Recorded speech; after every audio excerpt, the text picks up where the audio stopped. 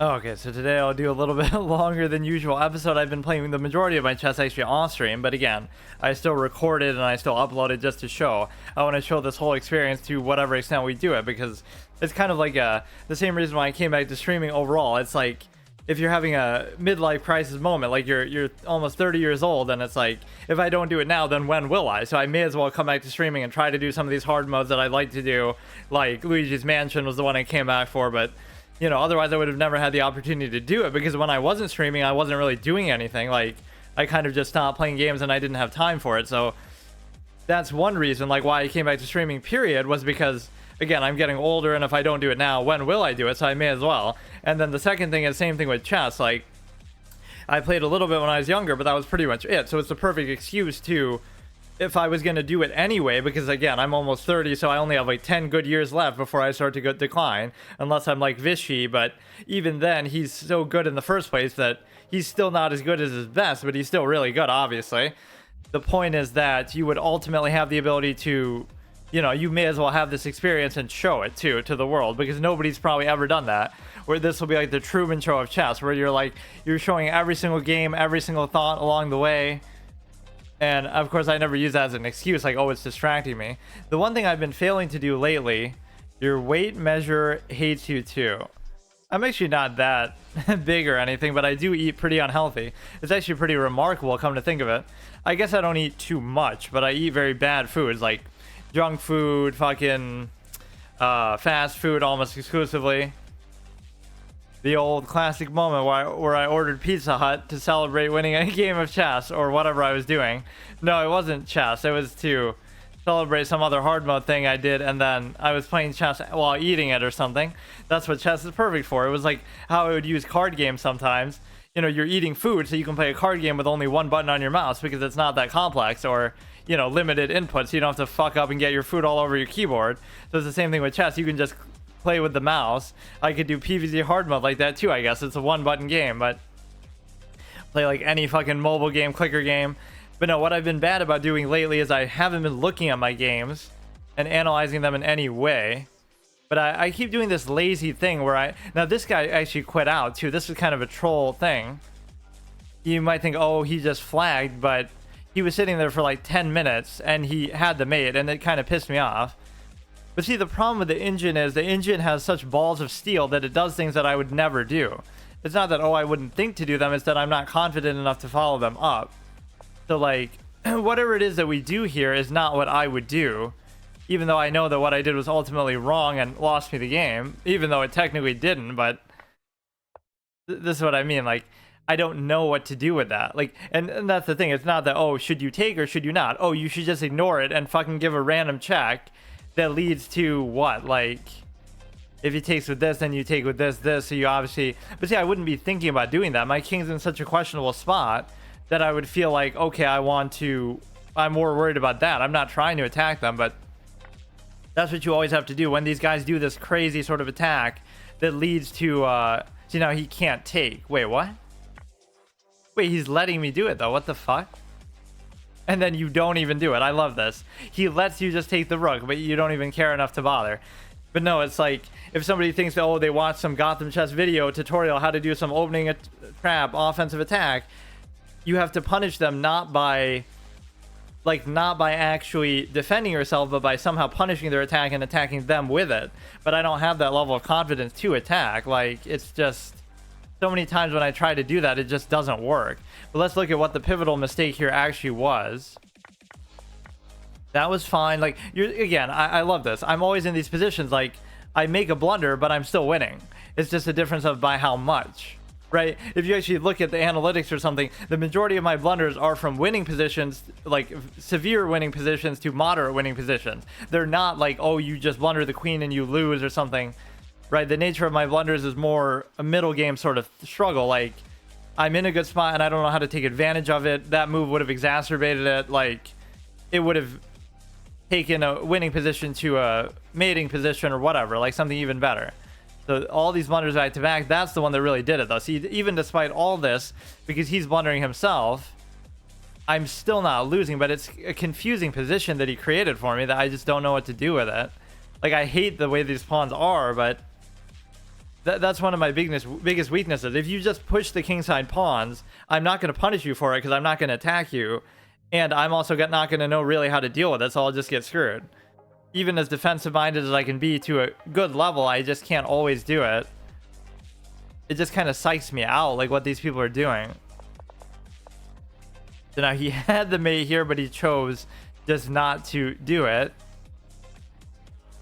Or wait a second. Wait, I didn't even do that, though. Or wait a second. He flagged himself out, so I forget what even happened. Or maybe he didn't have... No, because if you take here, he's obviously going to do that. He definitely had mate. It's just... For some reason, he AFK'd out for like 10 minutes at the end there, and I thought he would troll, like, oh, haha, I'll make it think like I'm offline, but really I'm not. And then he comes back with 1 second left and mates me, but he actually didn't. He just lost. So that's nothing instructive there. This is one of those telltale ones where I'm winning, and then I go to losing because, again, it's nothing like... It's just an effort thing in the middle game. That is my biggest weakness now. I'm not saying, like, oh, I'm that good even, but I'm good enough to beat these people, but I'm expecting it to somehow always be too easy, which I hate that. Like, everything here is fine. It doesn't matter, well, that's normally not a bad move. In fact, in some cases, that's a brilliant move just to, whatever, open the rook to try to attack. I don't even know why that was a blunder. Look how much I have to go out of my way to protect the stupid horse. It gets pinned down, then it gets in the way of the rook, all this other thing. Everything is still fine here. All these little minor things you can always overcome, which almost encourages bad habits to the extent that... Okay, see, now here's just a trading moment that you know is going to cost you a pawn, because he would take, I would take, and then he would take, I would take, and he would still take. But I don't think he even does it. He doesn't even do it. And then he still would have gotten a pawn out. So he fucks up even more after that. And then at that point, I don't even know what happens, but it's all laziness. Like, I'm winning here, but I don't want to think about it, especially with this nightmare endgame with the 2 fucking knights to deal with. Like, I just don't want to think about this position. Like, it's irritating. Nobody wants to do this shit, but I guess good chess players must actually enjoy it somehow, like figuring these kind of positions out. And I get so frustrated with the knight, like, I don't know what to do here. I'm just going to sack her for 2 pawns, and then we get a draw, which is probably still better than what would have happened. The Secret Chess Elite Conference has now begun. Wait, why is it? Or did he say that twice? He's making me think my chat's bugged out because I see the same message at the beginning. But I guess he actually said it again. It's already been going on for a while. Yeah, that should be my official emoji, either the, or emote, the one with the woman shushing, or if I made one, that would have to be it. It would just be the Diablo doing the shush, but then I would get copy striked by Blizzard for stealing their IP or whatever, as a resident Diablo hater that I am. Now we settle in for a draw and we're satisfied. I'm not even doing this to game the system and say, oh, look at me, my hypothesis that the majority of games or draws came true. And he probably could win here. Maybe I fuck up, but yeah, see?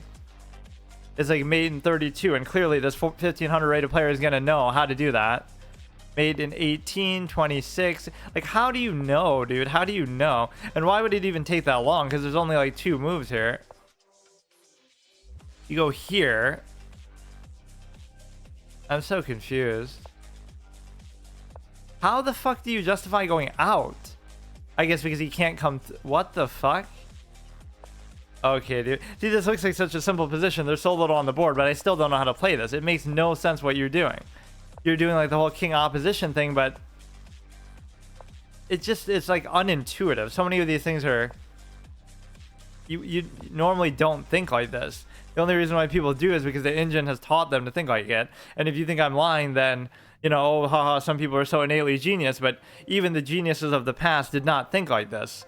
Like, well, not especially in the opening, right? Because openings today that 1200 rated players memorize and do and study were ones that even Paul Morphy and William Steinitz and all those people didn't do. Not exactly the way we do them now. So is it because you're smarter than them, or is it just because you have the engine and analysis and theory has reached a level that they couldn't naturally get to at that point? So that's what I hate, is it just doesn't feel... It's satisfying. Like, there's 2 elements to chess. One that I enjoy, which is calculation and trying to figure things out in the middle of a game and stuff like that, even though I can be very lazy with it. And then the second one is basically the borrowed knowledge, just learning, knowing, memorizing, all those kind of things in a very base way, which it almost doesn't feel like you're playing. It's just like everybody learns openings because you have to, and so that's just an equalizing factor. So it feels like anybody can do that to an extent, right? You might know slightly better or worse, but that's just 100% memory game that I don't enjoy that part at all. So it's like eating your vegetables in chess. Like you have to get to the dessert, the good stuff, like the fucking calculation and fun stuff like that. You have to get through and just deal with, suffer through the opening and studying theory, end games, all these kind of innately solvable elements of the game. Learn how to use the knight already. You lose games because you refuse to accept the knight and let it into your heart. Just become one with the knight and learn to love it. Honestly, I haven't been that. It is frustrating to use, but I always keep one around. I always have the tendency to trade both of them off, but lately for a long period of time, I always keep one around. So I don't really feel like I discriminate against it too much, but it can just be hard to figure out what to do with it. It takes so much more effort than anything else. Like, okay, so let's actually play one now. There wasn't really much instructive stuff there. I can't wait till I'm good enough and I could react to videos while fucking playing chess, like Hikaru or somebody probably could easily do in their sleep. It's like, it's not blindfold chess, it's just react chess. Like I'm distracted reacting to some other stupid video, giving commentary and watching that, and I'm barely paying attention to the chess game. So that would be the true hard mode there. What do I even listen to? I don't even know now. I used to take like music requests, but now I got in trouble a little bit for it or something. I don't know if people would do that specifically to troll me, or it just they would happen to recommend ones that would get flagged. But I'm usually pretty good about guessing or sort of playing around that. And I keep it pretty low too. So yeah, we're going to make a push for 16 here. The highest I've been on here in Rapid is 1559, which doesn't really mean anything. Like, I never committed to doing this format much until now, but it's still... I think it's part of the mistake at the beginning. Like, I was never 1100, and people can know by watching me and seeing that. The only reason why I fell that low is because I would play rated games against viewers, which you should never do that, even though in principle I'd say you should do it, because even if they're better than you, then they should be a higher rating, so it wouldn't matter if you lose, and if you win, it's it's a great boost. So it's like playing the odds. Like, I'm playing a 2000 player, so of course he's going to win.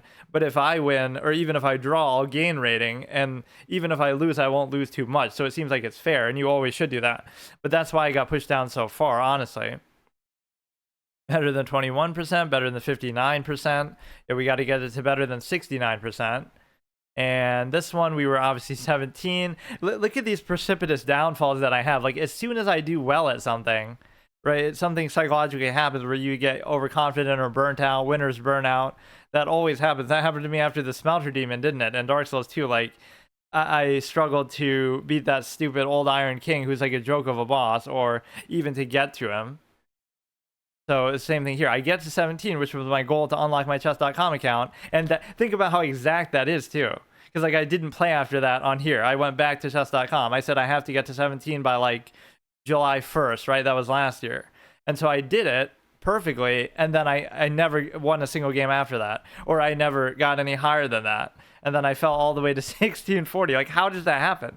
You're letting it get to you psychologically in your head, because how can it be so exact that you couldn't just win one game or do something else? I've learned that 2 bishops is preferable in the end game. Well, they're preferable at any point in your life, but when I trade one of the bishops, I make sure to trade both bishops and keep the knight so my opponent has the same pieces as you. When I trade one bishop, I make sure to trade both. I don't know about all that, because if you have a bishop and they have a knight, then you have an advantage. So if you can trade a knight for a bishop, that's always a dream come true. Let me think. What was I even doing? I want to find something here. I've actually forgotten what... Like, I'm getting bored of my own playlist because I use it too much. But I can't think of what else to really do. I hit like a nice milestone on my YouTube where I hit 300 subscribers, which is the most I've ever had at any capacity, just mainly because I never really posted to YouTube in any form, but normally my videos would just end up on somebody else's channel, like my friend's channel or something. I would never even bother doing it. And then people are talking shit like, oh, haha, no wonder you only have X number of followers, but like, that's good. They're saying it like it's a negative thing. Like, you know, so somebody's talking shit about one of my videos, Path of Exile or something, and they're using that as an insult. Oh, no wonder you only have 280 subscribers, but I'd be pretty proud of that. That's actually good for somebody who's only been doing it for like a year. That is pretty good. And in fact, it surpassed my followers on Twitch. Because see, getting followers is a lot more happenstance. You're more likely to have people see your YouTube because it's there for a long period of time, coming from the guy who always avoided doing YouTube and almost mocked the idea of doing it. What I don't like about it is the culture of clips and like short form content, right? I always believe in doing things in long form. The long form postulate is even my primary prognostication, to the point like a 5-second clip or a 10-second clip will get the most amount of views of something, just because people are dumb shit reactionary people, you know, with low attention spans. So you'll get rewarded for that, like TikTok style content or Vines or something, not because it's actually good or well thought out. Meanwhile, you could do research for weeks and months and put in money and time and come up with these elaborate things, and nobody will watch it because, oh, it's too much effort, or they don't have the time, or they don't care. So that's what I find so silly about it. So compare like Uwu, where the girl Nada Senuki Hannah says ooh, and that gets millions of views, right, in a short form little lowest common denominator cult of personality sort of content, versus somebody's well thought out, well researched video that they spend so much time and effort on. But I guess you can be the change you wish to see in the world and still do it, but not do that kind of thing. But it's just like what people choose to reward is what comes into play. You should never coast through the opening too much, because it's going to lead to a situation in which you could make a mistake when you think you know what you're doing, but you're not. But you can take that and it wouldn't bother me at all. I don't mind if I miss like little things that I could punish them with and sort of win easier, but I mind if I don't know, like if I miss super obvious things. Like even this always bothers me because I never like doing that pawn move. So the correct thing for him to do would be to go back, at least against me, because I'm so bothered by that. That's kind of bailing me out, and it's setting me up for a very strong thing there, which he can easily deal with. But it's still, would a 1500 ever get mated like this? Scholar's mate style shit? Would it still even be considered the Scholar's mate now?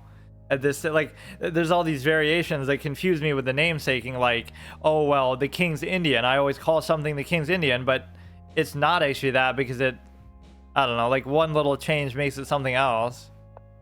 So we could pin it down and take it and do something with it. I don't see why actually that would be a problem. He can guarantee the take on the Darksphere Bishop. So this, again, this opens the king guaranteed, so I'm happy with that, no matter what the outcome. Well, see, if you pre-move that, though, you might take the pawn. My mistake. Okay, so that's beautiful. You were already in a good spot, so, like, how could I possibly fuck this up? The problem is that my bishop doesn't actually have anywhere to go. Right, so, like, you want it to be here, but I don't know how exactly. Like this, maybe. It's easy to get lulled into the sense of moving too fast in the opening. A lot of people try to do it because they feel like, oh, haha, we're so good and we've studied openings, and it's just not worth it to take a chance. Because again, you often end the game, whether you win or lose, with a lot of time left on the clock. Although, I guess you are not me in that hypothetical scenario, because I often don't.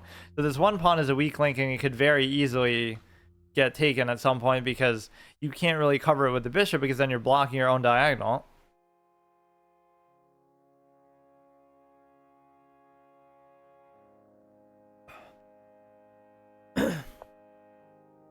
It's kind of a mistake in a way for me to even play this format, but I guess I played enough classical to the point where, you know, I wanted to take a break from it. I want to get to 1700 at least in here in rapid, then I'll go back to classical, get to 2000, then I'll come back to this, get to 2000, then I'll go back to chess.com, then I'll go as far as I can go there, which will probably still only be like 1500 because of how stupid and crazy this site can actually be. But let's try to open this, I guess. And so, see, in a way that's bad because it allows them to undouble, but I guess I'll still do it. Because now it allows you to take that one. Of course, I knew that. I have like this delayed thing. Like I sometimes have an idea, but then I forget it, or I just lose track of it. You go here, he would just take it. don't really have to force anything here. That was a nice little, you know, incremental gains, just like in the game of chess and in the game of life. Like, you gain these little amounts of rating at a time, you'll eventually get there. You got to do everything sort of very patiently. You can't try to rush it, although in a way that's my whole experience with it too, is like I'm trying to, oh, I started playing when I'm 27 and I'm trying to become a grandmaster whatever by 30. It's like, or I mean by 40. It's not really the way that you should go about it, because you feel like basically, you know, normally I would just trade there, but now we can try to do something cheeky with this, or even better, we could have just took that, which again, I'm not looking. It's, you know, what happens is, I swear, it's like some sort of mind trick that these people play on you. They play badly or they make a mistake, and then you start to kind of let up. Like, I might start off the game taking it seriously, but then I start to lose interest, like, oh, this guy sucks, I can get away with playing shitty. Which, even if you can, you shouldn't think like that. That happens all the time to high-rated players too. Like, a GM will lose to a 2200 or something just because they underestimate them. They're playing down a competition, and you can't use excuses in chess like in other things. Like, oh, he's like, you know, what would they say? Like getting lucky or something like that. It's all part of, like, there's the least amount of luck in chess as there would be in almost anything, because you're in control of the position every time. The position's the same. It's not like you're playing a sport and, oh, it's windy when I'm up at bat, and then the wind blows in the other direction when they're at bat, or some other uncontrollable circumstances like that is not present. Or even like the pay to win video, that was such a stupid thing, where the guy's saying, oh, chess is pay to win because some people have tutors and others don't. But that's not really how it works, because you could do that with anything. So I genuinely don't know. At least this is good, because he would be forced to take it, and that would allow me to undouble. So theoretically that could be good, but it could open up something for the knight. In this position, the bishop is far superior to the knight. The knight almost can't go anywhere at all, in fact. Yeah, if you don't take, I can take. If you do take, I can take. Now you can do it like this. The only problem with that is it's not... These don't really have a good reliable cover to them, so I'm not really too sure about that. This you almost feel obligated to take, but then that gives him pass pawn there, but he gives me a pass pawn here. So it's kind of hard to say what is good with that. You should almost just commit to this and just go hard with it. I'm not so sure about the other pawn, though.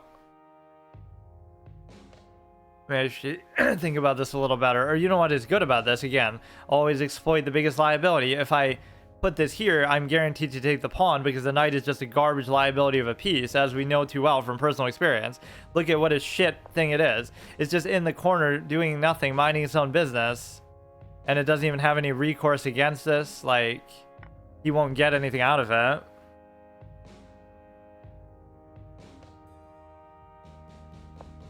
This is gonna lead to some like crazy mating sequence or something, maybe. If I go there, where can he go? He has to go back. The problem is he still has the light square to potentially go to.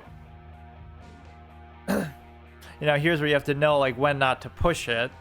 Don't try to overdo it. Like, I'm in a good spot. All I have to do is... sort of stack up on here and just try to... I don't know. Kind of good to overthink positions like this, though. This is actually the moment of struggle for me all the time. Not because I'm in a bad spot. You know what? We can at least control the king's position. Like, you have to go exactly where I want you to go, even if I can't do anything with that.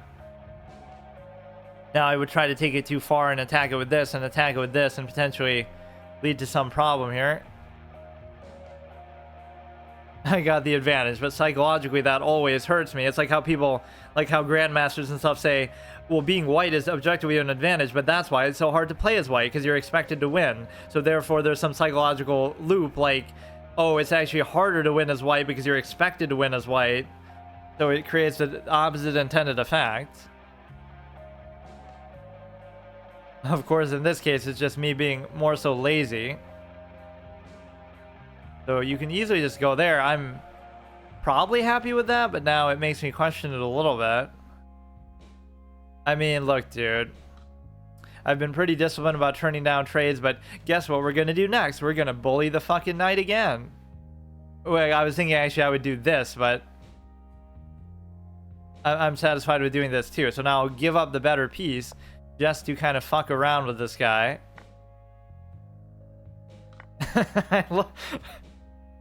The way I play is so fucking weird, man. It's like I'm self-trolling. I'm like the bootleg Richard Rapport or something over here. Now, you almost shouldn't even worry about this one, but you kind of have to. You can do this. Or no, if you do that, then he'll go there. So now he's almost helpless if I just bring my king in a bit, but he's going to do the same thing. But I should beat him to it. Now, even if he does something with the rook, I can just raise this, but then I can't. I have to be careful. Not entirely sure what's happening here. You can't raise the pawn in that scenario. What if I just keep going then? Because he can't do anything with what I have here. Right, he can't do anything with the pawn. He can raise... Wait, what the fuck? And that was even the pass pawn too that I gave up.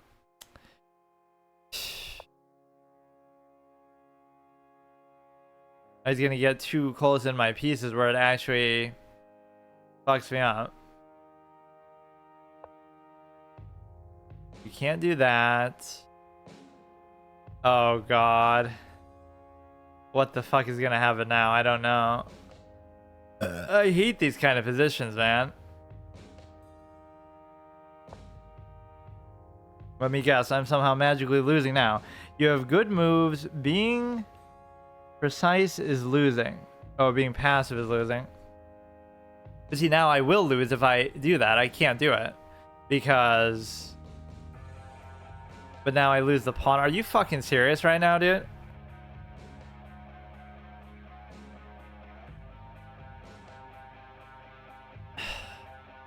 Why does this always happen, man? Like, I'm obviously better. He's obviously losing the whole game. Take the fucking pawn, you clown. You know, maybe with this I could do something, because he'll be forced to go here. Then I go here. Then he can't come in. I'll take my chance. Right now, he can't go back in. He goes there. I go there.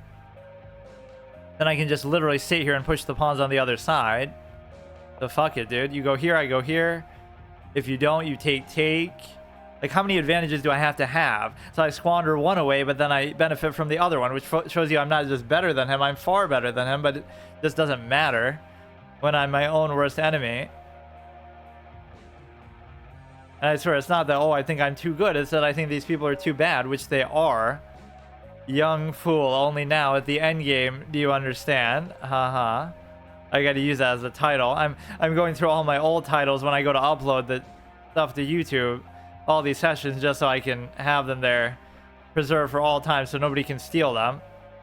One of my favorites is the "No one has said goodbye horses this much since that Q Lazarus song."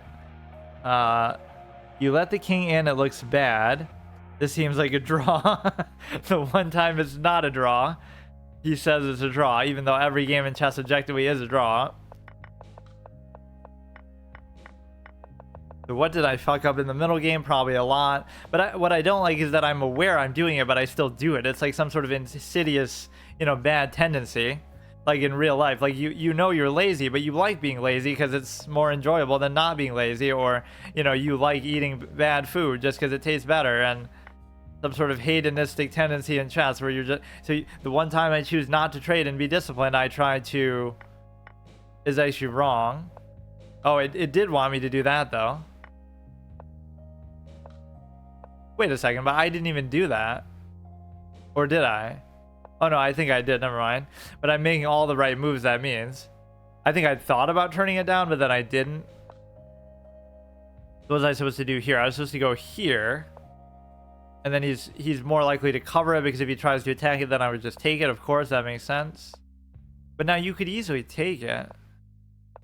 Like, you're not going to be able to protect that.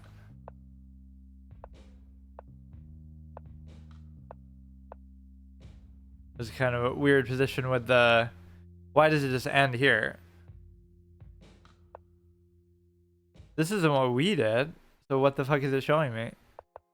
Whatever. The point is that I'm in a good position all the time and I fuck it up. He blundered. Okay, let's see. What can we do here? I'm kind of running out of shit to listen to.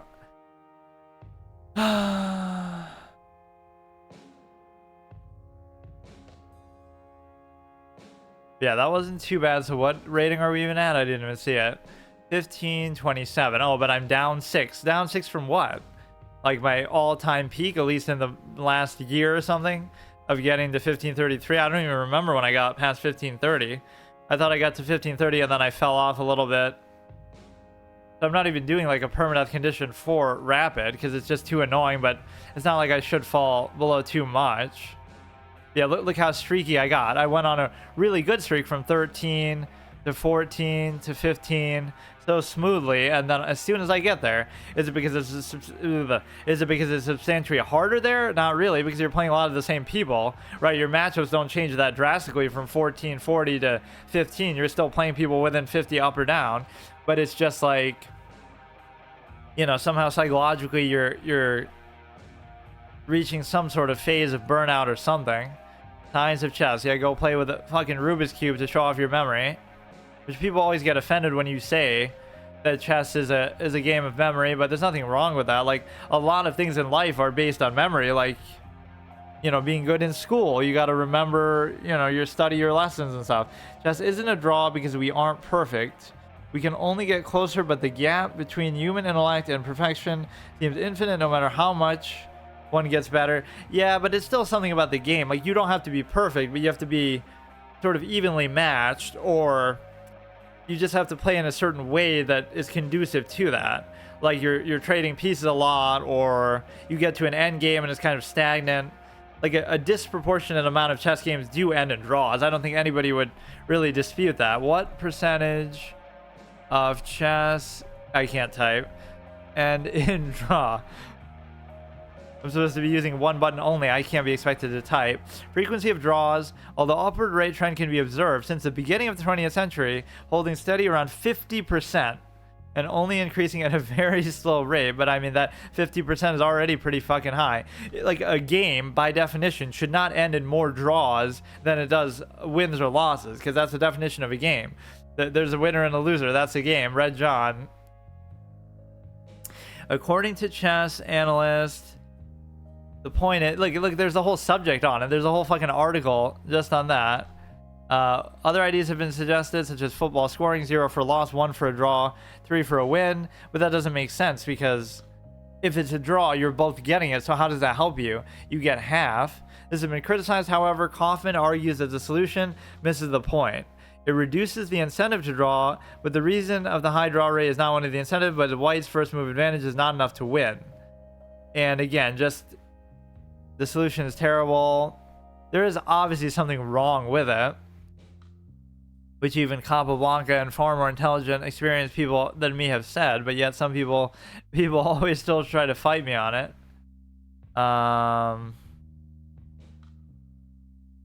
Okay, let me try to do another one. It's always important for me to take breaks in between games because I feel like I always fuck up otherwise.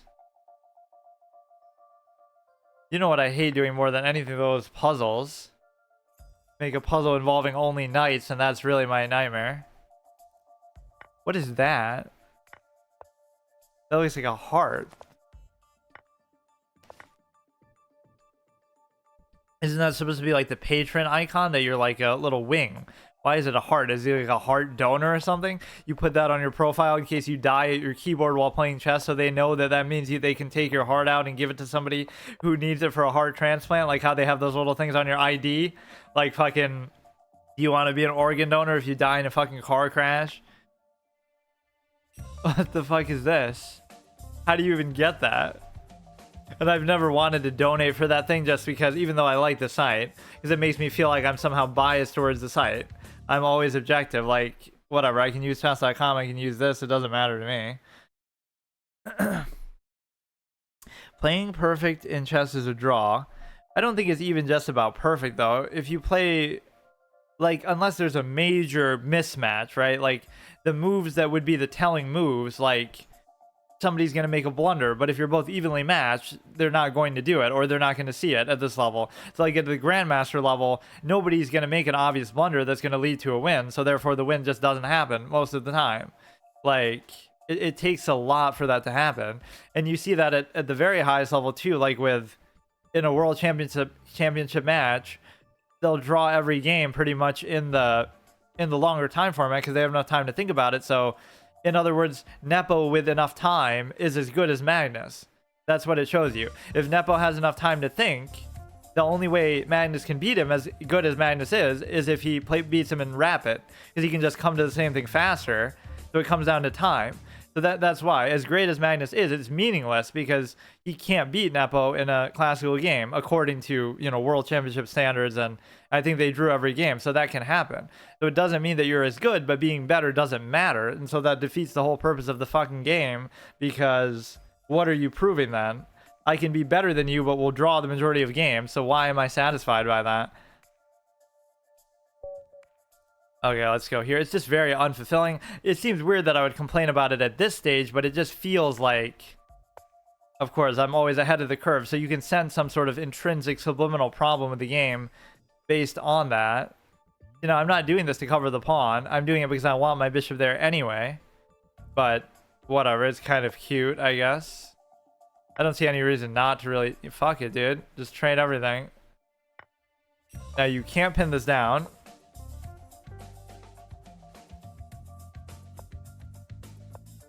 See if they play like this too. But no, it's not just a draw objection. It's more like there's something else to it that it sort of indicates about the nature of the game, that it can get very stale. So you can go here, but it doesn't do a whole lot. In fact, he can't even do it. But even if he could, I could just move this, and then he would like sack this and maybe do something which I doubt he's going to do anything. You could go here, thereby presenting the fork, also hanging the knight. Which might be overly ambitious, but like, what could he possibly do, I wonder? Oh, he would take the fucking pawn, though.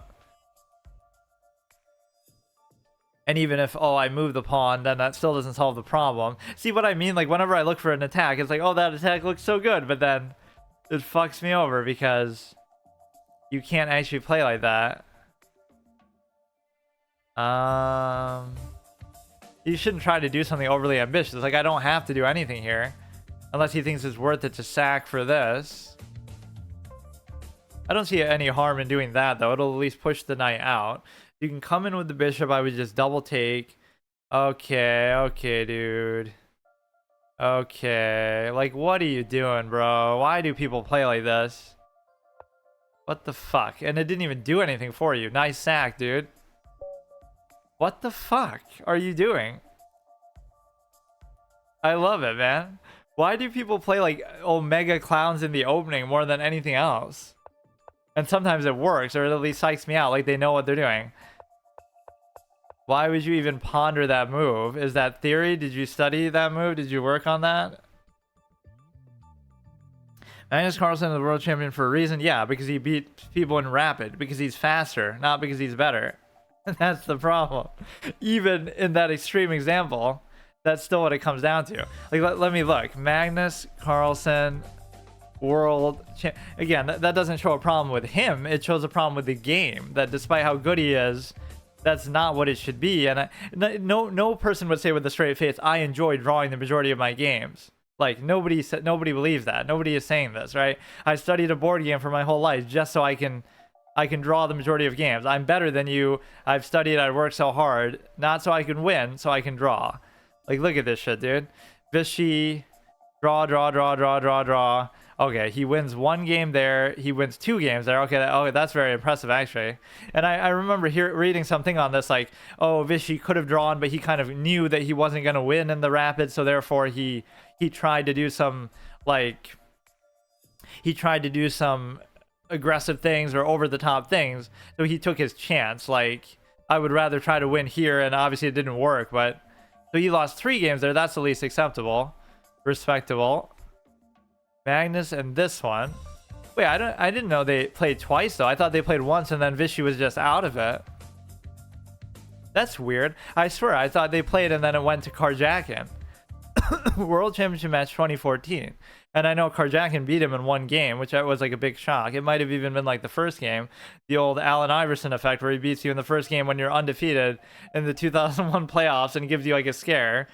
But let's see, he's obviously the underdog, which he's been so mistreated because of the unfortunate politicization of chess, which should have nothing to do with it, right? Like, he should not have been banned. He's a good player. It doesn't matter what he says in his personal life, but all of a sudden FIDE wants to be like a governing fucking political body.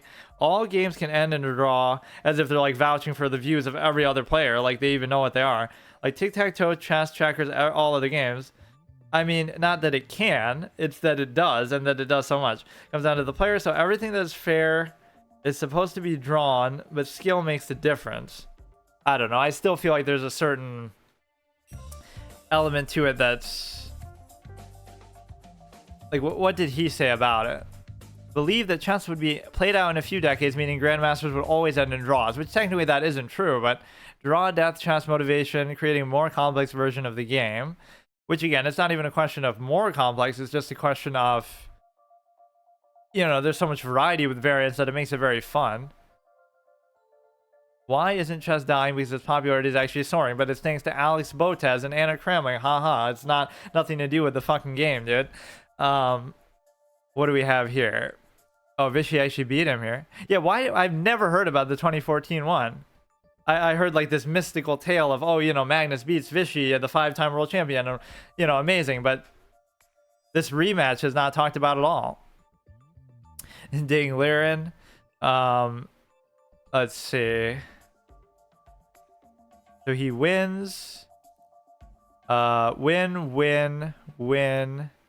Okay, there's a lot of winning going on there. What happened? Why is Nepo more of a draw master than fucking Anand?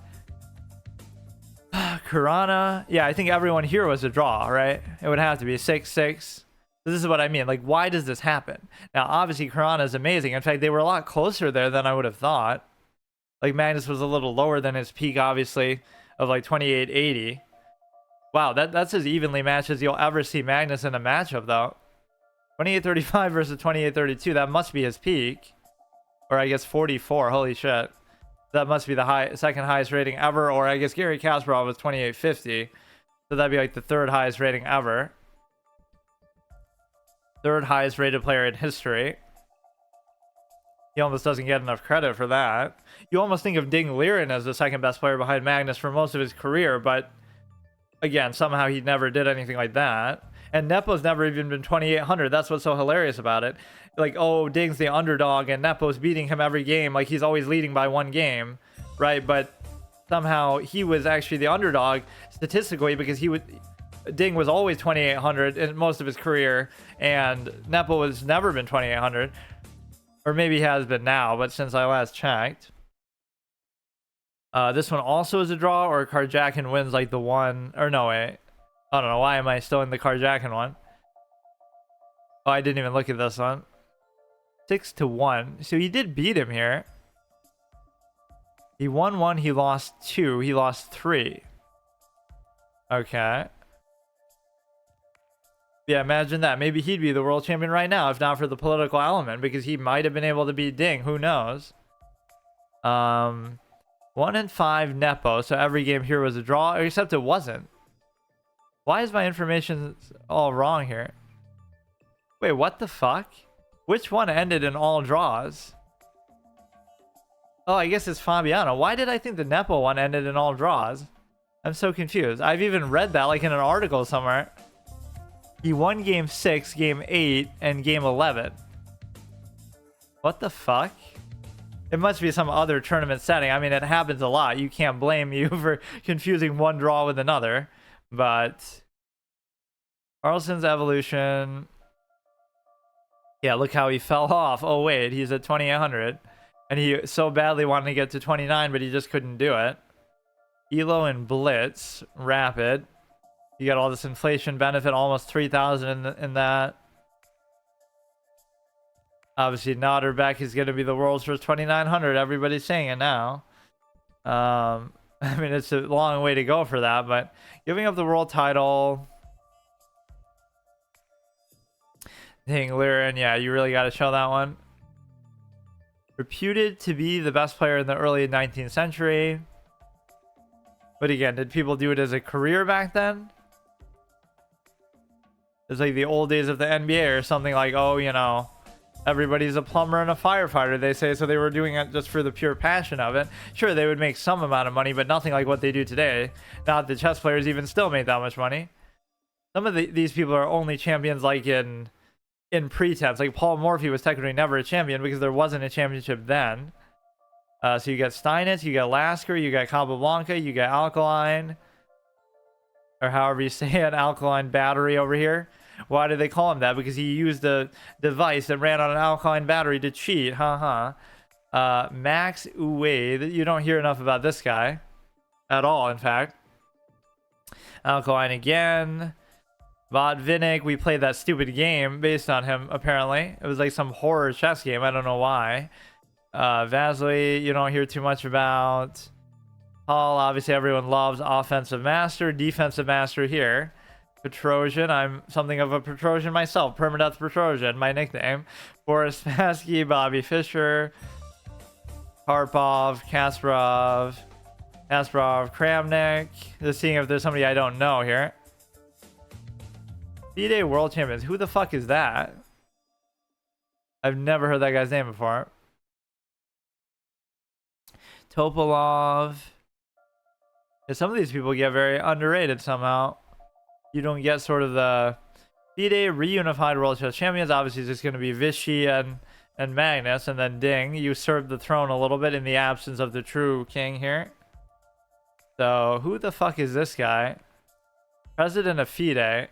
Interesting. 1901, world champion from 35 to 37. You might say, oh, it's because it was so long ago, but a lot of the other guys you hear about, despite it being a long time ago, what's his rating show as? Or they didn't have 25, 30, okay. But that was like way after. That was like 40 years after. What the fuck? FIDE 1999, 2000, 25, 27. This guy I genuinely have never heard of in my whole life. Tournament career. This isn't just like a Russian championship. This is the world championship. How can that be? In 1990, he was FIDE Chess World Champion. Huh. His runner-up world champion while reaching the semi 2007. He was FIDE World Chess Championship from 2000-2002. Interesting.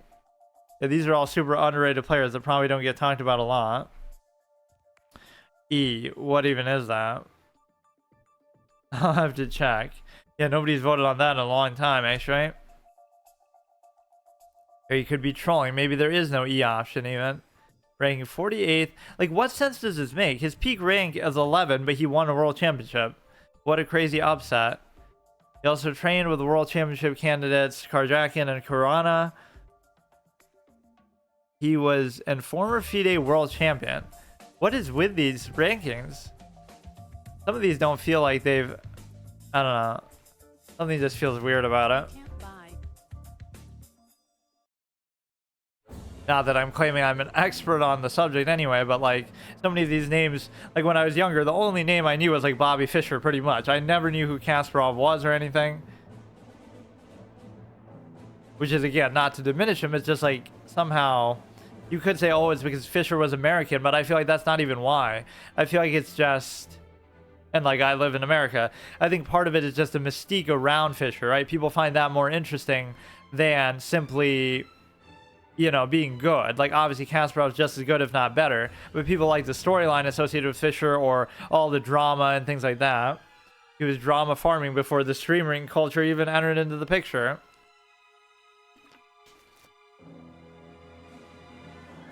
It's like a 50-point mismatch, so I can't even blame you for doing that, and I'm white. All these different reasons for why you would quit out. You know, you want to play as white because it's an objective advantage, or you see I'm streaming, so I could be a smurf, or you're afraid of it, or, you know, something. Chess is fun, but he's embarrassed to even say it. He has to put it in numbers. Put a little emote in his fucking name over here. And I hear the goal is you don't take, you go like this, I guess. Because we've seen this a million times. And I'm fine with that too, although I don't know what ends up happening with the bishops really. Because you should almost try to trade it off and go like this, this, this, this, this.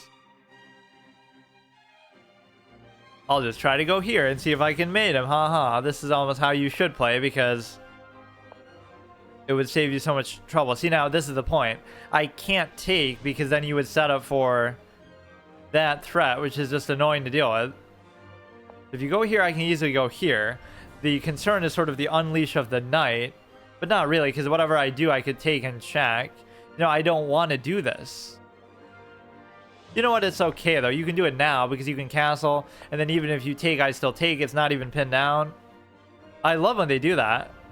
That bails me out so much. It's much more annoying to leave that threat sort of just hanging there and waiting.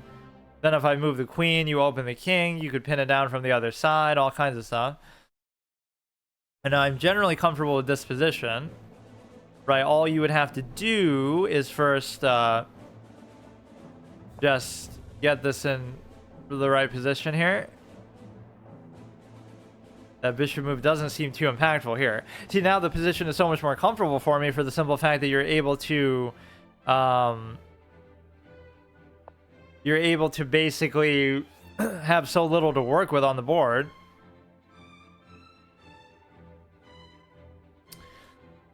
Okay, now you start to think for real, right? This is the problem. You should have been doing that the whole time. I'll do a little cheeky threat on the queen, but to what effect, I don't know. And I don't really see the point, but I don't know. You go like this, you're threatening there. It doesn't actually matter, though. Like, he's not doing a cohesive threat. I'll do it, but I just don't know what it really does.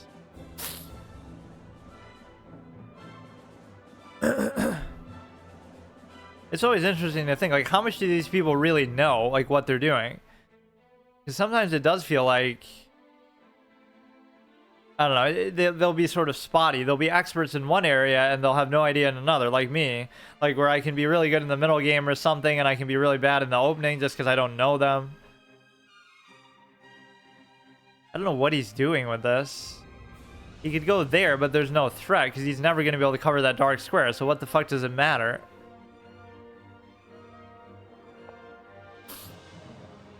Go ahead, sit there. Who cares? Okay, now he's attacking that, which is a minor inconvenience. We can go like this to keep doing the cheeky threats. There's nothing else he can take. I mean, again, you keep doing this, like how my principle, if you keep giving checks, even if you don't know what you're doing, you don't see a mate, you don't see anything that you get out of it, but you just keep doing it because something good could eventually happen. Now he's attacking here. He could attack there as well, so it could become very difficult to cover both, basically.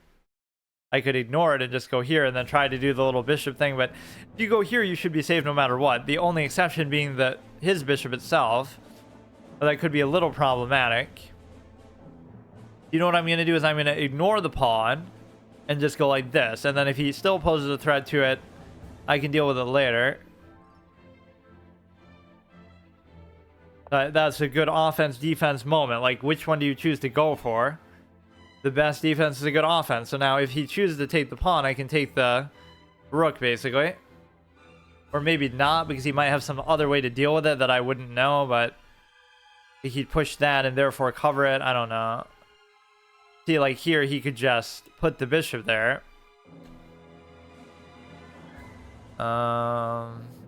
This is actually very hard to cover, though. Like, I don't know. I'm worried about the bishop somehow stopping one of these rooks from being effective that way.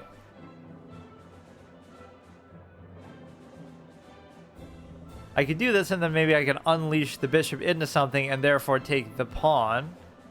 And I'm also covering the thing here without having to worry about the cover on the light square with that.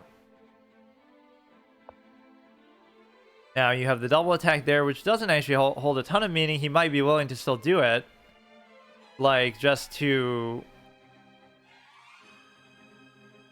do the 10 for 10 or 9 for 10 sort of trade. you were to go here, no, nothing happens. Oh, fuck. This is what happens when you keep giving checks or keep attacking the queen, and good things might happen, but apparently a 1550, 1530 cannot see this shit. But I guess I'm one too. That was a big mistake, but I don't know what to do with this because... Fuck me, dude. This is what I mean. This is what it devolves into. Just do the opening, trade everything off, and then just keep doing the same shit over and over. Like, I'll trade the queen. I don't know what to do with this position. This is the problem. I'm too lazy to figure it out. It's not like I'm losing or anything crazy is happening. And he doesn't either, so he doesn't care. Now, I would rather him take it, right? Because then you're able to basically undouble the pawn and take towards the center. Both of which are... Okay, I fucking suck, dude. Why did that happen? Because... Wait a second, though. He... Yeah, and the whole point is I didn't want to take the pawn anyway. And so I didn't have to even worry about that, but... Alright, dude.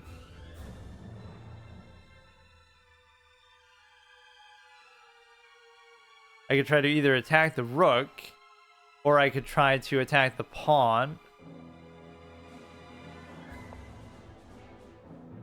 It'd still be worth it for him to take, but... You can do this now. That's so stupid. So simple one move calculation that I just don't do. He could even afford to do it here, but...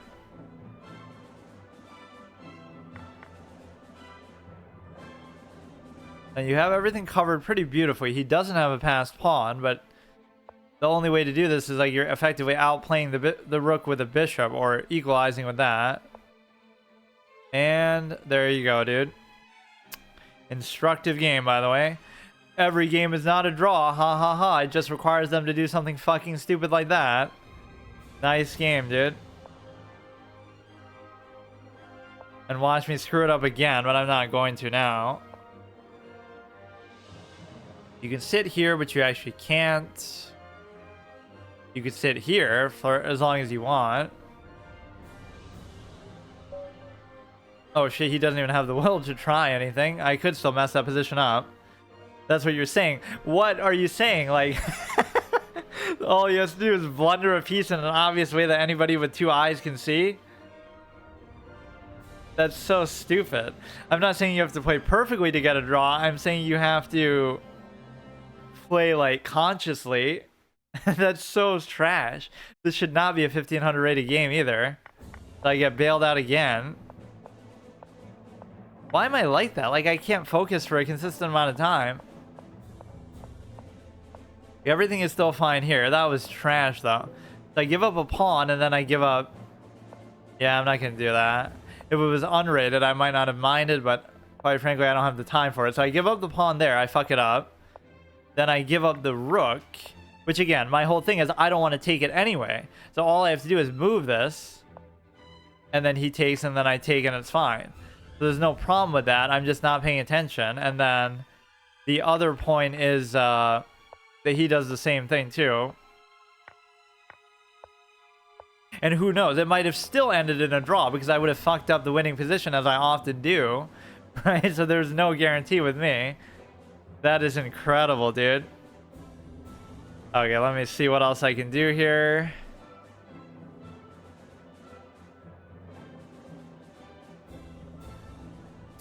I don't know, like I always like doing like a little just chatting segment in the middle of each of these games. I've even been doing this on those recorded sessions because it's just kind of like, I don't like to play back-to-back games. It just doesn't feel right.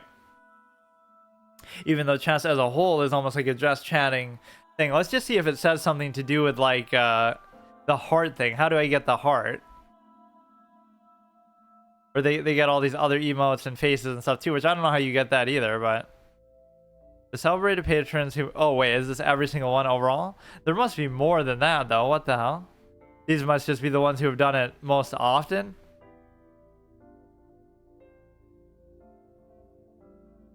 Where does my money go? First of all, powerful servers. Then we pay full-time developer. And the founder of Lichess. Oh, he's both. Thibalt. I turn coffee into bugs. Thibalt Dupless. Yeah, let's see how good this guy is actually at chess, that he has such power to make the site and everything. You would think he should at least be a rated FIDE player. He's gonna be worse than me. Really, dude? Is this actually him? Real? No, that's somebody else though. 2200. This guy doesn't even have a FIDE rating, dude. He's as pathetic as me. Easy, you will be able to get to 1700 in no time. I don't know. I'm not really playing very well. Patron since 2016. Is that like when the site came out? You know what's funny about it is I played chess at least a decent amount on stream back in the day, and nobody ever mentioned the site. It's like it didn't exist. I didn't know of any other chess site besides like ICC, Internet Chess Club or whatever. That's like really old school. With that said, I didn't know about Chess24 if that was even around. I never heard about Lichess until I came back. People kept saying it and I was almost making fun of it. Like, what the fuck is that? There's probably some bootleg welfare site. And it's okay, but it's like, the only bad thing with it is the ratings aren't taken as seriously. Not that chess.com ratings are taken super seriously either, but they're definitely going to resemble FIDE a lot more than the, what do you call it, than this one. And I thought my inflation was bad, ha ha ha, says the American, talking about the US dollar. But just wait until you see the inflation on the chess. So we've actually won a couple in a row, but these feel very undeserved. Like, you could point out a different reason why each of these wins is undeserved. Oh, the guy just blundered a rook. Oh, the guy just timed out even though he was winning. Like, all these kind of stupid things. The guy with the little flexing arm there. Just be aware of piece positions. Try to see into the future 2 moves with each piece. Yeah, not even that. More like just trying to look at the board at the current position and see what the piece is doing. Don't just hang a rook. Like, this is what I don't like, because you might think that's not even a question of being good or bad. It's like anybody can see that. That's what I hate. So many times I said that. Like, anybody can do some of the things that you're doing. So I even hate this mentality of like players who are even worse than me, who are like, you know, they'd make some excuse or be like, oh, I'm just not good. It's like, even as bad as I am, I'm better than 50% of people, apparently. It's like, all those people, like, what are they doing? They're not even doing what I just did there, where I'm not even thinking and I'm still getting away with it. Like, there is this sense of just effort that people take for granted. Like, you're not innately good or bad at it. You have to actively try during the course of a game. You know, chess grandmasters burn how many calories during a game? Like 600 calories during a game. You think that's just, oh, they've studied their whole life and they're good, which of course they are, but who studied stress and primates at Stanford University. Oh shit, what a coincidence. Who else do we know that went to Stanford related to chess? Probably a lot of people actually, but says a chess player can burn up to 6,000 calories a day, which maybe that seems a little bit extreme, but whatever. 3 times what an average person consumes in a day. This is the best way to lose weight. That's my weight loss plan. Fuck everything else. I'll just go to a chess tournament. But you have to actually use your brain a little bit, and that's the part maybe that I'm missing. Holy shit. So, I mean, yeah, imagine the amount of effort that you're going through to do that. Now, how much does an athlete burn? Athlete burn calories. 18 to 24... Possible to burn 10,000, maybe burning 10,000. I don't know, maybe you have to specify. NBA player burns how many calories during the course of a game? Just shooting the hoop, 300 calories an hour. That's nothing. Playing a half-court game, 550. Why should this be less than chess when you're actually engaging in physical activities? How many calories do you think the average NBA player eats a day? It's like the Goku effect. You have to eat like crazy. That's how it would be between a chess game. I'd go have like a buffet in the middle of a tournament, or between games or something, or after the tournament. And there was this whole conspiracy like with Kasparov, where it's like, oh, he had different flavored ice cream colors to tell him different moves to play, or something, like some sort of conspiracy of cheating. The original Hans Niemann thing, which is apparently a real credible thing that people were discussing back then. But the point is that, yeah, you would have to eat to compensate for the amount that you're burning through that. Brain doesn't consume fat, but energy. Yeah, but I guess somehow it factors in. In fact, L from Death Note even said the same thing. Like, I found you don't get, because he always eats sweets all the time, so it's almost the same tendency. He'll eat sweets a lot, and then he's like, Misa's like, aren't you worried about ruining your physique? And he's like, I've found that you don't gain weight as long as you burn calories by using your brain. And then she gets pissed, like, what? So you're calling me stupid? Whether he actually meant it like that, I don't know, but I never liked L as much as other people did. Like, he's too, like, perfectly fit for just his role. Like, he's made just to be, you know, sort of the foil to Light, but he's sort of less believable than Light. Yes, where you get all your anime reviews. And I love how I do have, like, sort of a interesting relationship with animes, because I've seen very few of them, certainly all the way through. But the ones that I have seen, I've liked a lot, or I've seen, like, multiple times, and I've done analysis and videos on them, and discussions and debates and all this kind of stuff. So, like, I've gotten really into them when I have enjoyed them. So maybe I've just been fortunate to see really good ones. We need, like, a chess-based anime, unlike Queen's Gambit, which was actually kind of garbage. Did they ever do the season 2, I wonder? They were discussing it, and then they might not have. No, there is no season 2, thank God. I think that's one of the most overrated shows I've ever seen. I'm surprised I even saw the whole thing. It's so predictable. It's so, like, banal. It doesn't take good advantage of chess, because now people even use that as an ad hominem defense. Like, oh, you just don't like it because you're not good at it. But that has nothing to do with it, because I even use the analogy to, like, Yu-Gi-Oh or something. Every game in Yu-Gi-Oh would have, like, some sort of other storyline with the characters going on, right? And so the game is just a secondary to that. So even though it's not a real game, because it doesn't follow even the real life rules, it's the same thing with that. You have to treat chess like it's not a real game that exists. And so the intrigue doesn't come from the arbitrary moves that you're making on the board. It's actually from some sort of storyline that you go into the thing with. Like, there's very little of that. So it's just like, you know, here she is playing another game of chess. Like, there's not really that much depth to it at all. And then they take it too far by her. You just don't like it because you're not good at it. I'm dead. So that means, like, yeah, I don't like Die Hard because I'm not good at physical combat. I'm not good at gunplay in real life, and I'm not a soldier at army. I don't like the Hurt Locker because I'm not a soldier. I'm bad at military combat. Like, you could apply that to anything and disqualify it. I don't like Amadeus because I'm bad at playing music, bad at playing an instrument, even though that's one of my favorite movies. Okay, hang on. Did my Uber Eats arrive? Yeah, I never really used delivery too much. Like, even that one time I ordered Pizza Hut, I still went out to go get it. Like, I would go AFK, or maybe I had somebody get it for me, but I never really believe in the idea of delivery. But no, yeah, it's like I burn too many calories by using my brain too much, so now I have to eat something or take a break. It gets too exhausting. You can't play 2 or 3 games in a row, or you get tilted, or you get cocky and overconfident, or something fucks up. But yeah, I had that whole pyramid scheme. Yeah, let's do this to actually kill time. That's a good subject, like the different levels of life forms with their extinction capability. Like, what how did I say it? It was like from Hollow Knight. They had their food brought to them, that's why they went extinct. So it's like people, oh shit, I gotta make it bigger.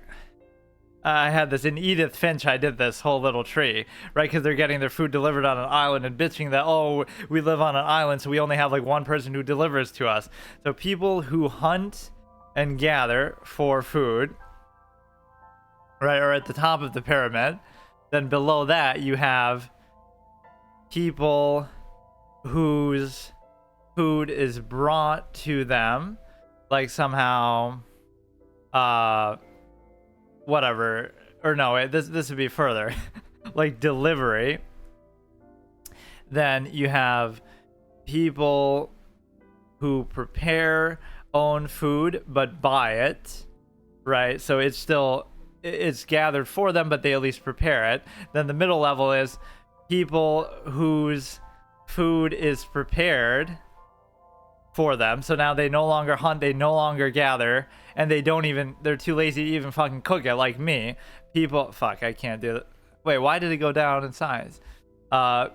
People, this is, that was pretty funny, actually. I should make a clip of that from Edith Finch. Like, because that's, I don't know, like I was just wandering around the house and then they get their Chinese food delivered, and then it leads to me doing this whole discussion. People who have food prepared for them. So the lowest form of life here is somebody whose food is brought to them. So you not only don't hunt or gather it yourself, you not only don't prepare it, not only is it not prepared for you, but it's even brought to you. What is the next level? Fucking feed it to me too. Right, like why should you even have to do anything? Holy that is pretty good. So that if I had the artistic skills, I could put this in a pyramid to show you. This is the pyramid of your likelihood of your species going extinct. When you get to this level, this is how lazy and entitled you are. And there is that good line from Hollow Knight that sort of addresses that, where he's like, I can't remember exactly what it is, but it's something like that, right? This society of like high, you know, everybody's a bug in that game. Right, so this high society of bugs no longer hunted their own food. They had it brought to them. That's why they were too weak when a real threat arrived, because they were so sort of spoiled. Okay, hang on still. That was a good tangent, though. Okay, so we've had a couple games kind of fortunately go my way that I really don't deserve. So you still have to be very careful. Right, very basic calculation mistakes. Okay, this guy's a little bit higher, so this could be a big difference, but I did just beat like a 16 something fairly recently as part of this whole stretch that, you know, wasn't really all that impressive. You got to measure it less so by rating, but more so by how good they actually are. Like, he's already making kind of bad moves because you never want to move the queen this much in the opening. Right, his development is sort of too slow there. I don't want to allow him to pin it though, so I made this one move that could be unnecessary and considered bad, because I'm just afraid of him pinning it with his bishop. So my queenside development is going to be a little bit behind schedule. You could like double attack that and there might not be a ton I can do about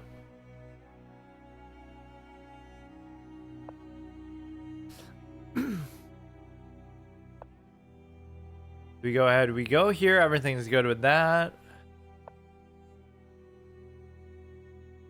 You could take here, just seems like a base banal mistake, but maybe it's not.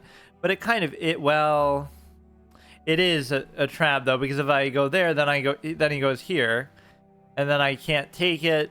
There's probably still something you can do to sort of guarantee its safety, but you can't go the other way because he'll take it with the knight, right? So you take, this is what I hate, like you think he made a mistake, but he doesn't, because these people aren't capable of making mistakes.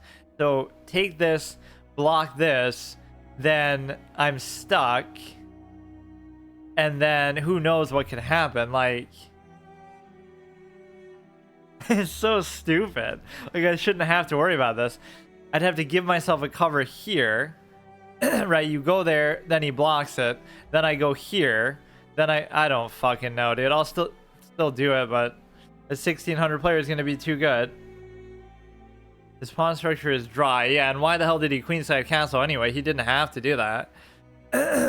You could theoretically go here, to which I don't really have a great response unless I get rid of one of these pieces here, or even the bishop's not even doing anything.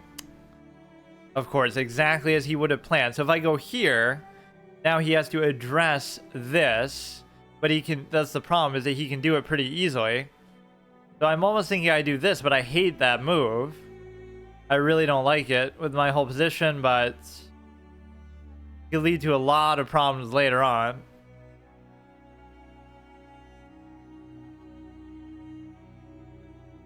But he could lose another pawn, I guess, like immediately, because then he has to give up the cover off the bishop to do it.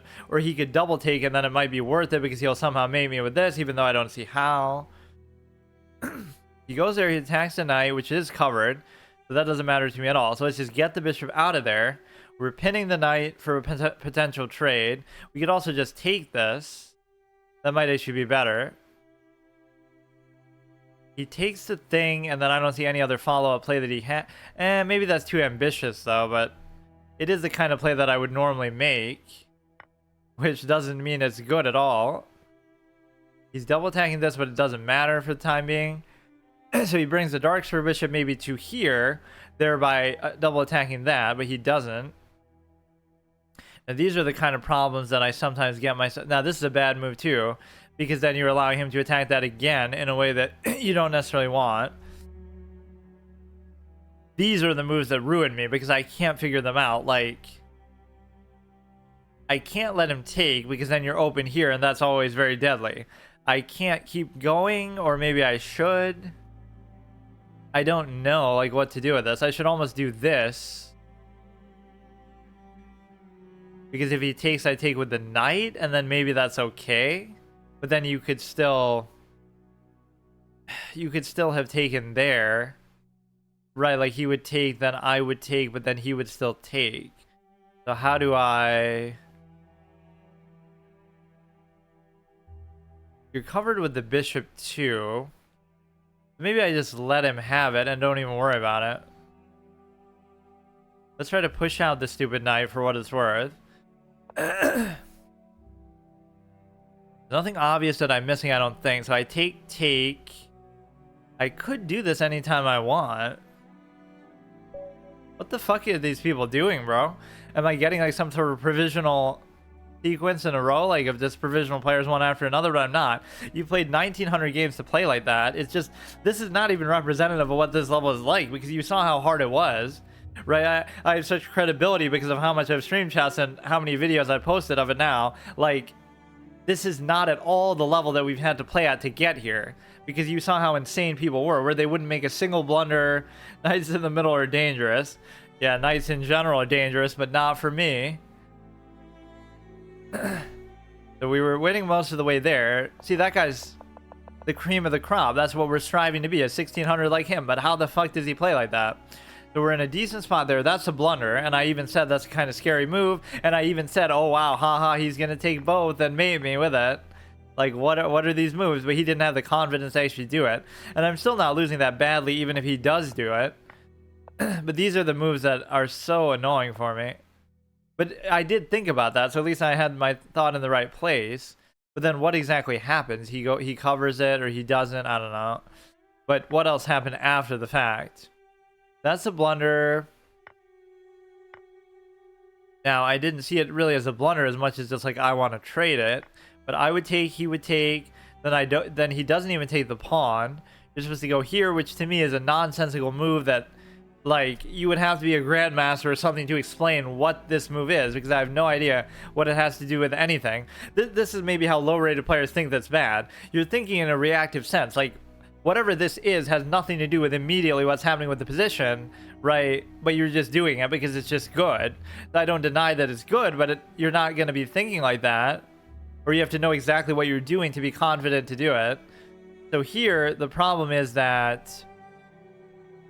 What are you supposed to do with the pawns, though, really? Like, I guess you just ignore them a lot of the time. And then, of course, he just blunders that. We're going to spend more time doing the just chatting breaks in the middle, because I still don't necessarily want to play ones back-to-back. We're getting some sort of good fortune here, but we're actually going to catch up to my 1559 here. But this is kind of an odd sequence of games. Yeah, the number of times that knights are the cause of problems for people, including myself, is pretty stunning to me. You know what you could do? Like, recommend a song based on a song. How about that? Like how they do this with movies. Similar songs finer, but it would have to be some sort of a... It would have to be like a video game song, which I don't know if they would even have here. Cross-examination. This would be hilarious if this is actually in here. Yeah, my favorite song is Cross-Examination. I'm not a lawyer, but I play one on stream. Yeah, I don't want to listen to any of these, but... I mean, you could say that's what the YouTube recommended is for. I don't know why I'm struggling. The hardest move I had to make today is deciding what to fucking listen to. GTA 5 is a good OST. These ones are kind of good for chess because they're sort of subtle. You barely even notice that they're playing. Right? It's kind of nice ambiance and stuff. And what a shame, right, that you missed out on the... I guess this one's a little more ostentatious and loud, but it's like a series that traditionally didn't have scores to it, right, turns into one of the best scores ever because they always just made it like, oh, it's realistic. Like the only music you hear in the game... Oh, whoa, I don't want to do that. The only music you hear in the game is from the radio and stuff. So yes, that's sort of immersive, but you could always just have an option to turn off the in-game music if you want. Red Dead's music is kind of understated. I don't know how much I would say like that's a great score. I barely even remember what it sounds like, but it's not bad. It just doesn't stand out. This game had an excellent one though.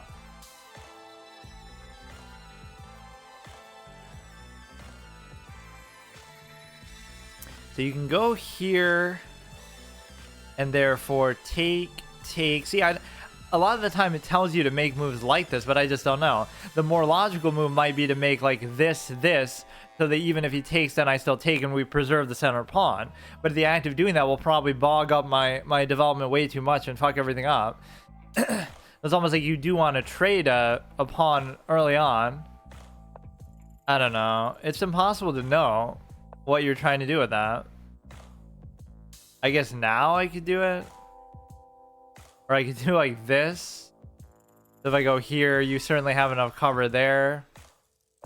Just like everybody's doing sort of random things, including myself, but at least I do random things sometimes with some discipline. Like, I'm not trying to attack, so it's not going to leave me exposed as much as what some of these people do, especially out of the opening. I never try to attack out of the opening, which is not necessarily even a good thing. You sometimes should, but you just expect that it won't work because these people are like too good or whatever.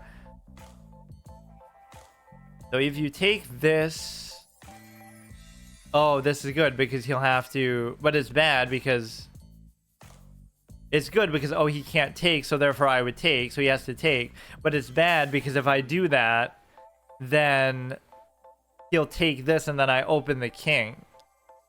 Why am I making this so difficult, dude? And even now he could still do it because he would take, I would take, he would take, I would still take. Now you can take this and just live with the outcome, I guess. He'll take... Are you serious, bro? So stupid. I do it all for a pawn, but now the king is going to be open. Fuck.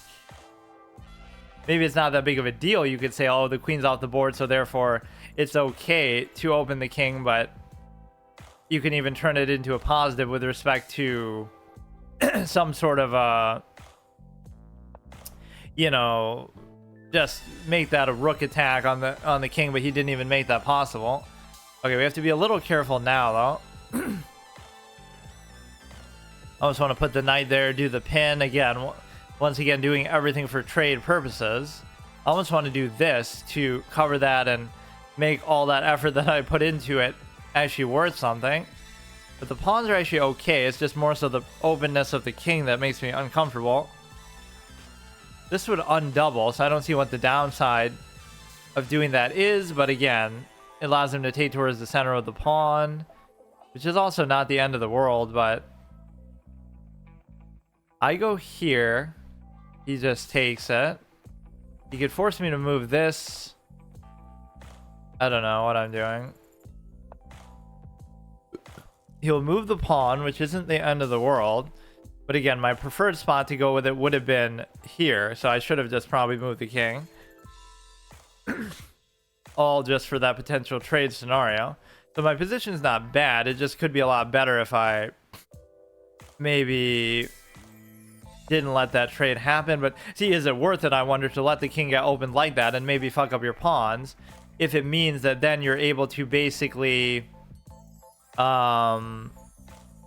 if it means that you're basically able to, you know, should I even go for the fork? Because you'd wonder, like, whether he's too good to let that happen, but then is there something else the knight is going to do there that's good?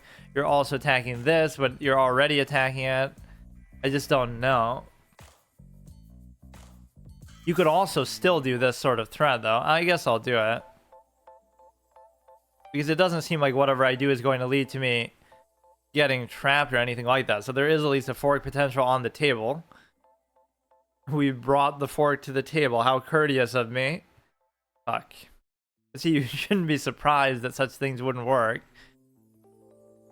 Now you go here, but there's so many things that maybe could derail it, or maybe not. Sometimes you just imagine a threat, and he doesn't even have to do it now because he's pinned, or he stopped the pin from happening because of that. He could attack the thing here, the bishop. This is a weird position. Like, I just want to... Or wait, he's still giving up the fork, though. He avoids one fork and gives another. Incredible. What the fuck? What is going on today? You know how hard it's been for me to do this? Why does it get easier? It's not like, oh, I'm playing better either. Let's take this one, so it forces him to go the other way, although it kind of still doesn't, because now he effectively is going to trap my fucking thing probably, but you don't have to let that happen. Or rather, he could... No, he can't do anything. Maybe he could have still done it first, and then whatever I did there wouldn't have stopped it. So he might have still messed that up. So even when I think it's such a good thing, it's just not. So this is still covered here, which could have also been a reason why you would take that one or something. You could go here and then therefore pin it down as well. I'm not seeing anything crazy you can do with the knight. Yeah, you got to take advantage of, punish their mistakes until you get to the point where they're not making them. I mean, they'll still make mistakes, but not like this obvious kind of stupid ones that we're seeing. So then you can't rely on it. So if he moves it, it's fine. If he takes it, it's fine. Okay, we go ahead. We pin it down. Just not saying I want to give up my bishop in this position, but at least we can figure something out with it.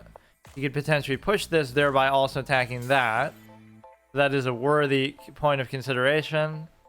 So in that case, I would be forced to just let him take this. He's covering that, which doesn't bother me too much. I don't know whether... I should almost just do a committed light square structure here, where you're trying to allow this one to get covered, because we kind of forgot about that whole subject from the opening. That's the whole reason why we allowed the king to get open, why we got the pawn, why we did all that.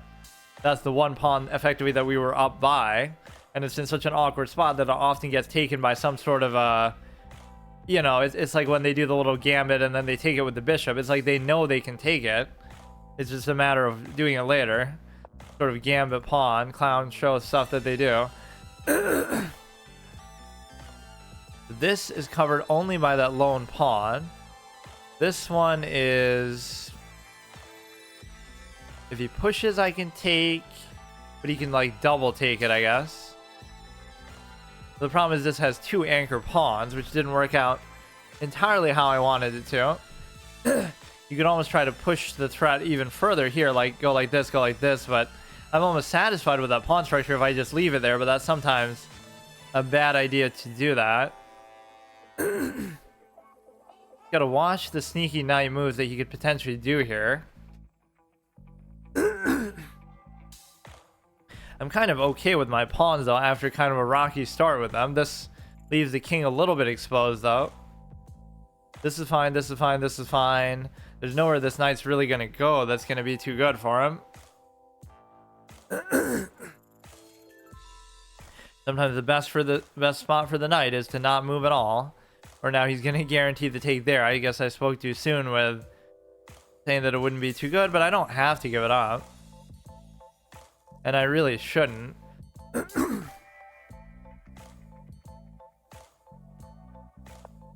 Yeah, we put a position where we're threatening a fork, and then it ends up being a case where this could be a problem, but we can probably open that later, I would assume. What's the worst case? Like, he could attack it with the knight and therefore somehow guarantee the take, but it would just be a trade. If he goes here, that's a little bit problematic, no question about it. We kind of have to open this, though, no matter what I do, because otherwise that bishop is just going to be useless the rest of the game. And it also sort of counters this move, because then if he tries to push, I can just take. If he takes this, I can take, or I could take this, or I could like unleash this and therefore also take that, but not really. That's how I always used to think, like, oh, I'm trying to always look for threats, but then they always end up being unfounded.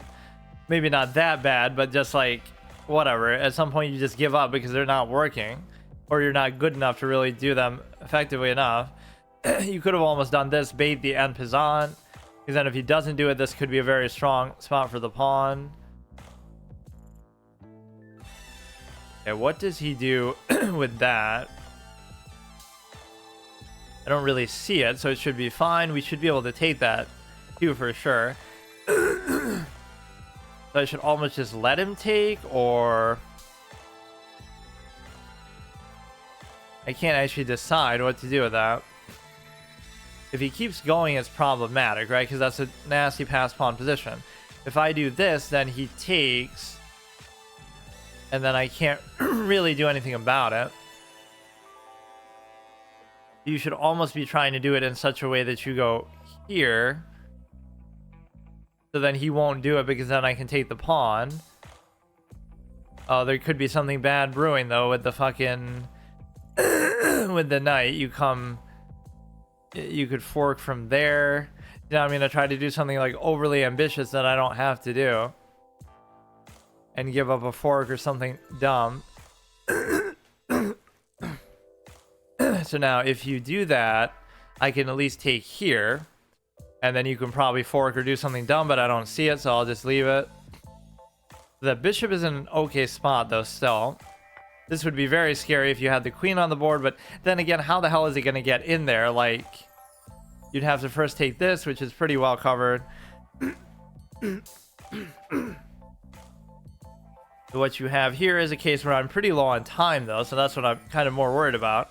And it will probably come down to that, if more than anything else. I should almost just go back. Right, so unless he double takes that... Or now what it allows him to do is it allows him to put the knight there without any fear of recourse, because I can't do anything with it. You could put this here because he can't do anything with it necessarily, but I can't do anything with it either, to be fair. We can try to attack this one. You got to figure out what is he up to, and I don't know what it is. He could go there, but then I could easily take it. It's also already covered, so it's not like it matters that much. Now from here, can he do anything? It's like he's trying to do something sneaky with the horse, but I just don't see what it is. I don't see any fork. I don't see anything crazy. He let me eat up the pawns a little bit there. This I can't really do anything with, so it's just a question of what can he do that would be good. He could go there, but I could take... I almost feel like I just want to remove the pin, so now you can attack it with impunity. You could even try to double take the knights. You can take this one, so that's a mistake, but that's okay. Not the end of the world. This one's also still hanging, sitting there.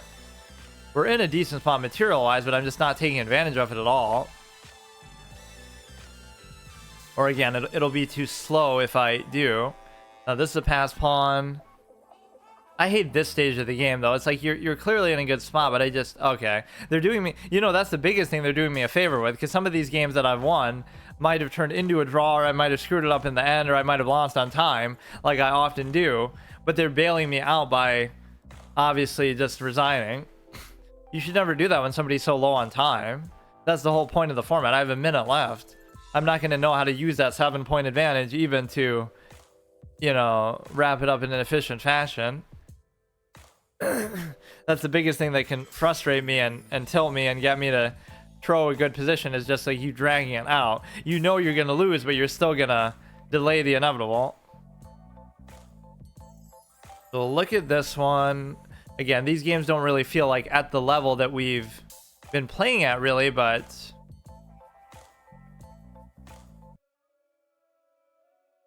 It's still weird, like...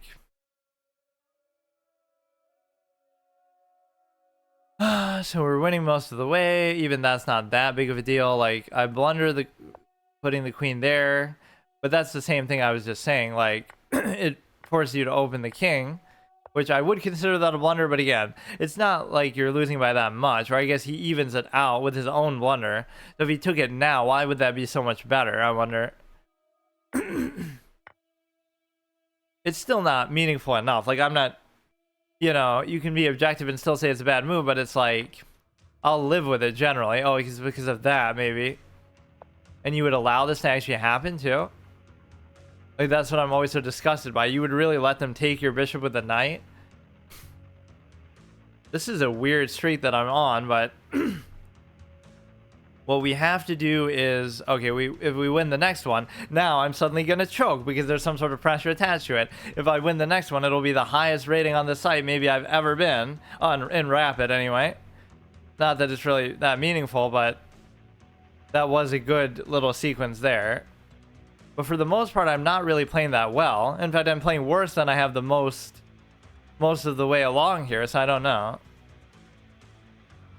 Okay,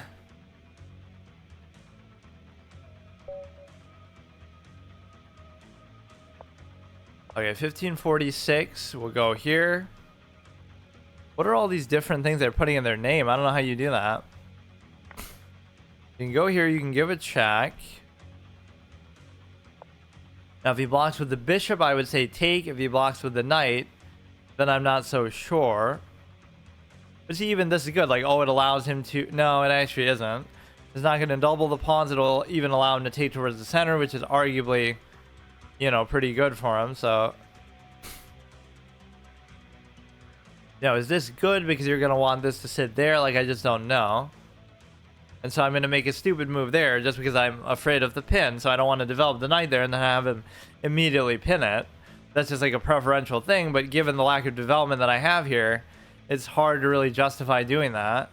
And I'm afraid to develop this knight also because they're just pushovers. So whatever you do, there's always like a bad thing they can do back to it. I'm so bad with those arrows. It's not like his development is substantially better either, but... Hey, how's it going? Juan Pragu, how's it going? Okay, let's see. That's good there. And then I still don't necessarily want to take it, though. This is so confusing, like, what to do with the dark square bishop, because you end up in a position where... I just don't know. Even if he goes there, then I can't stop it. Where the knight is just so dumb. Like, let's just ignore what he's doing for now. There shouldn't be anywhere that he can go with the knight that's that big of a deal. Yeah, that's the best way to bait viewers. Just invite them to stream snipe you, as the site effectively does. But I don't even mind it. In fact, it's a good... Yeah, this is the real Twitch rivals right here. Am I right? Okay, so I should take it, but I'm tempted almost not to. And then let's just castle, get it over with. And then you get to try to develop the other side, which I haven't done a good job at all. I just can't figure out the knight's movement here. Okay, he can't do anything to punish this move, so I'll just put it there. But normally you want to watch out for some threat like that. Or I could even bait them. I could say moves that I know are bad just to, you know, like, oh, haha, I sure hope he doesn't go queen to whatever. I'm too bad to even figure out what a bad move would potentially be. Like the producers of chess, you're deliberately trying to throw as effectively as possible, which in itself, that takes a certain skill to it. So we worked around the annoying knight. When you're doing well, you almost don't want to stop playing, but at some point, you don't have all the time in the world, as I've done some of my longest streams on this channel are exclusively to do with chess. Like, the 14-hour one was exceptionally long. Obviously, you know, take a day off work. I even did that one where I muted it the whole time, or that might have been the 14-hour one. But then I did another one that was almost as long. Like, why should you have to do that, regardless of the level that you're playing at, or... You know, no other game would require that of you, to be so... to have such a blatant disregard for your time. So now we get to consider, take this. Doesn't really matter. I'm pretty happy with the V-shaped pawn structure there. Just have to figure out exactly how to use it. This pawn is annoying me like the whole game. I can't figure out what to do about it. Like, I'm almost hoping he just moves it, but... I just don't know. Now, this would be cute just to try to trade off the bishop, but then I'm stuck in a game with only knights. I'll still try it, but I don't really want to be in this nightmare endgame. Damn it. There's no reason why I should do that.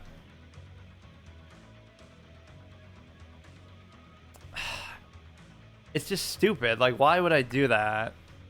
I guess it stops him from having a bishop pair, but it stops me from having a bishop period. So you could go here and just sit there as far as the octopus knight capability that you have.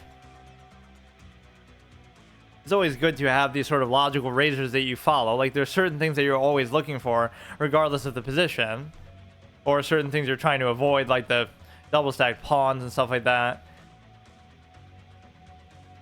But just in general, getting rid of the knight there was not a very good idea. Like, would it be worth it, I wonder, even to do that? Thanks for the follow.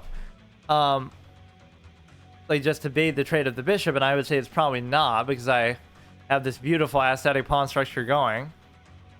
Why don't we just be patient and see what he comes up with? Because lately, these people of this rating have not been too impressive with what they do come up with. And he's almost semi-provisional, but that's still a decent number of games. In fact, he's not, because even over that short span of games, he must have played at a consistent level to not have the question mark or whatever be there. This one's covered. He could do some sort of bait where he takes this, maybe later if there's something to that.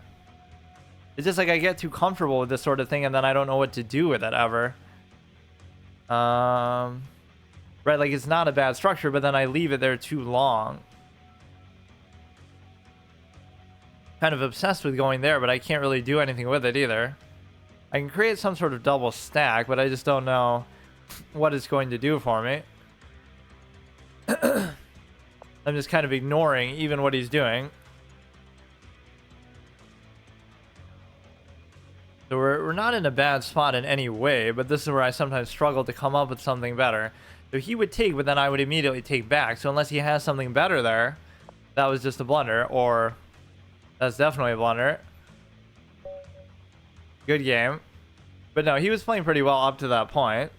But I'm not going to show any mercy to anybody at this rating anymore because of how much I've suffered. And people always... I don't know how you do that. Maybe I've disabled my ability to propose takebacks, but people kept doing that and I kept denying them. But whenever I go to do it, if I hypothetically would, it doesn't even let me. So yeah, that was good. I don't know if I messed up at all in the opening. It didn't seem like I did, but sometimes I'm too slow. See, there are certain things I'm paranoid about. Yeah, see, I even tell you that move every time. I say that, like, oh, it wants you to do that. But then let's play this out. What do you do with the dark square bishop? To try to understand, like, I'm trying to put it there, but I guess you're just not. You put it here and you attack the other side. But I'm not advanced enough to really figure out how to do that. Good game. You did not want that. Yeah, that was a mistake. I've been getting lucky, actually, with everybody making mistakes today. There's nothing more intimidating in chess than somebody who doesn't even necessarily do anything great, but they just don't do anything wrong, because you're constantly waiting and fiending for that. Like, even if you're a better player, like in a simul playing against somebody, the way to play them wouldn't be... Like, if I'm playing Gary Kasparov, but he's playing like 20 other people too, the way to play isn't like, oh, I'm trying to do something sneaky and try to attack him. You know it's not going to work, but just play super safe and annoying and get a draw. There's that story of the one guy who was like offered a draw by Gary, and then Gary got mad, like, oh, why did you take a draw? Even though he's the one who offered it. But it's like you get to say, I drew the best chess player of all time, or one of them, instead of potentially losing. So maybe the position would have led to that anyway, but you never know when you're playing a guy like that. Yes, of course. I should have just done this exact sequence of moves and it would have been perfect. Double stack the pawn. You're breaking the logical rules of the game. But the engine can handle that. Like, this is the correct double stack. Yeah, if I did this, people would be calling me a clown. But look at this, dude. So I did get to my highest rating, I think, ever. No, wait, it's the same. Are you serious, bro? It's gonna deny me even this satisfaction. It's the same rating. Not a point lower, not a point higher. Holy shit. Yeah, we can play another one. One sec. Getting trolled by the website. But let's do standard, real time. Practice the 10-minute format, I guess, a little bit more. That is one of my biggest weaknesses for sure, which is why I enjoy classical so much. Is just so you're basically able to what do you call it? Just take your time and take that element of the game out of it, which again, at this level, you shouldn't really worry about that. Let's try to play at a consistent level. Doesn't matter that it's not rated. I should still whatever, preserve whatever we got going right now. Which, again, I wouldn't say I'm playing that well, but I'll take it for now. If this is what it takes to be successful here. It's just the fluke of people making mistakes. The problem with this is you're leaving the bishop exposed. And so I never know exactly how to deal with this, to the extent that you're trying to raise the pawn here, but you can't. So you can just wait, or you can just do it like this and then hope to do it later. My development here was at least pretty fast. Oh god. My weak point of the pin, which he does pretty well there. Now, I don't even know what you would do with this. Take, take, take. You'd almost want to put it there? Like, I have no idea. Yeah, the biggest bailout thing you can do against me is if you take there. Instead, he's doing it kind of the right way. There's really nothing I can do about it either. See, I've already botched this whole position.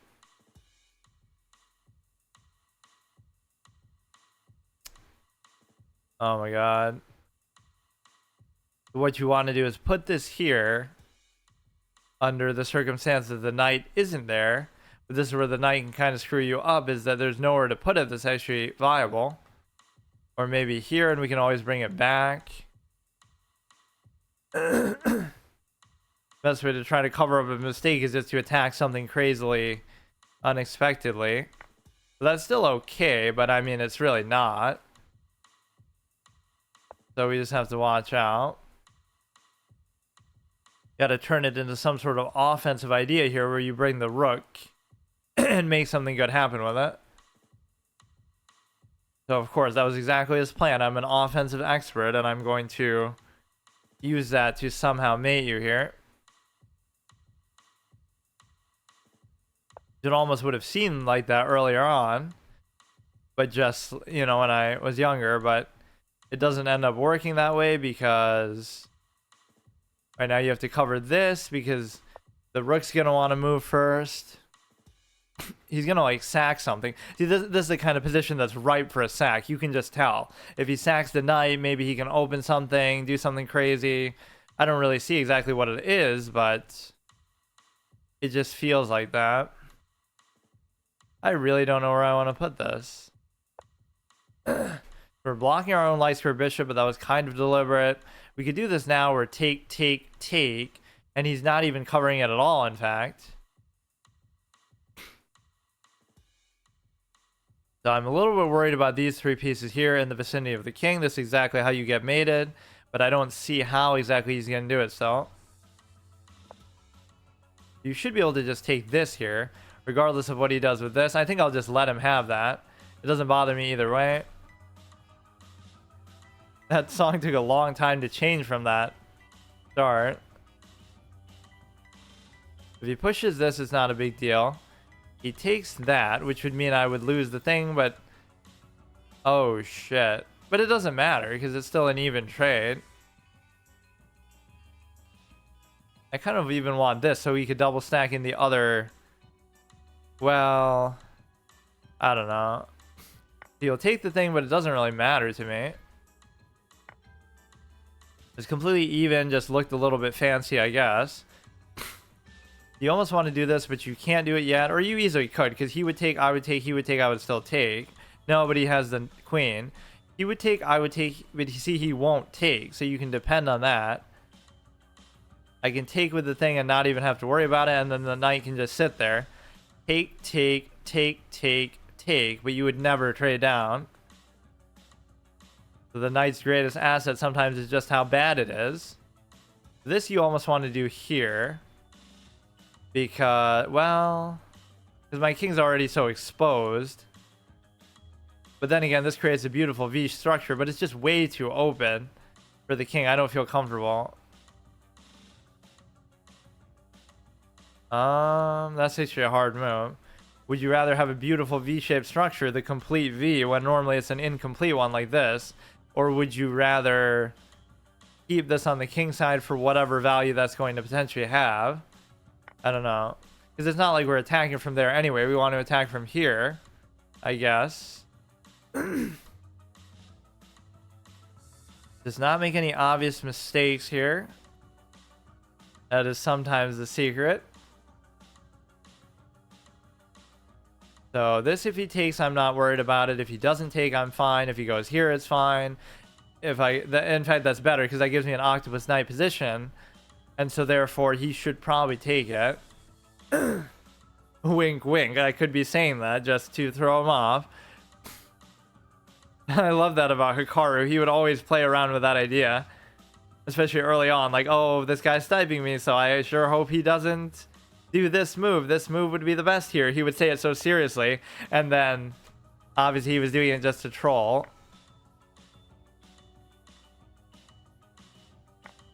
So he takes with this here, and then we can put this there. There's nothing he can do to punish the Lightspeed Bishop. The only problem with the Lightspeed Bishop is the simple fact that you're not able to actually do anything with it because it's just in such a bad spot. So, I don't know. Kind of doing a cheeky little fork idea, but it doesn't really do anything. So see how long it's taken me to actually do anything with this potential threat. I don't know what to even do here.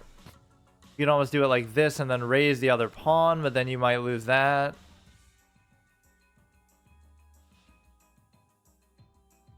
I just don't like the bishop's position at all. That knight can just sit there till the end of time, though, is the whole beauty of it.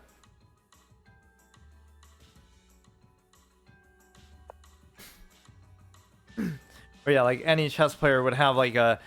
their commentary would be so bad because like they're sitting there for 30 seconds or 1 minute every move. It's like watching football where like they set up for the play longer than they actually make the play itself. Like you'll set up for your formation for like a minute and then you'll do it for 5 seconds. You'll run or throw and then you'll get tackled. So it's like so anticlimactic. So it's the same thing. You'll calculate in silence for like a minute and then you'll say a few words and then you'll keep calculating. That's how high level chess would look potentially if you're actually putting forth the genuine effort.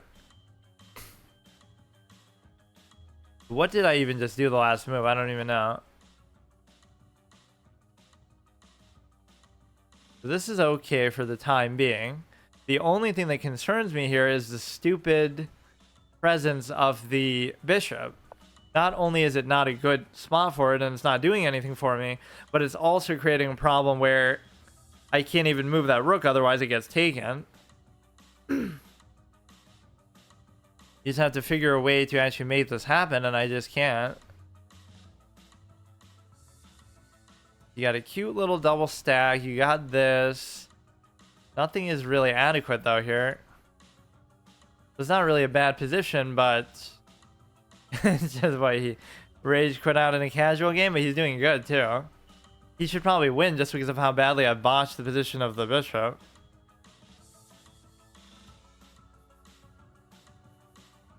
That's one trend you can definitely notice with me, is the idea that I'm always down on time, whether I'm winning or losing, but then it's worth it to commit the time early if it means you're going to have a lead, but then it also means that you could end up losing just because of that alone, for the fact that you're able to, like, you know, you'll be in a winning position, but then you'll fuck up some other way. Oh, wait, that's terrible. No, it doesn't matter. I was going to say that's terrible because then he'll force me to take with this, but that's not even pertinent right now. So that's okay. I mean, what's the worst that can happen? I don't know what I'm doing with this.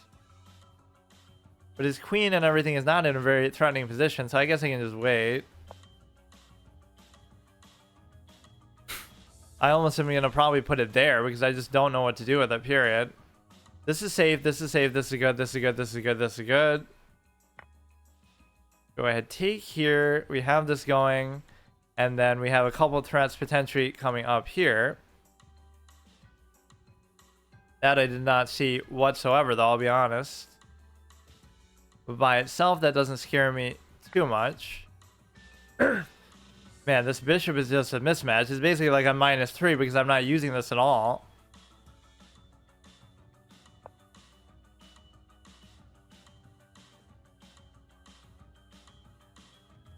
Now he's gonna attack this.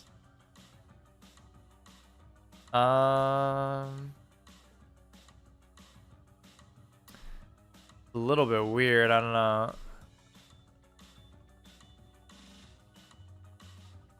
Everything still feels relatively secure despite his material or whatever, his positional advantage with how open my king is.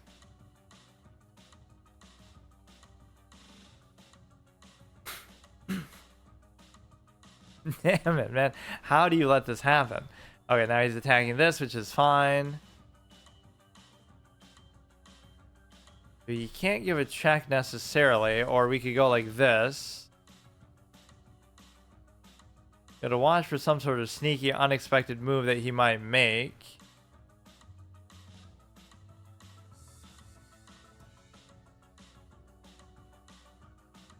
Bishop is not covered. Everything else is fine. You can't really give a check because the other pieces are not really engaged. The knight is fine sitting over there, but this is not fine. All I got to do is basically move this at some point. But it's just awkward how I've set this up. So now he's given up the threat on that. And so therefore you could almost go like this.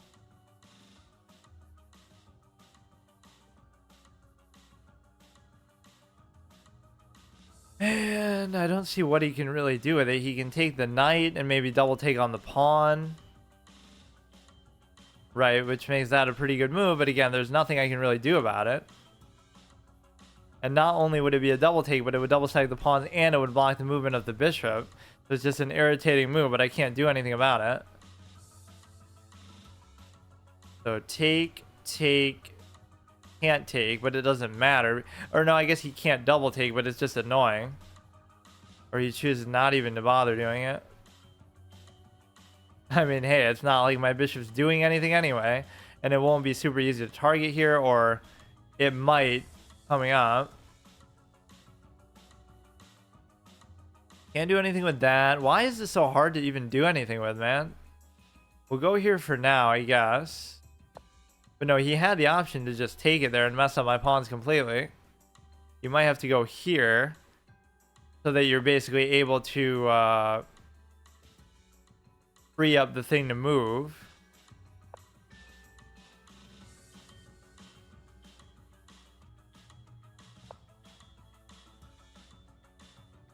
Okay, we might just have to settle for this at this point.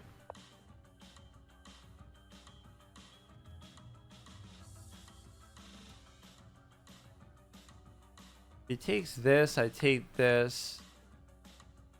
Oh wait, that was just a dumb move, wasn't it? Because I can't take that back.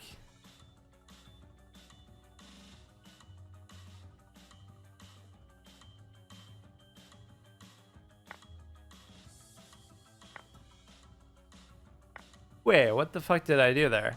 I didn't even get that back. So not only did I...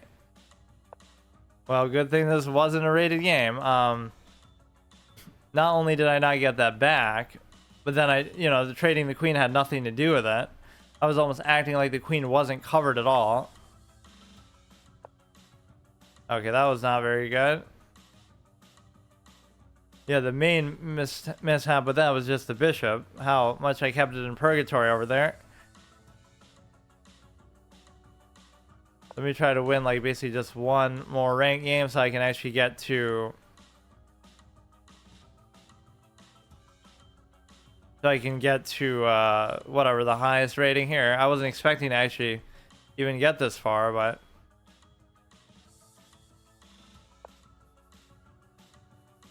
at least we're forking his pieces with the king. So let's see if he can do anything about it. He might actually not be able to now. It's all right. Yeah, look how hard it is to mate even with those three pieces there. Maybe he'll mess something up now.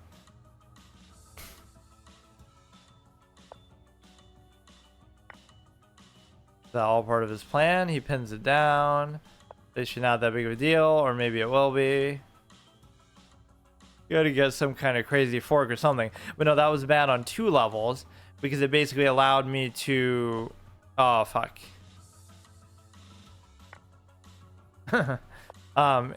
it allowed me to not only trade the queen and reduce the total material, but it also allowed me to give up a piece for a trade that I didn't even get back. So that was such a bad sequence of moves.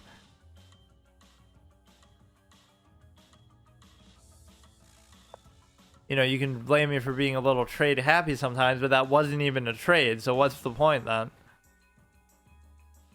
So often, like, you're trying to make something happen that you just don't need to do. Is this bishop finally gonna come in clutch and do something?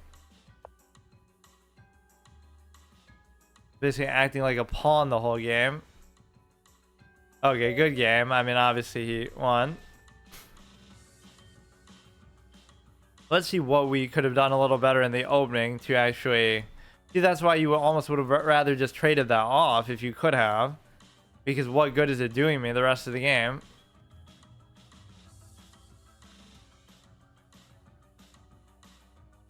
So black is winning most of the way here. In fact, he's winning most of the way, period. There was one little spike for me. But at the beginning, it didn't feel too bad. So where did I really mess up?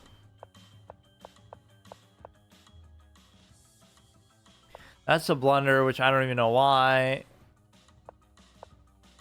Something he does immediately after it to really take advantage of that. But I'm too obsessed with these aesthetic pawn structures that sometimes... Yeah, I mean, you could say that's a blunder, but what's the alternative? To go like this, which I consider to be almost worse, and then he's going to start sacking pieces like a clown. This is what I have to deal with. The queen comes in, like... The engine is even more ballsy than some of these 1,500 players who are so offensively... Why is taking with this so much better? Why is that a blunder? It's not like I'm losing anything because of it. I don't get it. Oh, I am, because oh, shit. Wait, why did I feel like I wasn't even losing here at all?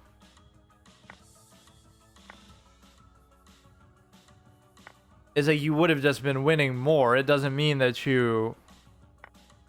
Huh. So you're losing the connection there, so then you just be able to take for free. And then from there, he's pretty much winning most of the way. And again, this bishop development is basically just a nightmare. That was just a bad move, period. That was a blunder. So is there some other way to punish the blunder? That's a blunder as well. What am I supposed to do there? Wait, what?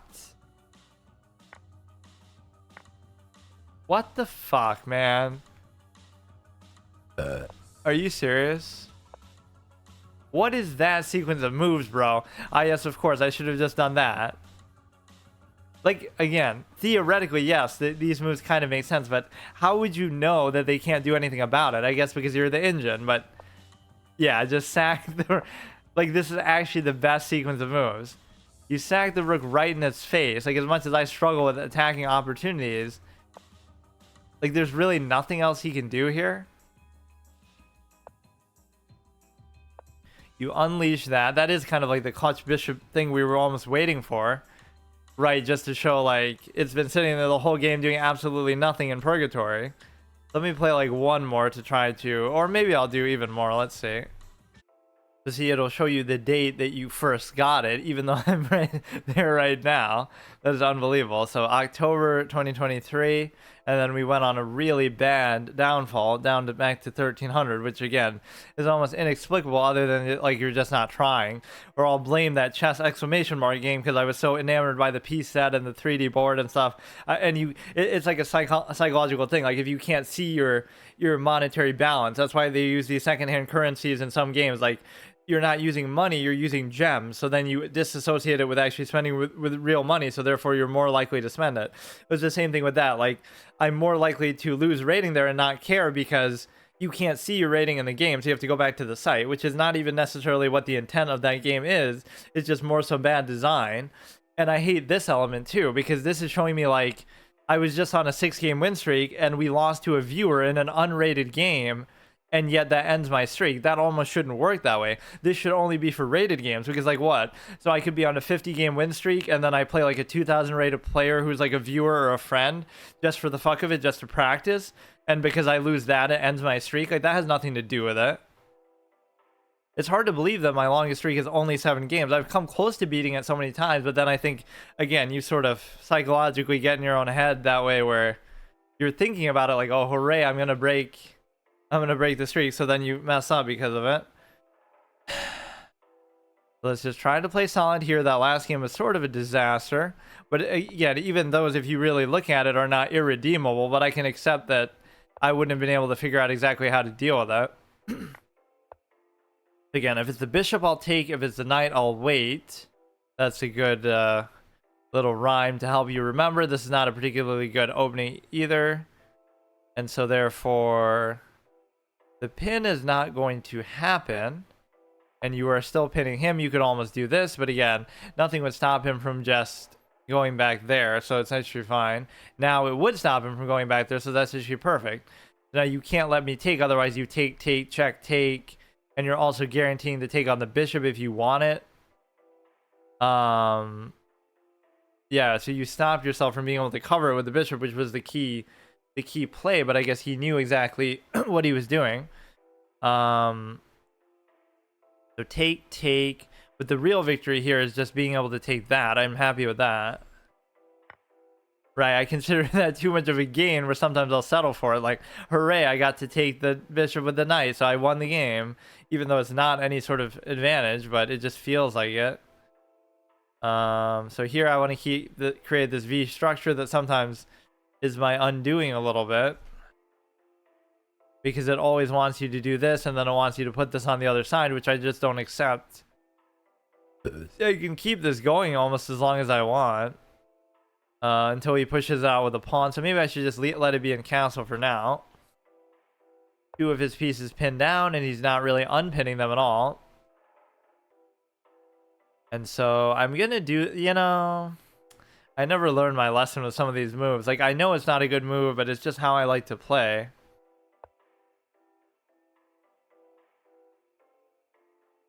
Nothing is going to change with this. He's gonna put something there, which could be a problem.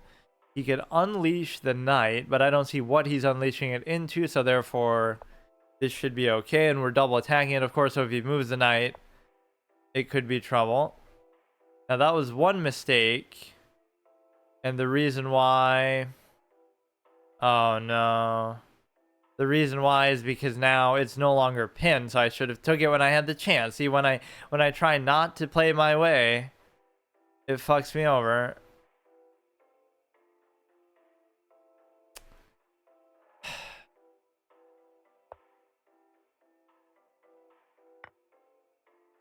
Makes no fucking sense, man. Here we go. Now man, I hate this. I went on a good streak, and I guess ultimately it's a net positive, but what the fuck, man? You cannot go on a good streak for a long period of time. You have to go on good streaks, bad streaks. There's no consistency. I don't know what is going on. He's double attacking this. He could still make a mistake, as I've been getting bailed out constantly today. Aw, fuck off. So fucking stupid. Now I'll want to keep doing it, but... Why couldn't that one have just given me 6? Then I would have just stopped. Okay, that one, he just didn't even do anything. He could still mess up. I mean, -3 is not the end of the world, but... It's just so irritating to have to deal with this now. Okay, that's fine, I guess. Now, if he moves the knight, I could still double take it, but he's just not moving the knight ever. Now, there's no way to make this pawn structure make sense either.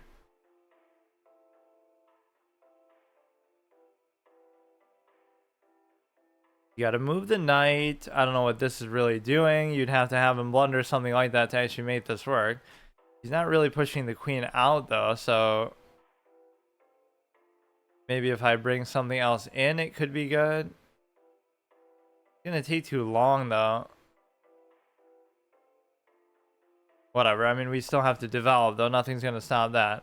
So the whole thing that might scare you is if he does some sort of cheeky unleash with the knight. But not really, because it's more so hurting him for now. Now, if we double stack these, even if he brings the rook behind, I could still do it. Take, take, take, take, take.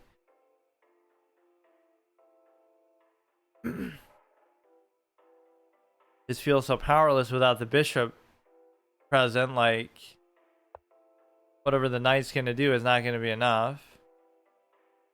If he moves the darks for a bishop, then he can just do whatever he wants. So maybe I should just give up on this whole threat idea. But I don't know.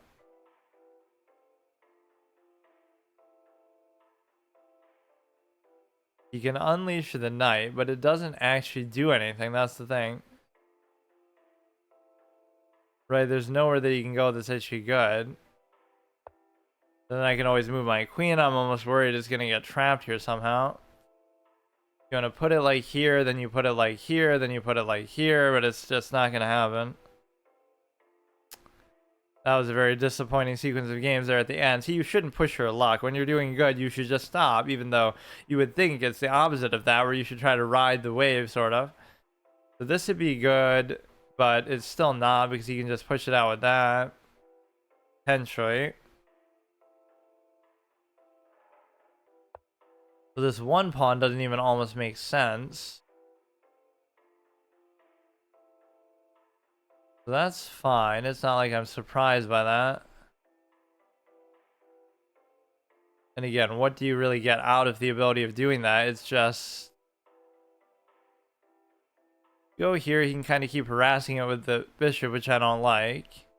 You could sit here, but it doesn't do anything really. Or maybe it does. His bishop is what's going to ruin it, though. Like, you can't keep it there. I don't think there's really anything here. It's annoying because there's nowhere good that you can go. What, you'd have to go all the way back here to make something happen? Now, you gotta move the knight.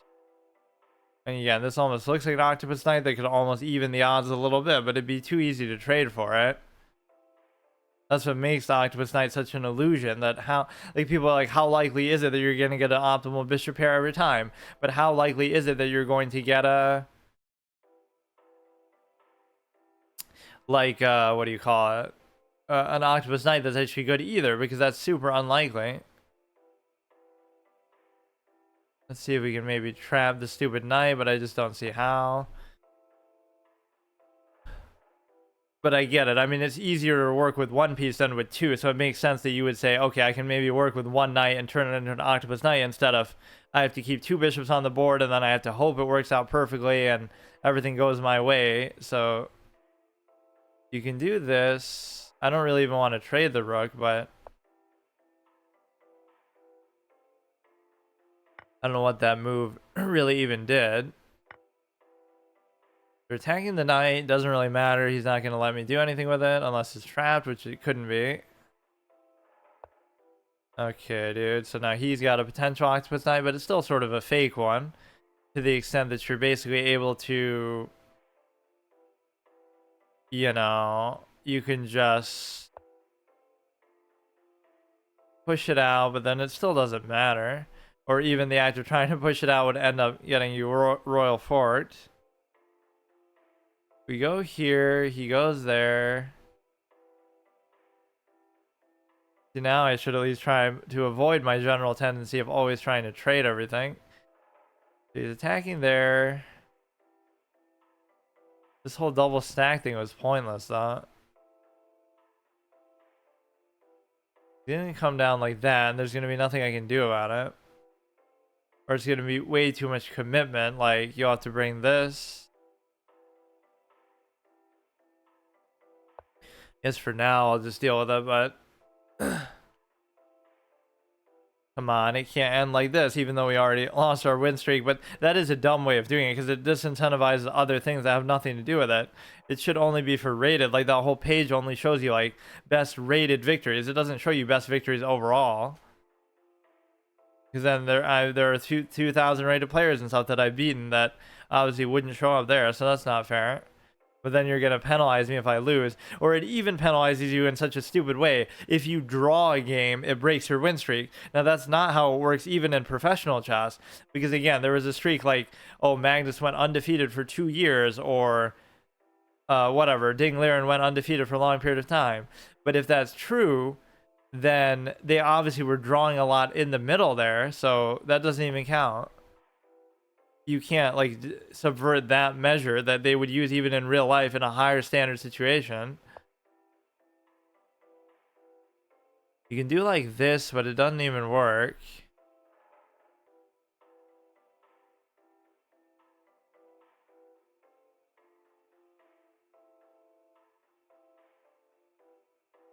This is a disastrous move too. Let's just go here, and then he'll take, and he can still take. So what really happened there was I gave up the bishop when, again, the easy way to prevent it would have been just to trade it and then it's off the board. Then you don't have to worry about it. When I try to hang on to these positions, it fucks me over. Like, I didn't accomplish anything by doing that either.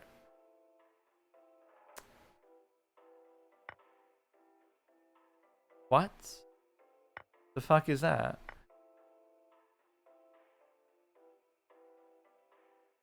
He's double tagging this, which doesn't do anything. This is where you can always count on them for fucking something up, because now the queen's under attack, so therefore I can take the bishop as well. So I have no idea what happened there.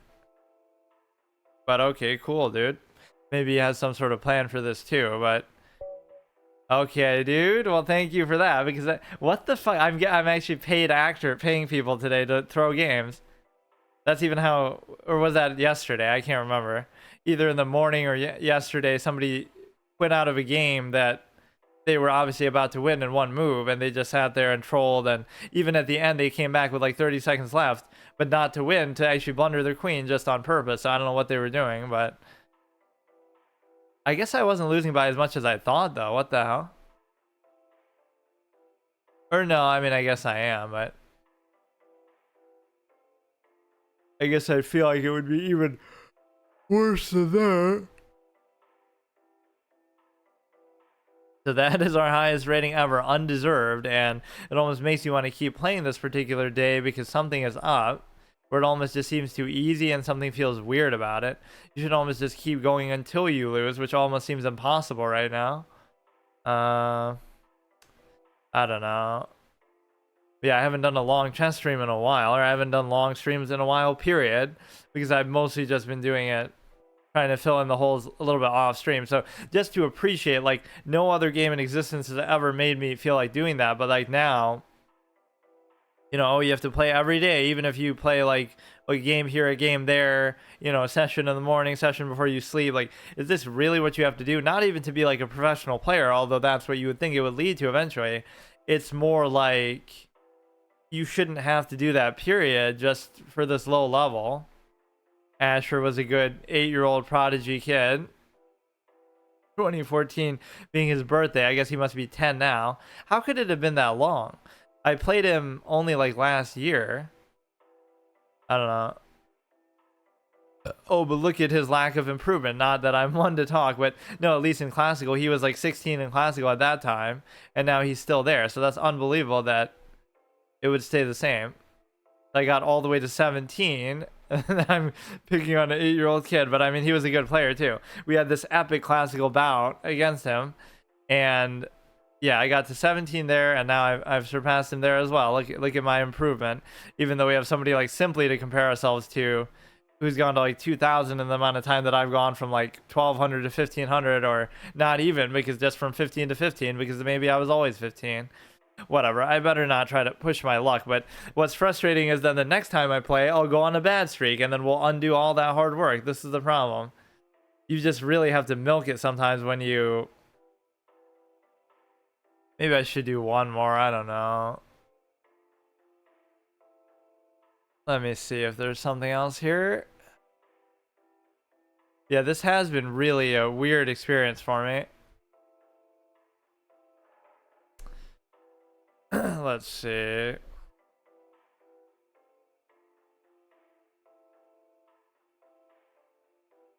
I kind of stopped adding stuff to this a long time ago, so then it starts to get a little bit annoying to try to keep up with it. Like, I'll use each one as a baseline too. It's not like, oh, there's 300 songs in there, but then each one you can turn into, or you listen to every song from that soundtrack, whatever it is. Okay, I'll still keep going. We got to go a little bit patiently because I made a move there too quick that did me in. And again, when you have the trade opportunity, please just take it, because that really, Ivor said, we're losing to a random town in Skyrim.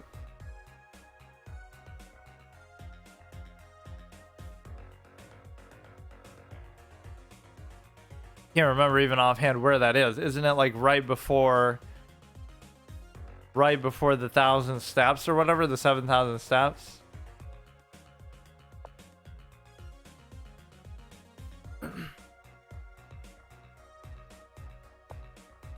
So take here, take there, then don't take, then go here. Once again, I'm going too fast though in the opening. If you want to take there, it's fine. Double stack the pawn. Apparently, it's not as big of a deal as people make it out to be. But this is why you just got to trade one thing off, so you have less pieces out there to blunder. It's a bad rationale, but it's actually the only thing you can do. Or now, in this case, the one mistake that's happening is you've allowed him to basically... Wait a second. You could just double take though, couldn't you?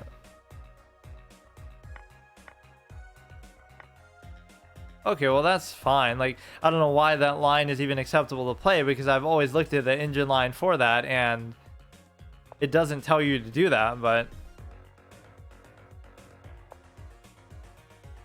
this is what ends up happening. Even a clown like me, I've seen something so many times that now I know, kind of just instinctively through memory.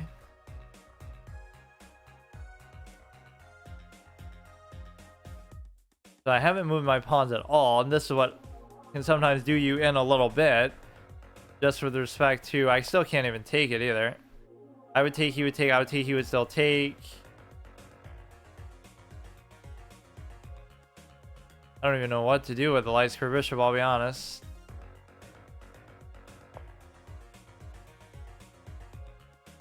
I'd almost open this up for the knight to go there, because now I'm not even sure. I won't resist the trade. I will take this trade without hesitation. Not the move even I was expecting him to make there, but this is okay. Or guess what we could do? Oh, fuck. But you know, oh wow, what am I doing, man? This would be good, because if he takes the pawn, I would take the bishop. And so therefore he has to do something else. Right, like you can't take the pawn and cover the bishop at the same time. It's almost like a bait blunder scenario. You're making them think you blundered even though you didn't, because you say, well, oh haha, oh no, I blundered my pawn. Now this you can't even do, or I guess you could.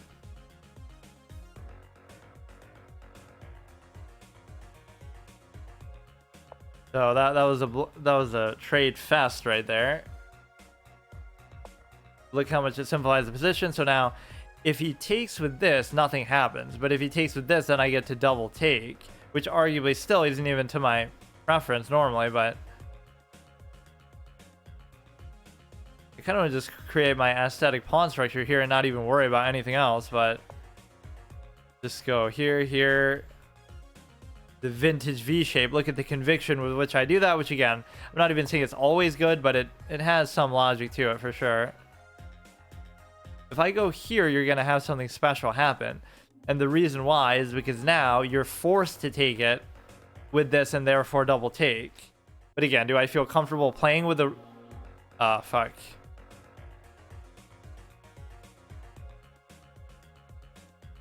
Now, if he moves it, also I can take something. But... shit.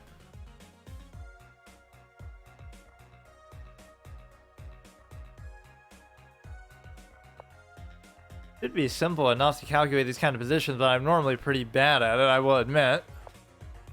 He's going to create like some sort of double stack. I'm comfortable with doing this at this stage though, because you could maybe bait something out here.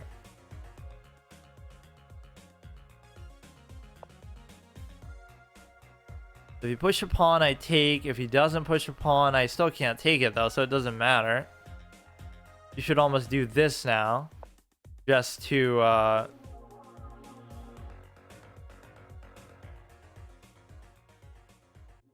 or even like this. If he takes, I take.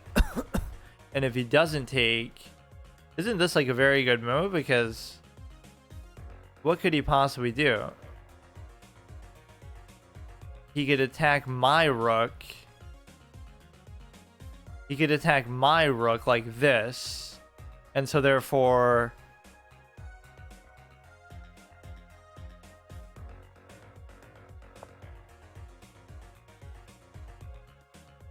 What is the big threat here? I don't know. If you try to push this to cover, I can simply take it.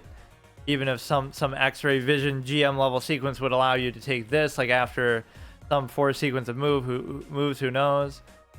Now you can easily just I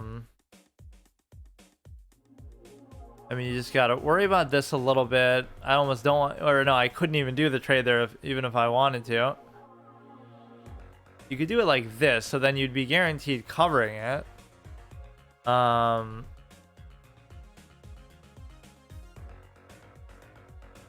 entirely sure what the best way to approach it. I could go like this, thereby leaving everything else intact, and so it doesn't expose me at all because the rook is useless then, so that's fine. Now all you have to do is try to take this, I guess.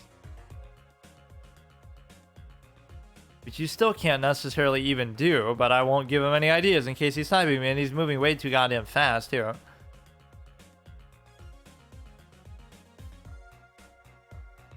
Let's see what he comes up with. Wouldn't it be beautiful if I just got to 1600 here, but I highly doubt I'll have the patience to do that right now. He's put himself in a moderate offensive position, but I still don't really see what is so great about it. You could definitely just do this now. Like, take. So why wouldn't I do it? Maybe because I'm trying to bait something else, but I don't know. It seems fine. What does this really change?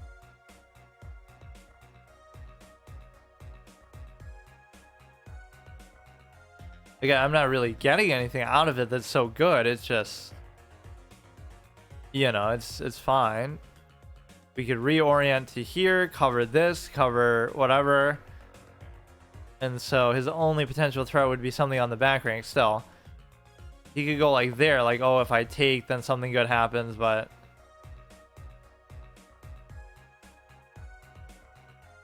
Okay, we'll just go here, create the double stack. Everything's good, everything's covered. We're only a mere +1 though, so again, this whole draw-ish game of chess in general is always like this, where you get to basically revel in the futility of your whole wasting time just to get a majority of draws. The only reason why it doesn't happen at low levels is because people are so bad that they're actually making blunders, or you say, oh, well, the only reason why it happens so much at high levels is because they actually play the game correctly and well. So in other words, the point of the game of chess is not to win, it's to draw.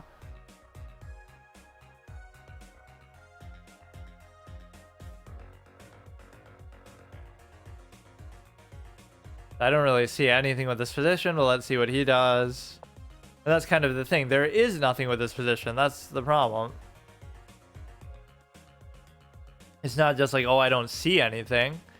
It's pointless. Like, it's just a waste of time.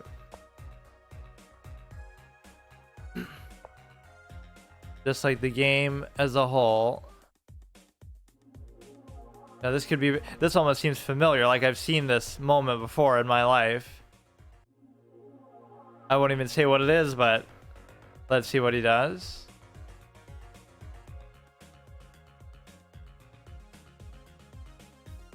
Yeah, I should just come up with it in my head and don't even say it. Now, you'll be paranoid about stream snipers at 1500 rating because this is what it's come to.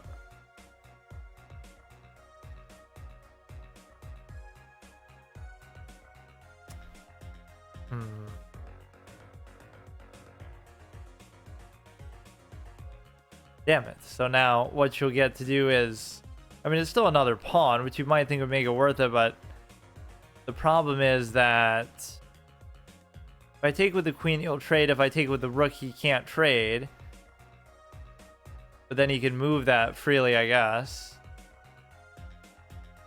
Fuck, I can't decide. It suits me more to go for the trade this way. but then I'm gonna fuck it up. We gotta become the endgame master here. He's gonna try to take this, but we can stop him from coming in at all with the king. So therefore, what does he do? This move is so impactful, right? You can't just let him roam free and do whatever he wants there. And so now it's gonna be very hard for him to get through. He could try to target it from some other way, but it's not gonna be so clear. That's also a good move by him, stopping me from coming in. So let me try to just...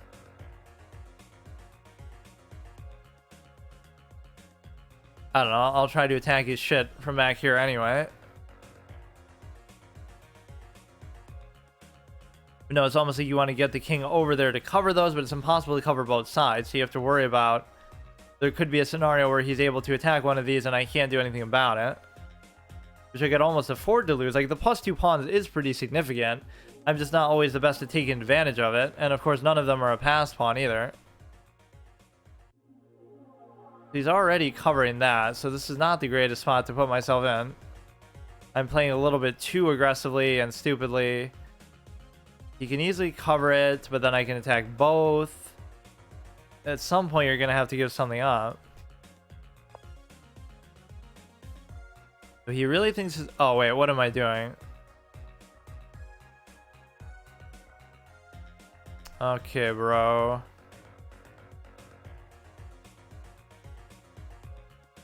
Fuck. Okay, maybe we can just try to stop the king from coming in since I don't have the imagination. I lack offensive imagination to try to ever come up with something or do anything crazy.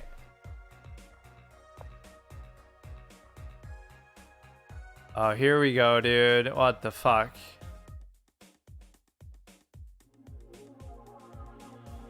That stops me from moving it almost all together. Come on, man.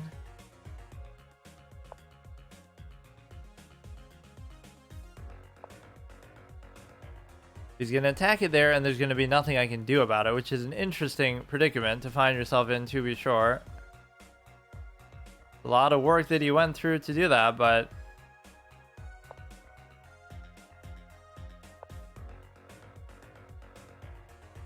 That to me is fucking unbelievable what he just did there. Like, are you serious right now? Like, how do you do it, man? Now, do you think that's really worth it to trade? Because he'd give me a passed pawn, and it would also... Oh, but see, look at you. Now, because of that, now I am able to cover it. And now the king can roam free too. So you see how even though I'm up material, I put myself in a defensive position. Like, I didn't know how to attack, so now I'm back to square one. Like, what the fuck am I doing? You should try to get a pass pawn out of one of these to be able to take advantage of. Like, it shouldn't be that hard, but I make it basically impossible.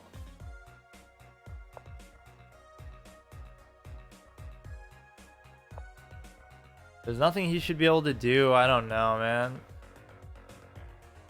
This is covered. This is covered. He can't give a check. You're going to try to ride these like a car with the king here. He takes. None of that seems relevant, but I guess we'll wait and see what happens. Because I can't figure it out myself. I can keep the rook there. I can keep the king moving with this, or maybe I should do it vice versa. Again, none of these trades behoove him to do because... It's a passed pawn. You can go ahead, take. And then you just lose the game. So at least it's a high price to pay. And I have no incentive to take either. Although, just for my sheer patience, lack of patience, and lack of time, I almost... Fucking guy, dude. But now you have to keep doing this. You want to get a threefold repetition, dude? Because I don't care. He's got to push these. How hard could it be, man? I should just study some endgames. Like, what is he doing, bro? You just keep going up. It's fine. But yeah, you got to ride him like a car in the sense that...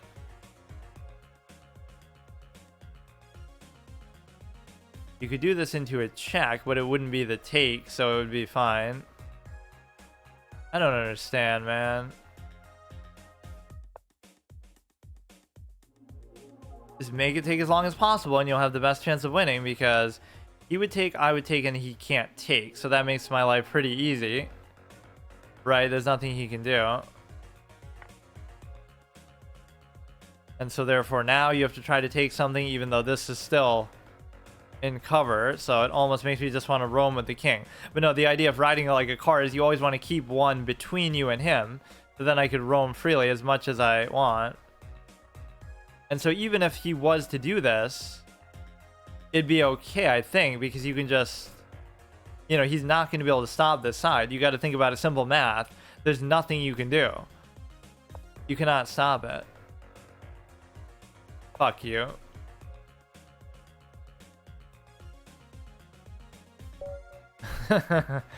Okay, finally.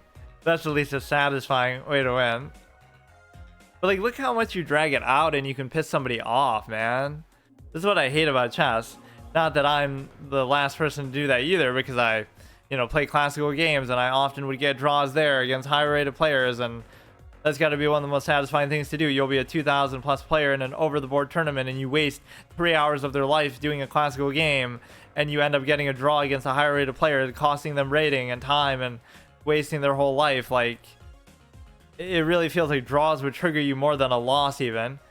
Because at least in a loss, it's like, okay, I'm going to get mad about it, I can learn from it. But a draw is like such a like soulless experience. Like, nobody is happy, everybody's disappointed.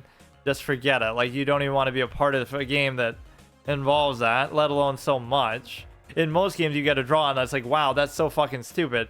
I get a draw in Hearthstone and it's like, wow, I'm almost happy to see it because it's so rare. But it's just too much. And I mean, card games are turn-based too, but it just, the complexity is there, or the RNG element. But even if you take the RNG element away, it's like, of like drawing cards, the fact of the matter is you also have to consider like just the sheer number of cards and the variety of effects and stuff would put it in a whole nother category. They were showing some post on YouTube where it's like a chess card game, like where they made, I wonder how this would actually work. Is there a chess card game? It seems like a good idea. Nightmare Chess is played with chess variant published by, what is this? Emotion, critical reaction, outstanding, remarkable. Yeah, this is what I should do for my chess format. Like, don't just play chess, but you get to play sort of chess inspired games. The problem with these is you can't really play them online necessarily.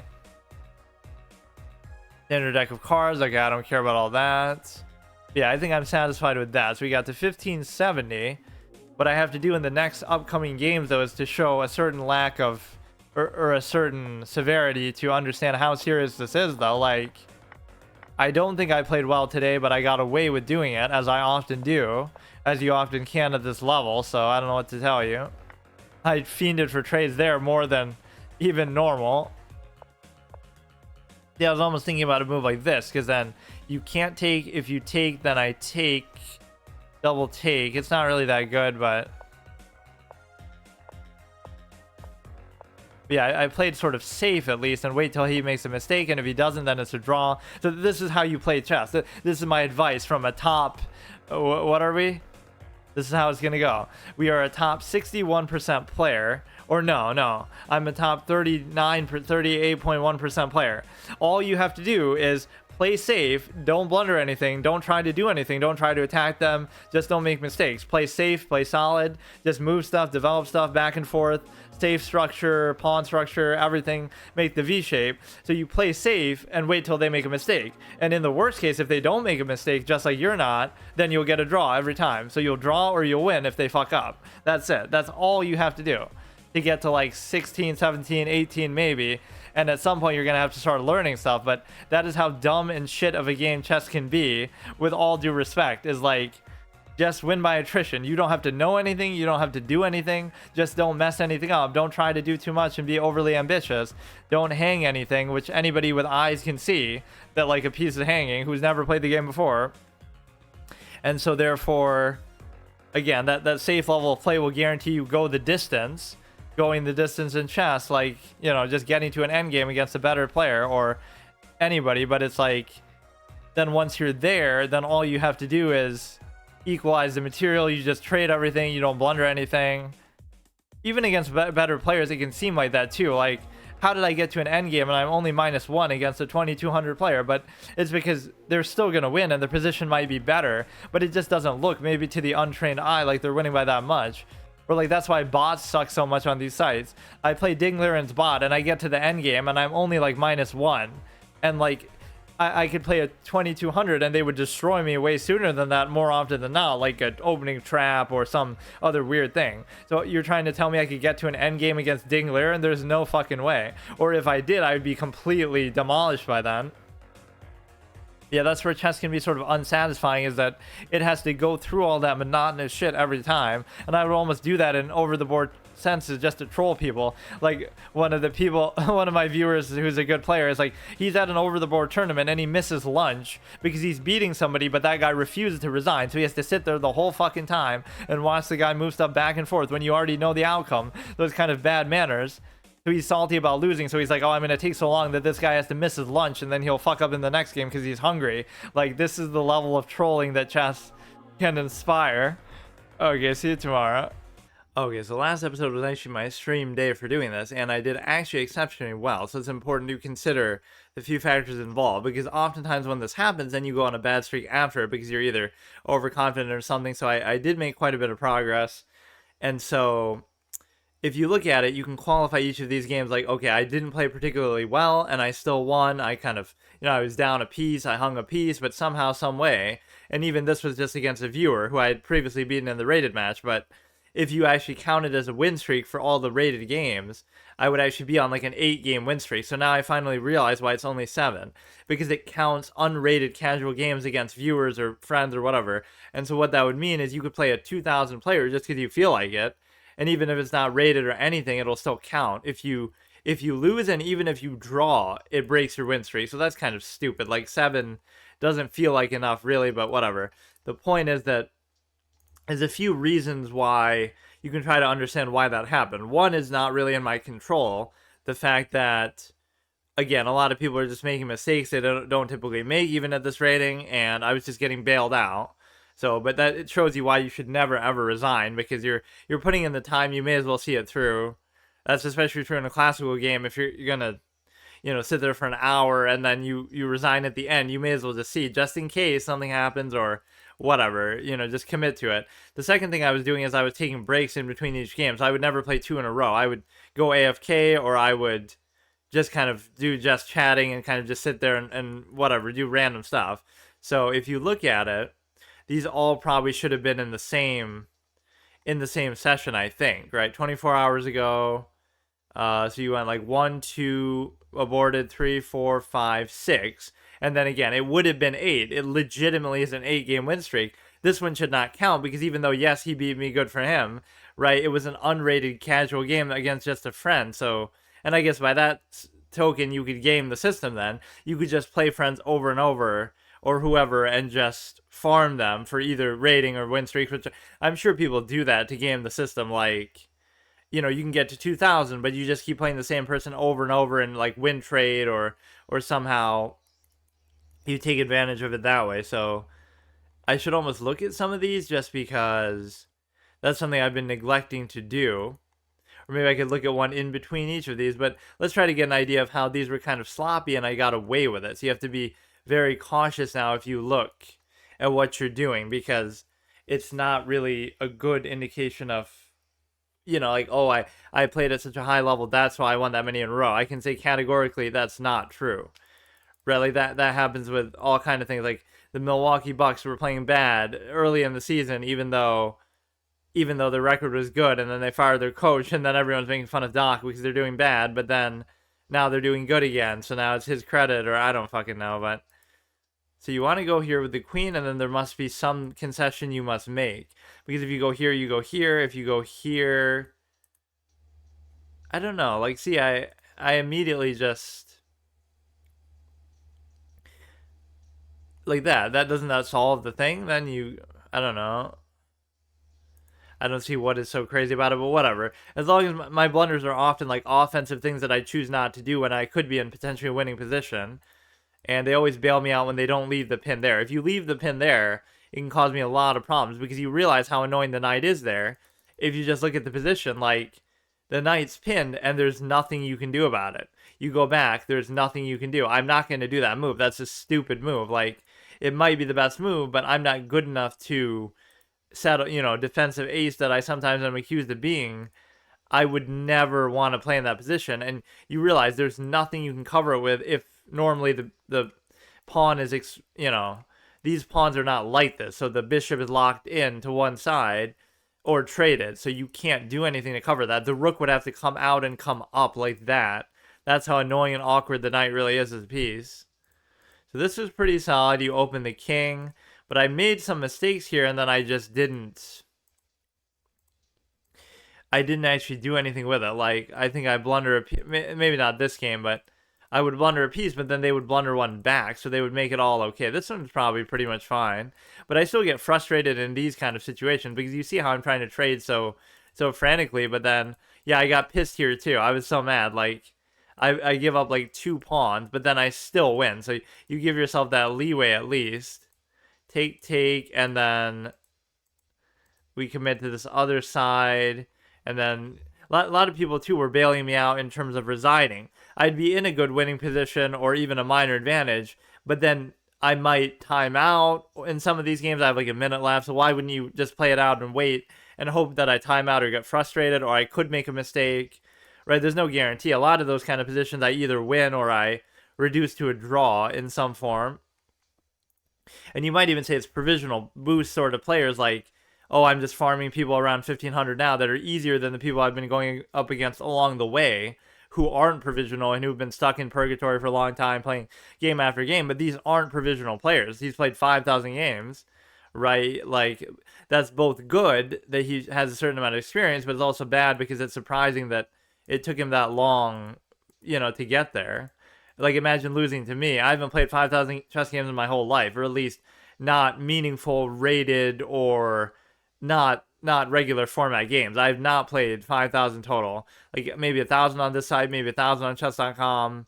That's about it. And then, even if you want to say another 1,000, maybe as a kid, not even, I don't think. Like, this is when you even say that, oh yeah, I played chess as a kid. I shouldn't say that anymore because, like, I didn't really play. I didn't realize the extent to which people, what, did he just resign that early on? Wait. Am I watching, like, from the wrong perspective? Oh no, okay, I was like, oh, I was gonna hang my queen, but it's my move. But yeah, he just blunders his rook. Again, I don't know what's really instructive out of that one, but this is at least the extent of studying you should do, and I kind of always made a point to try to do this before, but I've just been sort of lazy with it. So that's okay. This is like that engine line that I always talk about that I have memorized for whatever reason, just because I've seen that situation so many times. But that's a blunder. And so I don't understand why exactly it is a blunder. I'd be oh, wait a second. Because if you... The only thing I see, the only thing you can do is this, but then you can do this. And then you are forced to give up the queen. Wait, what the fuck? It's really that decisive. You're just about to mate him like that. He has no choice but to raise it and then therefore give this up, which is fantastic. See, that's not that hard to see, but you have to be looking for it. Or like the old philosophical expression I would use, it's like the truly great ones will see it without needing to look, right? Some people look without seeing, and some people see without looking. Like, you're not looking for specifically that. You're looking for something, everything, all the time. You're just seeing it all. So it wouldn't be that hard to calculate this move if you told me, oh, there's, like, if this was a puzzle, I could easily find it. But during the course of a game, like, this looks like such an innocuous position, such an ordinary position. Nothing looks crazy about it. And even here it doesn't work. So what exact scenario has to happen to make that happen? I don't even get it. When did that happen? It happens now because the bishop's not engaged, because therefore the king has to go in front of the bishop. Therefore it can't equalize or neutralize that. Why couldn't he go, oh, and you're even blocking the ability of the pawn to block it? Like, it's such a specific thing. This is what sometimes you hate hindsight or something like, oh, haha, it's obvious that you do this, but it's only obvious once you think about it, which again, to be fair, these are the kind of things you got to really start looking for, because that could be the difference in the game. See, players all along this path have always made mistakes and given you openings, just like I always do that too. So they're missing my mistakes, and I might be missing theirs, but whoever punishes the mistakes is therefore going to start winning at this level as you go up now a little bit. That's how 15 to 17 is going to look. The mistakes that we've both been making all along the way and equalizing each other out, now all of a sudden either they're going to stop making them, which I don't think that's going to happen, but at least they'll punish the ones that they do see, or they'll be a little sharper with that. So this is all bad play by him. He's just moved the queen too much in the opening.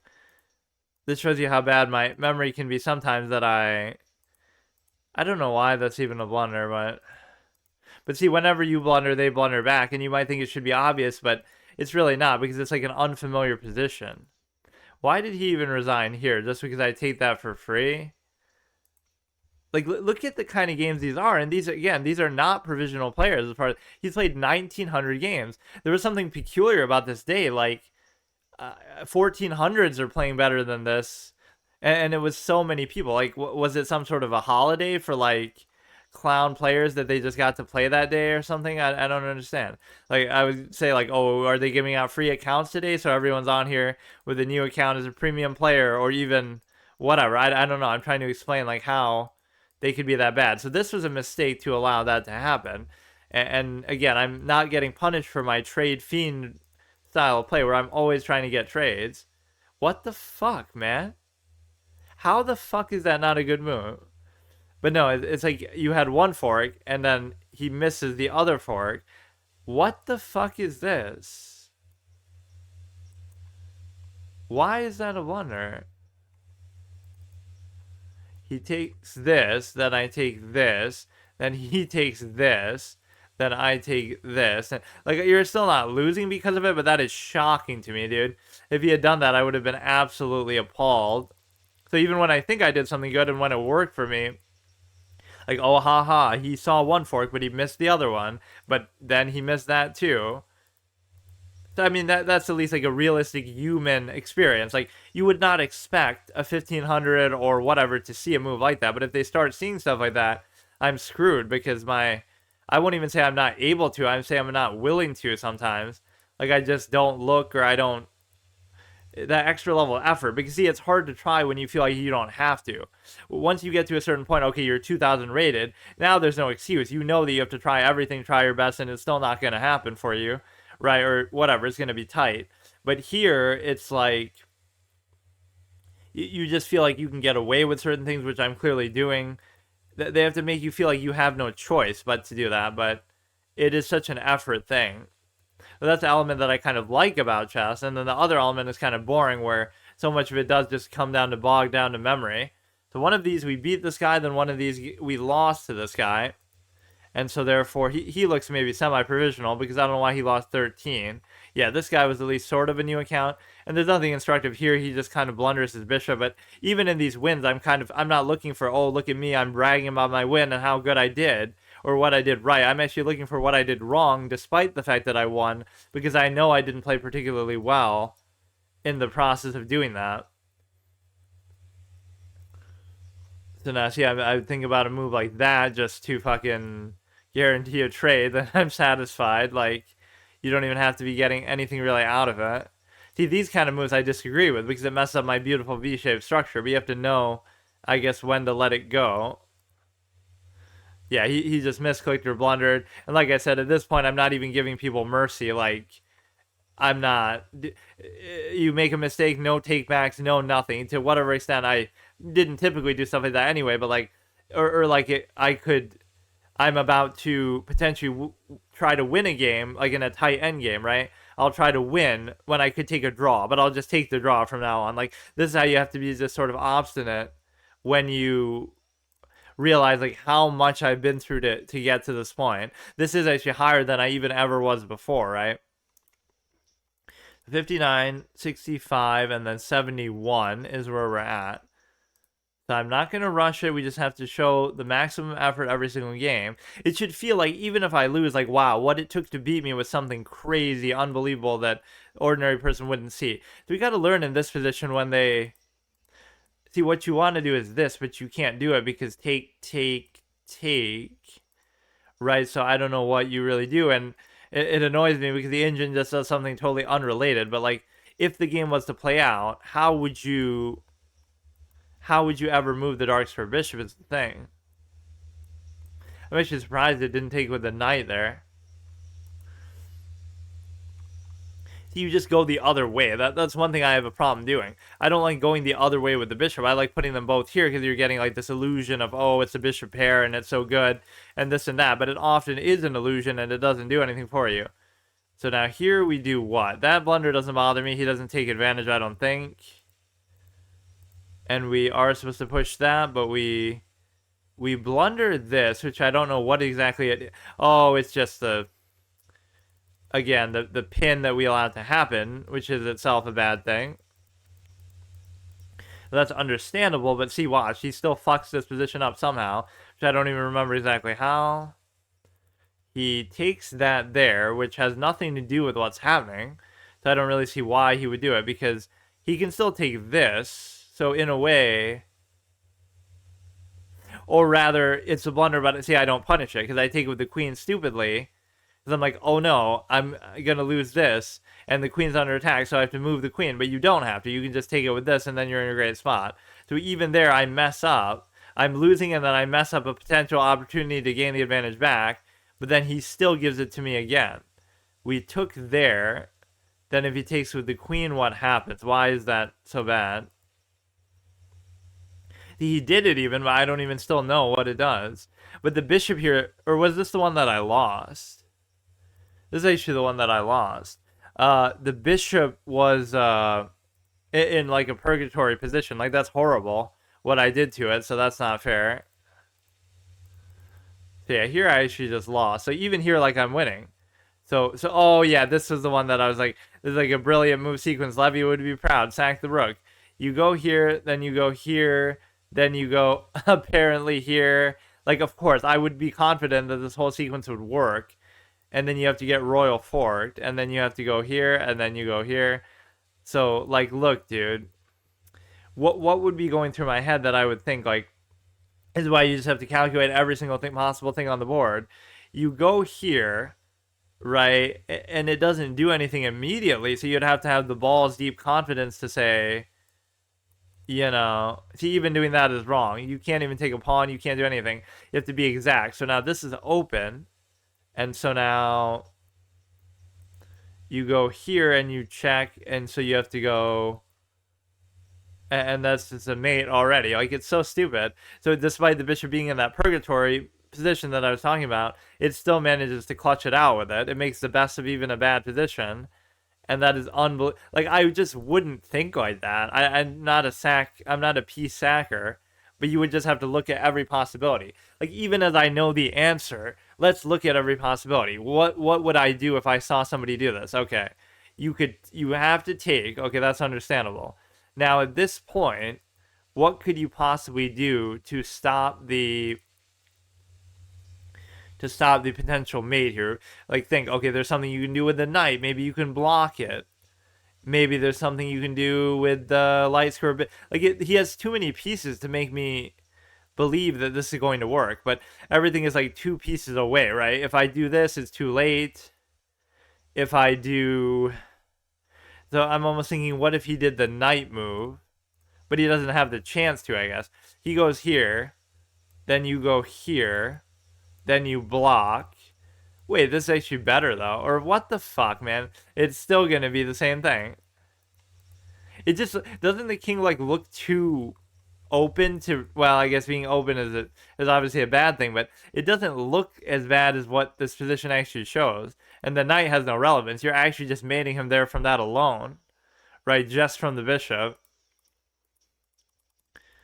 That is unbelievable, though, what I would have had to do there. But see, people do give you... This is what you would show. Like, would a 2,000 rated player see that move and actually do that?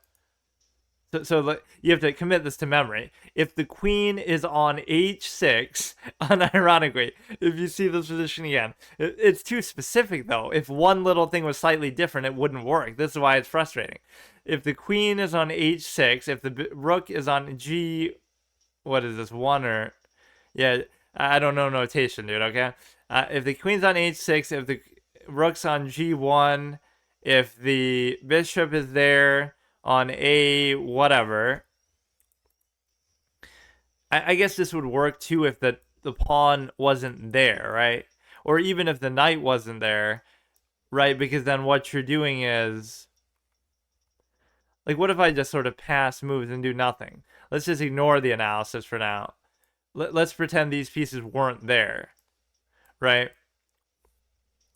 And now the same thing, so a normal position, like, okay, the bishop just controls this diagonal, period, right? Let's simplify it instead of the pawn and all that. The bishop simply controls this diagonal, and so now if this position exists, you have a bishop controlling from the, whatever, this diagonal, then you have a rook attacking this as well, then you have the queen covering here, so the queen's on h6. So in this position, which could be fairly more common, now you sack it. Now he's forced to take it, I think. Wait, what's happening? Or wait, oh, now there's just mate altogether because he can't take. Okay, so that one would be a little bit more obvious to see as well. But see, this move is what made me consider that it's not good to do. Like, or I didn't even think about doing it, but I'm just saying. The fact that you would have to move the pawn and then move the knight, like, it's too slow, so it seems like it gives him an opportunity to do something else, right? Like, block it somehow. And he's got so many fucking pieces on the board, it's hard to imagine that he wouldn't be able to do something about it. So that one technically doesn't even count. It wasn't a rated game, but I mean, I was still trying, obviously. So let's try to learn from these two. I think I messed up even one of these. And like, I blunder a piece, but then he blunders one right back, and then, again, bails me out by resigning two on top of that. Why is that a blunder, man? Like some of these moves just doesn't even make sense. It's just a basic, I guess because it's like a late pin. Like, you're not really pinning it. I don't even understand. Oh, I mean, this was the mistake that I was talking about. It's not necessary to do that. And what I was even pissed is, like, I'm trying to be disciplined and not trade when I always say, like, oh, I just trade everything. I should just do it. Just do the trade. Don't leave it hanging there. Don't wait. So that's a fork. But see, now we don't give up, and then we somehow, he gives it back, or what does he do? No, he trades it. Somewhere along the line here, he blunders a rook. So look how I still stay in the game, even as bad as I... This is actually pretty remarkable, but again, it's predicated on him just playing badly. How does this even happen? I don't know. Or he just sacks a piece because he's getting a little bit too overconfident. But that's not even the issue. It wasn't the sack that was relevant. And then because his queen's under attack, he feels like he has to take it, or he'd rather get a pawn out of it. So he's not actually losing by even that much, though. That shows you. And then I think another one of these was where he blundered a rook to a long diagonal. I don't know where that one was, or maybe we already saw it and I just can't process it. Chess players have to have a photographic memory. Also, I barely even know what I'm looking at 5 seconds ago. And there's all these things like, oh, Karpov or somebody didn't have that great of a memory, or at least when he was older, he didn't, maybe. But yet he was still so good. So I'm not saying there couldn't be exceptions, but it's a specific sort of applied memory situation. Like, your memory is good in terms of certain contexts, not everything overall. This isn't the... I don't know where that game was, but it was one of these at least. You know, this was a pretty tight, sort of almost stale position that maybe could get a little bit irritating for you. So therefore, I got a little bit pissed here because I think he wins the pawn off the back of this at some point. But he chooses not to do it. So what if... Well, I mean, I guess he can't do it. But he could choose to trade and then do it, but then it's not fair to him either. This is a very clear position. This is a good instructive moment for why passed pawns are good, right? Even to a bad player, you would understand. He can't possibly do this because then this one just goes. There's nothing you can do to stop it. The king can't even do anything, right? But whereas if he doesn't, there is no passed pawn. So, like, obviously it's a common concept you already know, but, like, this makes it super obvious, right? You're presenting a trade to which he could take and then take and then take. So, wow, that's worth it. But because you're just giving up a passed pawn with an open lane, there's just nothing you can do about it, so you can't do the trade. So here we sort of ride it like a car, the old structure. So nothing here could possibly be wrong. And then we get the little fuck, nice little thing there at the end, but that's just the icing on the cake. So again, I'm missing things that are maybe a little bit high level, but there's still a lot of blunders. And again, the most obvious way to indicate my blunder tendency is the fact that you feel like basically you want to force a trade or do something you don't have to do. So none of that makes me feel particularly encouraged. Let me look at these. I haven't looked at these in a long time. I should almost do this stuff sort of in between the games, though. But see, even after all this, though, 10 upon loss to 61, which is not good. Like, that's not good at all. In fact, I don't know how this is your average game, because it's including ones from, like, a long time ago, I guess. My most recent ones, every single one is, like, 40, 50, or at least, or lower, because it would have to be, because most of these people are not, right? Like, let's look at just some random ones. 1, 2, 3. All three of these are going to be vastly lower than that. 25. Right? How the fuck is it averaging to 61? 25, 34. Where is the 61 coming from? 25, 34, and 10. The average of those three games would make you think like I'm an IM or something. And of course, well, it's relative to the people you're playing against, but still, even if it's relative, that's still really good. Like, you can only beat who you can beat, so you're beating them pretty well. I don't know. Peter Shaw is like one of the best players I think that we've come across in terms of, wait, why is he saying that? He's violated the terms of service, but he can still post on the forums and stuff, and sometimes you can still play against them. So yeah, he is a very good player who we played against a couple times. You should be afraid of those players who have Tall as their idol. He is definitely an offensive player who everybody respects. He's like just god tier attacking skill and stuff like that. How do you even do that? It's not like a thing that you have to do on the. Like, you have to be a patron, is it? Maybe you do. But no, he's one of the best players we've come across. In fact, he is the best based on that. Like, he's a 2500. Like, I don't. He's rank 167. Like, what the fuck? Like, who is this guy? He likes Tall, but I guess we don't know his name. But no, he's played me on chess.com, I think, too. So he's a very, very good player. Why is it just a question mark, though? It should be a vague average opponent to 1800. Maybe he just doesn't like classical.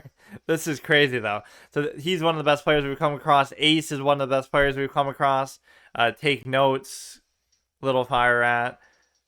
Why does he have those two accounts? Or am I somehow confused? No, I think they're both him. Takes notes for me and Little Fire Rat are the same person. So he's really up there. Luke Har was like a 2000. Riv is like a 22, 2300. We've come across some very good players. And why they would even waste their time looking at a clown like me, I don't know. Certainly my long-form way of doing things, though, would guarantee something. But no, at least I can identify. This is where my psychology expertise unironically comes in. I can identify my weaknesses or my prone tendencies. So there's two things. One is I'm too lazy because I'm not looking. Okay, three things. One is I'm too slow, so I'm worried about time. So I should just play classical more, and generally I do prefer it as a format, so that's fine. And that's a generally good rule for when you're early on. You should just do that. You shouldn't worry about time. Just try to play it, try to understand what you're doing, play your best game, best move. Number two is, well, what was the expression I said? Like, classical games are the most or like 30-minute games, classical games are the most instructive format. Also, I lose with 25 minutes on the clock because I'm too lazy and impatient to actually use it, but that's at least a me issue, not a format issue. The second thing is, obviously, you feel the need to, again, I'm lazy and I'm not willing to calculate as much as I possibly could. No matter how good or bad you think you are, right, you can't tell me that I'm maxing out my potential in any of these games. I'm taking it easy, I'm coasting, I'm being lazy. Again, that's not an excuse. That's like, it's your choice what you want to do with it. And the answer is, it's as far as your effort will take you. And that's why I hate the whole studying thing. Like, yes, you can study to cover up for that and make it easier for yourself. But until you reach your full potential of what you're doing in every game, calculating and everything like that, don't ever tell me that, oh, you have to study. That was never the issue, and it's still not the issue, but again, you can kind of cover up for it by saying, well because I don't know what I'm doing. I'll just study and now it becomes more instinctive and it covers up for a lot of my other flaws. And so those are two things. Again, you're worried about time. You're not hardworking enough. You're not trying and calculating as much as you should, and then you're also not average chess game ending. By the way, fucking draw. Um, and then the third thing is I'm like sort of too trade happy, and I like to again simplify the position, which is sort of an extension on the laziness idea. Now those things are justifiable to an extent, and they work for me a lot, right? I wouldn't have gotten this far without some of those things possibly too. But at some point, you have to know at least when to pick your spots. You can't just go in and saying, "Oh, I just want to trade everything all the time." That's not a legitimate style of play, right? You could say, "Well, maybe it means that you're more defensive minded and it benefits you that way." Permadeath Petrosian that I am, but it just doesn't. You have to look at the position and let that dictate it at least a little bit. Although, to be fair, some very good players are like that. People say that with a lot of young players, like, "Oh, they're super aggressive and they get away with it because they're just better than everyone else, so they can afford to play that way until people get really better at stopping them." But the problem with that is like you can't use that to say like, "Oh, Judith Polgar is an offensive player, so she was just good at attacking," but she was also 2700 rated. So what that means is like whatever she did worked at the absolutely pretty much the highest level. So she could do whatever she needed to do. Obviously, she could play defensive positions, complicated positions, closed positions, whatever, classical. She could do it all because you can't be 2700 if you can't. It's just that she preferred to play that way and she was just exceptional at that. So that's a little bit different to say like she could go into a game and say, "I'm just going to attack and it's going to work for me," and usually it would because you know they make too much about her beating Kasparov. Like, it's just one game. She obviously has a losing record, and as you should, as a 2700, nobody has a winning record against Kasparov, literally, in the world ever, because that's why he was Kasparov. But it's kind of like you have to realize, like, okay, there's a style that you're going to want to go for, but you can't force it either, or you have to be just that good, I guess, that you can guarantee its success despite. But yeah, like, would she go into a game and say, "I'm just going to attack this game no matter what, no matter who I'm playing against"? Or if I'm playing as white, Polgar with white would be very deadly because now you think she's offensive, period. She's going to be even more offensive with the fucking. Uh, I thought she didn't even bother playing in Women's World Championships, though. Or maybe she did early on and then it was too easy for her, so she said, "Fuck it." Oh, Yifan, who kind of like quit playing chess to do actually like a job or be a teacher or something, just become a streamer instead, right? Then you'll be the next Alex Botez or Anna Kremling, but you'd actually be good at chess. But the point is that Susan Polgar a month becoming a GM before becoming a GM, and then Sophia, I think, never became a GM maybe, but she became a woman GM, which again, I've always argued against those titles existing because you shouldn't get. And then people take it a negative way, like, "Oh, that's somehow against women," but it's actually not. It's pro women because you believe they can be just as good as men at chess, and there's no reason not to believe that. And so therefore, even if historically you want to point to whatever, it wasn't as popular with women, so therefore that's why not as many women played and blah blah blah. It's like saying, "Oh, Indians aren't as good at chess as other people," because historically India's had a very high population, but they've never produced that many good chess players until the modern era, until Anand, obviously, all of that. And so why was that? It's not that they couldn't be good at chess, it's that they didn't try to be because it just wasn't a priority for them. It wasn't something that was super interesting, and then Anand inspired a generation. So why can't it be the same thing with women? It's like, it's nothing to do with them being women. It's just that it wasn't as popular amongst women, let's say, on average, as it was with men to play it. And now, with Polgar and the Queen's Gambit and Alex Botez, now everybody's going to be inspired to try to play. So I think that's a bigger factor, right? So it's actually saying those titles shouldn't exist. Women's GM and women's FM and all these kind of things is only fair because now you're saying, okay, they can be as good as anybody. So just let the chess speak for itself. So you shouldn't need to worry about that. So I actually think it's a pro-women sentiment, but it's kind of a hard one to get across because people somehow take it the wrong way because you just can't. I don't know. It's just weird. I don't think it needs to exist. I think it's fair. Just let the rating speak for itself. There have been plenty of women who are up there 26, 2700. Like, you can't really argue against that. It's like I'm the Rocky Balboa of chess, not because I'm good or anything like world champion caliber, defend my title 10 times, but because I'm face roll. Like how he just face tanks everything. That's how I play, sort of just face roll the whole way. And also because I overcome maybe great deficits, which I shouldn't be in the first place if I'm really that good or that committed. What's annoying is if people abort out, you know, like, oh, because I'm white, and then it could have been a matchup that I would have won or whatever. Let's concentrate here.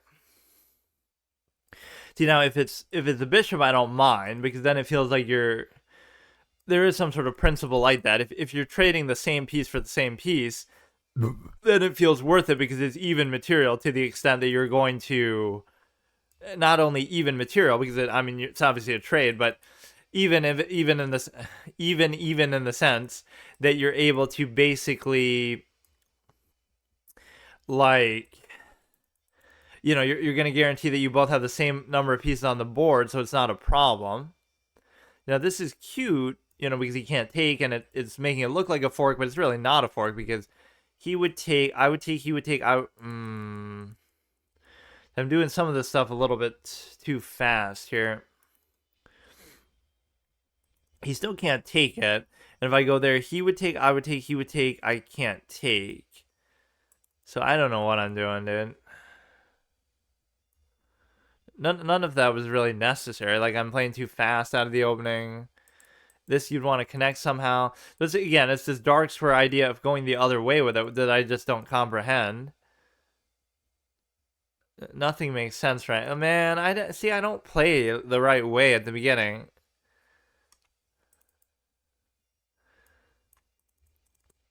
So he could take that one, but he's not going to do it because he's got to worry about the queen. Now this I could easily just move, so it's not a big deal, but it's just kind of unnecessary. Or you could do this and then take, but that's also not needed.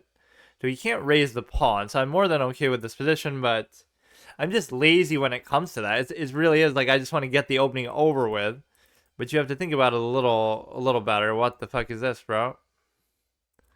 Are you provisional? Is this theory? Do you work on that move? Like, let me guess. No, but this is one I don't even want to indulge that. Oh, it's part of a gambit. It's not. It's just trash. Like, what the fuck was that? I'm saying I played too fast in the opening. Now we can just get out of there. We don't have to force it. Or we could still lose because I have the knight, 2 knights, and he has a bishop, so therefore he's in a better spot.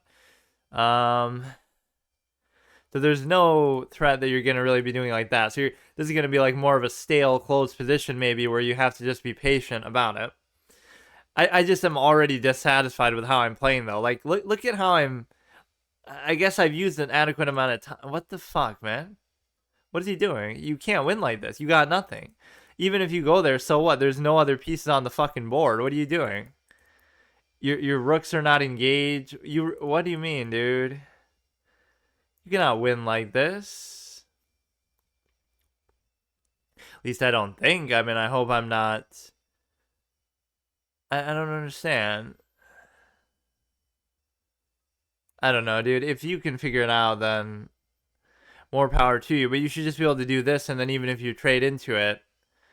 Oh, God. Who is this guy, man?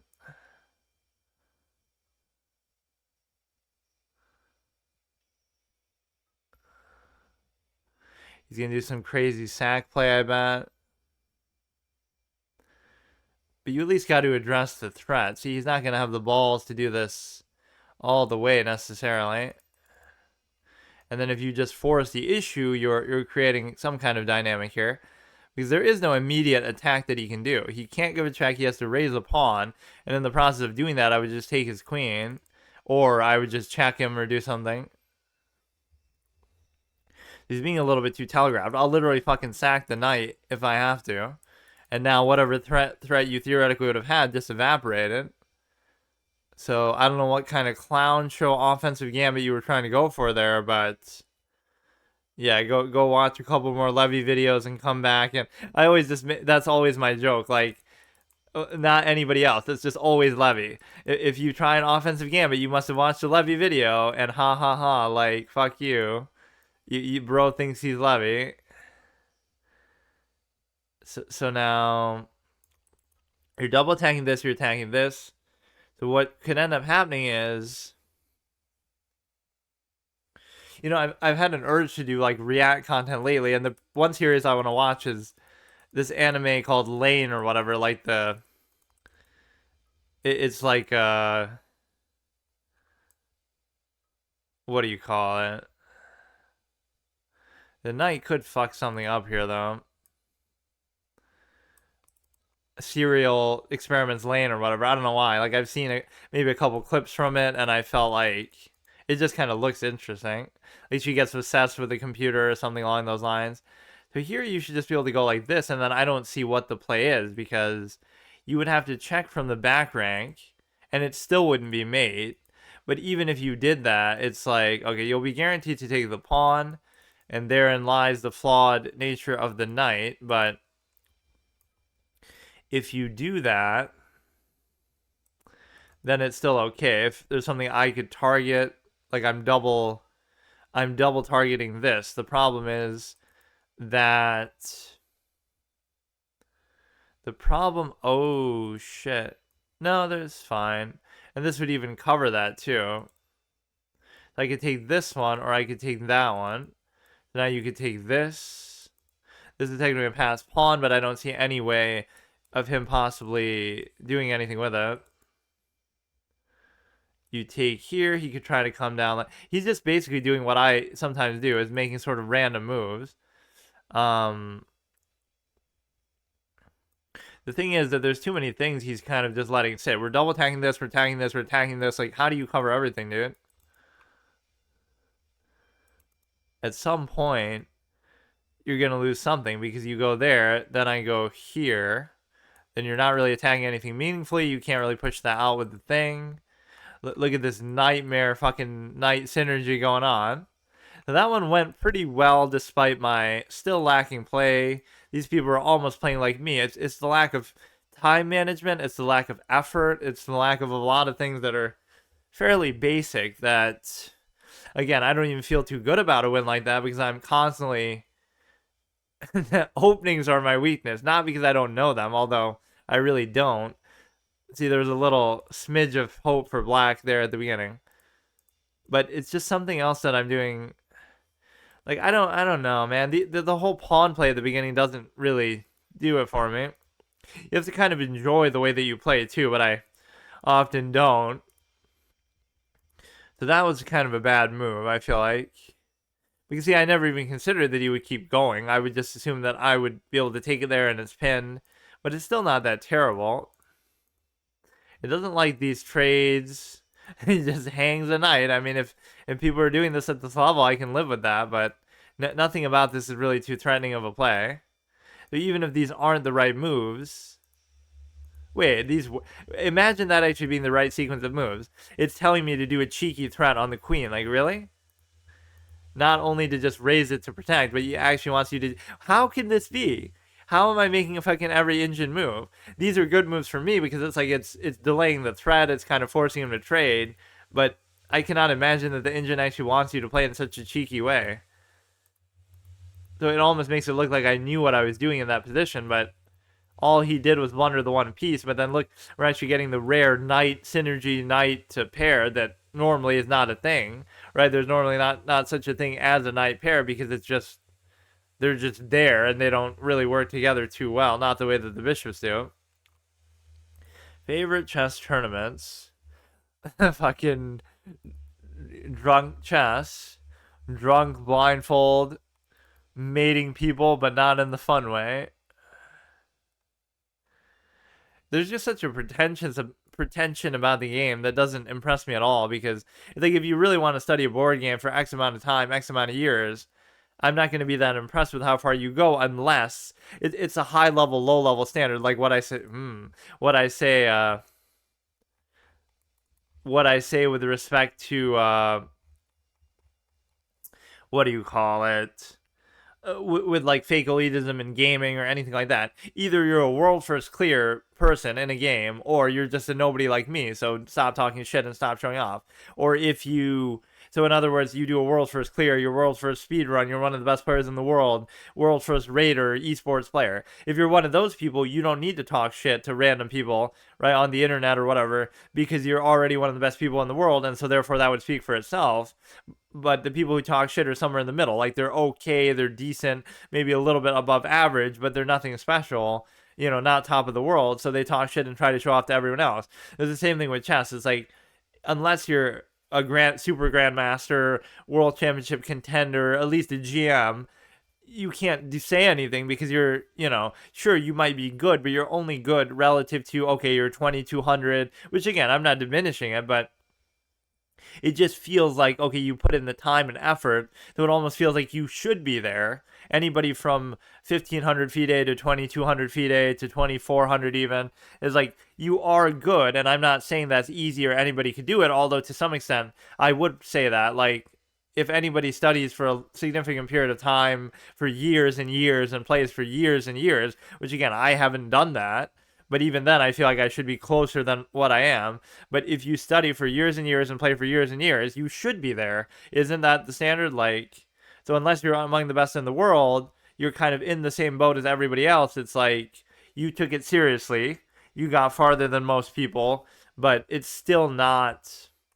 I don't know what you're really proving, right? Like there is something weird about it because they want to act like it's an even playing field. Like somebody who's really good, but they've played way more than you, they've studied way more than you. If you played and studied the same amount, which is a hard thing to even measure, like, you'll never know. But in other words, two people who have focused on playing chess for a significant part of their life, now you have a 2200 playing another 2200, now you see who can go farther. That's fair, because once you're at that level, right, it means that you've obviously studied a certain amount.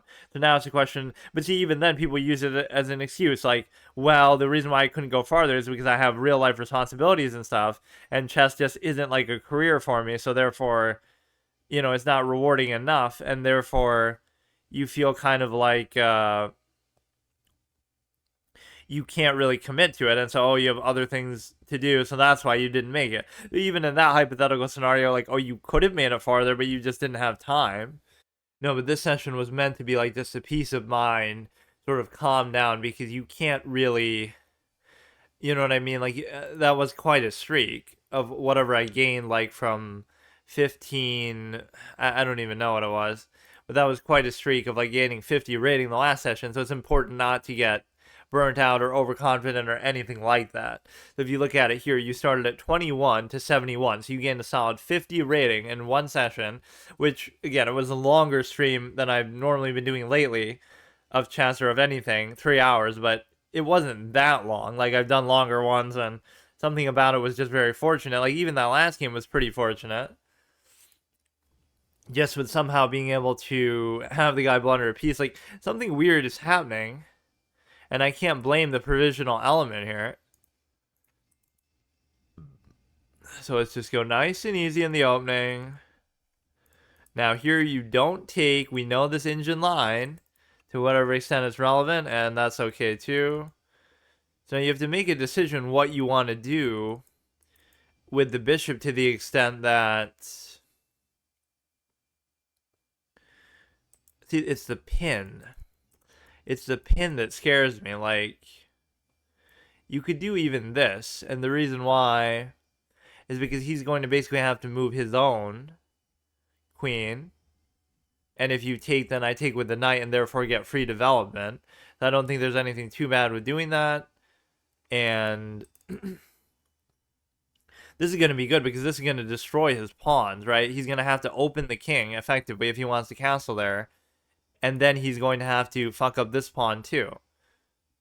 What the fuck did he just do? So he's double stacked and opened the king. I cannot imagine that that was a good outcome for him. Now I'm tempted to go here rather than here, and the reason why is because he'll just simply push that pawn. And so I don't know. I don't see what's bad about this because he can't attack it with anything. Let's just take our time. We don't have to do anything crazy. We don't have to worry about getting pinned down, although it does open a potential attack for him, obviously, just very easily here. Maybe that was part of his plan. Queenside castler, why would you even ponder it? And so now you can try to go at this angle to the extent that, you know, you're going to allow the knight to come in, though, as a result of doing that. Like, see, I'm playing kind of too slow, though, to deal with his maybe offensive antics that he's about to be up to. He's going to put the thing there, I guess. He's acting like he really knows what he's doing, but you'd really want to come like there, and then you'd be attacking both, but you can't always get what you want with that. If we just do this, we could be in good shape for an attack later. It's too obvious, though. Like, he's not going to just let that fucking hang there. So, oh no, I blundered a pawn. Fuck me. So if he takes that, that just undoubles, so it doesn't really bother me too much there. You could let this go here, and that would be kind of cute, but it wouldn't still actually do much of anything. I'll still do it, though. Like, what's the harm? He could block with something. He doesn't really have, like, a great offensive play to make here. And so what you might be able to do is you might be able to go, I don't know. This you'd still be able to take, so it's almost like I don't know exactly what I'm doing with this. Let's see. This can actually stay here, maybe not though, because then it might be hard for it to get out of there. Or you could like reorient it to the other side, but that almost doesn't seem worth it either. I don't know, it's tough. It's a tough spot. Because yeah, what is it really going to do from here? You're attacking there into nothing. I doubt he's ever going to have to move there. If he tries to double stack, I guess it prevents that. We could come here, and then what's he going to take with? He's never going to take with a rook. I'm actually going to try it, even though this isn't the way that I would normally play. So if he takes the pawn, what's going to happen is you're going to end up in a position where basically you can undouble it, so it's not actually bad at all. This could be potentially dangerous for me because he'll just go like that, I guess. You could almost just sit it here, but then something bad's going to happen where I won't be able to take because the rook can take. Even as cute as this seemed, I don't think it's actually going anywhere. Like, I don't know what I'm doing with it. Here you're opening yourself up too much to the light square diagonal. So it's this move that really bothers me. I don't know what I can do about it. I don't know. I've kind of fucked my thing up. If he goes here, there's nothing I can do about it. If you go here, now that pawn is kind of in a weird spot too.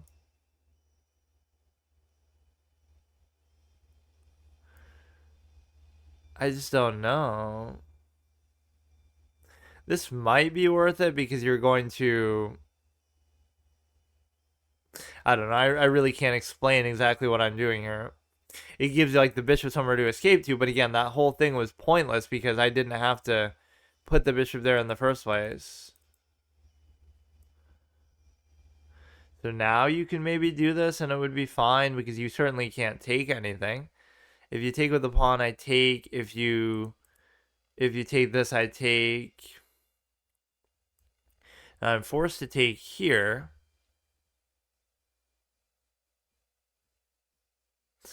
Which is okay. Like, I still don't see anything crazy. He's going to do this maybe. But it's still adequately covered, so I don't really understand. Even if I do this, you take, like you won't even take the pawn. That doesn't seem particularly relevant to the position either. You could even do this because, well, no, you can't.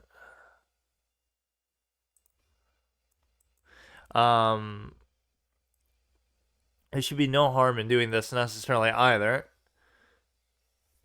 But no, I create sort of these problems for myself sometimes. Like, I didn't need to do anything of what we saw there. None of it really benefited me. It's just more so you're trying to trade, or I was trying to do something fancy with the bishop that just didn't necessarily materialize either.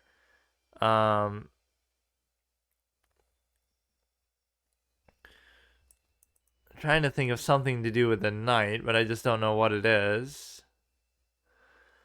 His knight is going to pester me a little bit here. This is a fork position, but the problem is it doesn't work. And the reason why it doesn't work is because you would need another cover for it.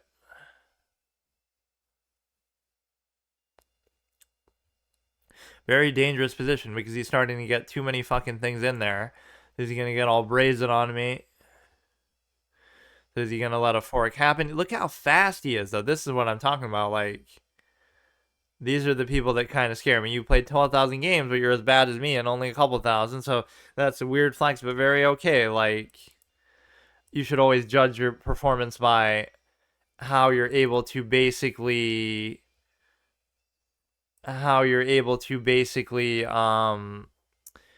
do something in the number of games that you have. Let me guess, you're gonna fork me or do something stupid. You can judge it by how many you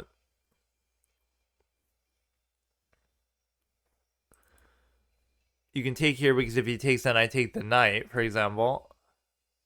Even as dangerous as this seems to be getting. Fuck me. What? Wait, what did I even do there? The fuck is happening? I don't know what happened there. I think I fucked up, but then he fucked up again. What is this, dude? What happened? That was the most random dumb shit sequence of moves I've ever seen in my life. Now he's gonna mate me from the fucking back here. What is happening? If you go to a light square, I can maybe check and take like this, which is not going to let me do. So I still can't move that, or actually I can move it. I just have to be careful about the back rank potential here. No, that sequence was wild, though. We got to look at that shit, but let me focus here and finish off. Because I think I fucked up majorly, and then something happened. That shows you how scared I am. I'll fall asleep and forget about the back rank possibility. My time is a little bit under question here. Give me like a light square check. He's at least being smart about not letting that happen. This you should not do ever because you're kind of whatever. Good thing I'm up by so much that I can afford to do that. Why don't I just push like a fucking pawn or something, dude? The knight's just in like the fucking way.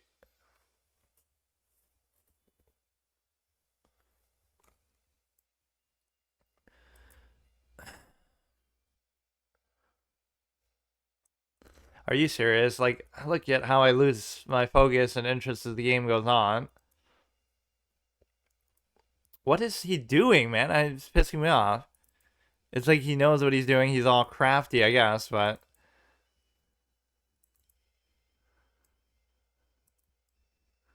If he moves the other one, I take. If he moves this, I take. See, I worry too much about their pawns, and then I neglect to move mine. That's the problem. So then I'm giving him, like, way too many opportunities to do this. To the point where I just don't need to be playing it like this.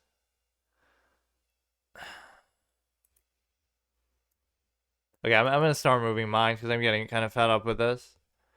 But no, the whole time I should have probably just done that and it would have been fine. Because I'm just wasting time. So you can keep going on the back and the strength of the knight. And if he moves it to attack that, then I can just move the knight and it doesn't matter because you can keep riding this shit up, I guess. Can the knight actually do something about this, I wonder?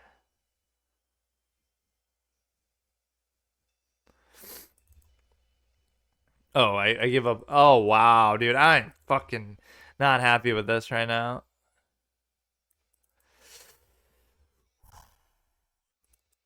The way to beat me is to be losing the game. That's the way to beat me. If you're losing to me, you're actually winning because this makes no fucking sense. It's not even so much time that I was concerned about the whole way, but it's like, oh my god. He's gonna cover on the back rank, which is cute. He's gonna check from behind, but that doesn't necessarily stop me from doing what I still want to do here.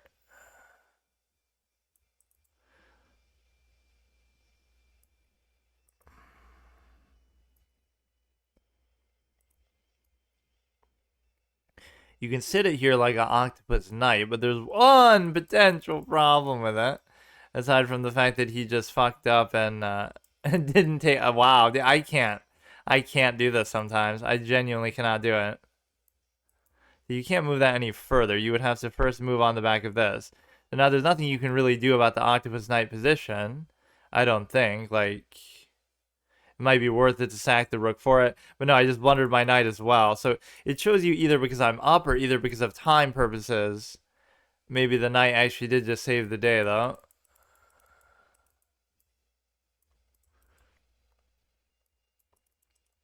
Go all the way with it and then just kind of do whatever you want, I guess.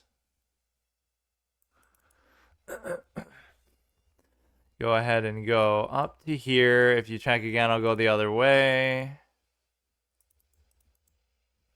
And then at this point, what's happening with the knight is scarce to the point, I guess. Because you should just be able to do that.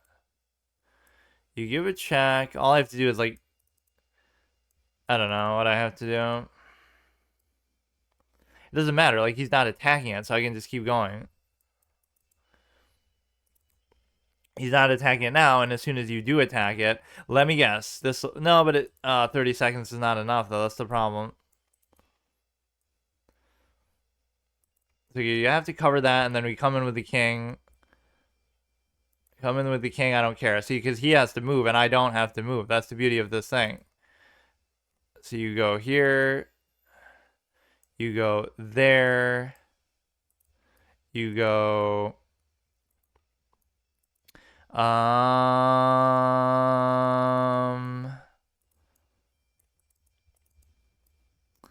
I don't entirely necessarily know how to do this part. Nice game, dude.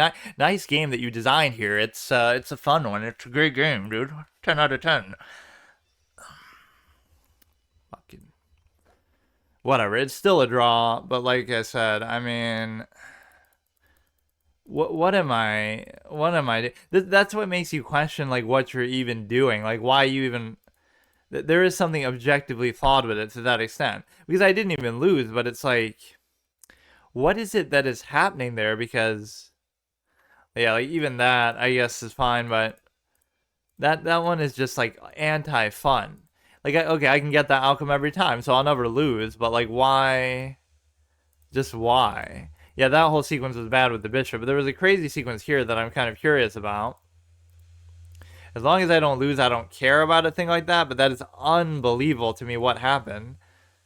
So, like, this is okay, I guess. We got a fork, but somehow... I don't know why that isn't good. Like, you go here, then you go here, then... Okay, dude. As if I'm still not supposed to do it, like... So this is okay to do, because I was thinking, oh, I would take the knight. But it's better than just me taking the knight. It's also me taking the knight into taking the rook. And then from here, again, I lack the ability to really play the game at this stage because I really do lose interest. Like how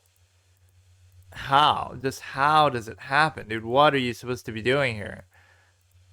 I hate these positions so much. Openings and endgames are just the most unfun, uninteresting thing. Nobody likes them. They're all memory. They're all just repetitive. You either know them or you don't. You're still not losing because of it, but I mean, I don't know. Like, what are you supposed to do even here? Like, to promote the thing? Or it's not even that. Then it does start coming down to time because you're there, but but now I'm not going to know how to mate, right? Or I'm not going to be able to do it in this much time. I've basically forgotten actually how to mate with a rook and a king. So you're supposed to let the knight go either way. You're still winning though. I don't understand how. That's a blunder. Oh, you just set it up so you can sack with the you sack the knight for it. And so if you had moved there though, I wonder what other options he would have had. But yeah, it's those kind that really make you question it. Like, what is it about winning positions that bothers me so much that I just don't want to think about it? I don't feel like I should have to, right? You've earned that by that point. Like, oh, you're doing so well that you shouldn't have to. I don't know.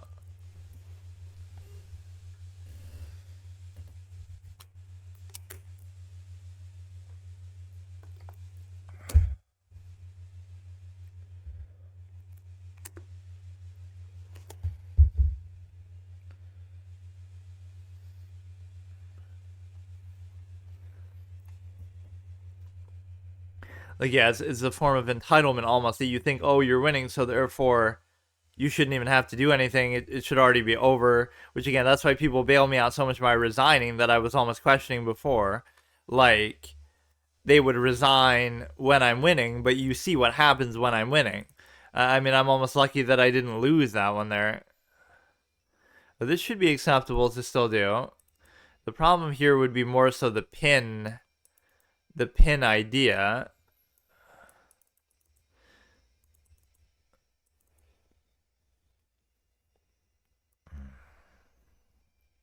Right, not only can you do that, but you can also pin, so now I'm questioning what I'm doing myself. This is a good move because I missed it, but you can do that to be able to stop them from being able to castle kingside, which this is still a good diagonal, but he can easily just trade it and block it off here.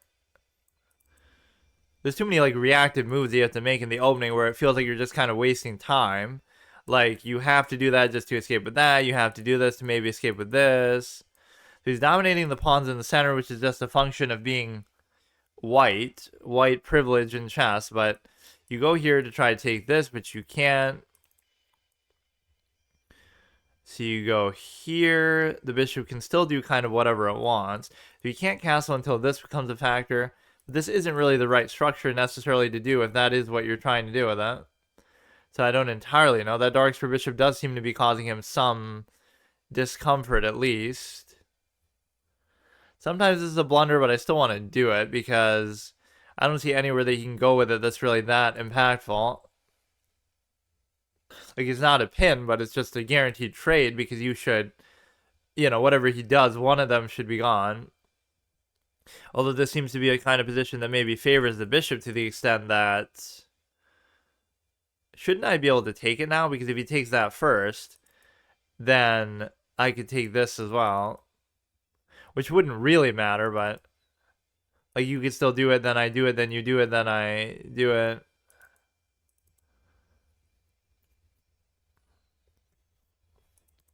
That's at least worth it because, or no, it's even better because you get this.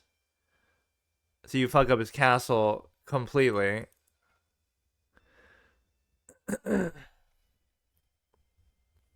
Then you're looking at the ability to also do this, even though I'm questioning now what he can do because it doesn't feel like he'd be able to though yet because you could do this, but I'm threatening the queen, so you got to at least wait. And then maybe I should set it there just so that I can. That does bother me a little bit. It's not as bad as the typical ability to do it with the queen, but I think maybe moving this. So he would take, I would take, he would take, I would take, he would take. Like, if I just go here, he would take, I would take, he would take, I would still take. I almost want to take the other knight too, but maybe I should relax with the trades for a second.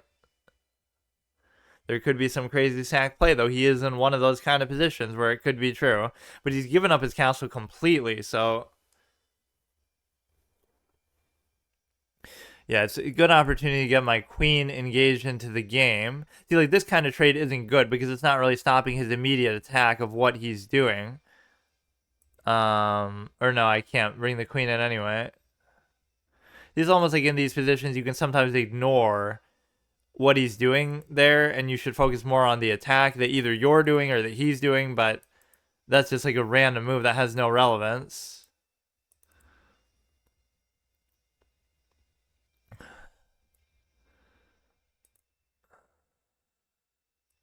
I don't know, something about this doesn't feel right, but there's nothing I can really do. Or you can pin this down to this stupid thing. Pin this down to the king to stop its attack. It's not like the queen's really doing anything anyway. This is kind of sitting in a weird spot, but you could always go back. That could make me feel a little more secure with this. Again, I don't know whether his intention really was to sack there, but you can take this, and there's not much I can really do about it. So it's kind of a wild position that some of these people are allowing themselves to be in, but it doesn't mean I can always punish it or take advantage of it. That was probably a good thing to do. And so now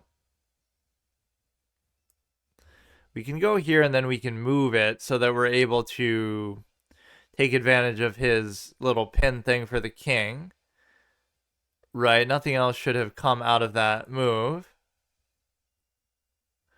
So his thing is still pinned. His thing is going to still be pinned here. There's nothing I can do to really attack that, though, so that pin isn't as meaningful. So now, whether you move the bishop or not, it almost doesn't matter. Because you get to... Well, okay. So now the knight is unpinned. But now this is good, too. Because you get to simply give a check. That might force you back to where you already were. The problem is the light square bishop doesn't have a particularly good unleash to do. And the reason why is because nothing he has is actually on a light square. Or I guess that would be the unleash itself, just to try to trade. Double attack, trade, attack a pawn. This one doesn't seem to really do anything for me. This one's good. He can't do anything about it. He can try to cover it again, or he already is sort of adequately covering it, but still. The king being under this much pressure is very interesting. I can almost guarantee the correct thing wouldn't be to take, but I'm going to be tempted to do it nonetheless.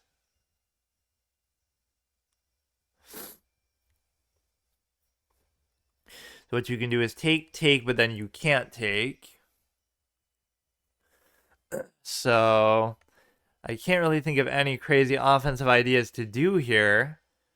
And so you sort of turn his bad attack, his failed attack, into an attack of your own, which is kind of a good philosophy to have, but let's see what we can do. We can take a pawn. We can just wait it out.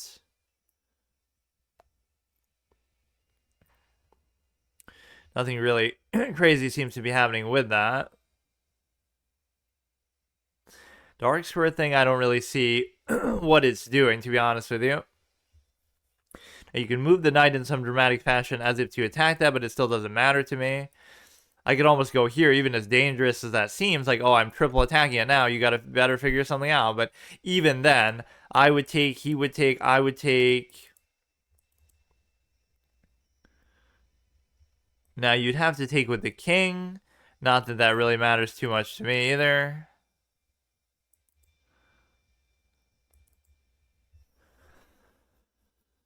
If I take here, you take back, I take back. No, I can't do that. I mean, at least we're double pinning here. I mean, this could lead to something good. I just don't know exactly what. We're sort of both playing around our diagonal colors super well. Like, everything of his is pretty much on a dark square. Everything of mine is pretty much on a dark square. Or on a light square, and his bishop's on a dark square. This is cute and all, but I can't do anything with it, so it's unfortunate. Right? Like, there's just not enough, or I don't have the imagination sometimes to do it, or even the effort. So he still can't move the bishop, though. That's the important thing, and I should just take it at some point. Right? I sometimes sit on these positions for too long. It's like, I don't know what I'm really waiting for. What, I'll bring this guy in there too and just fucking have an infinite number of threats? We should go here immediately. And then we can figure out what I can do. I can go here. Let's see. Let me do this because he's sort of bring him back to where he was, or you walk yourself into that maybe, which could potentially be a mate. Now there's no reason why, like, you move away, then I can take, or take. I guess I can't because the knight is so annoying. Look how much pressure we're actually putting on, but it's just never enough, dude. I had an old expression, like, it's still not made. Even after all that, it's still not made. Holy shit, bro. Like, at some point, you just get fed up and you just want to trade. Like, it's dumb, it's not the right thing to do, but I just can't deal with it. I'm not doing that for any special good reason. So now he'll be able to trade for a rook. There's nothing that comes out of that. I'll even admit it myself. Like, there's just nothing. Fuck. So we'll go here, and then we'll just... There's gotta be something, bro. If we go here... There's too much cover still there, but it doesn't matter. We can do whatever we want on the back rank here, I guess. If he takes, I take and check. I wonder if he's even going to do that. I would take, he would take, but then I still can't take. He checks my king, which is a surprising move. Doesn't really have a whole lot to do with the position. So I'm not going to even really worry about it.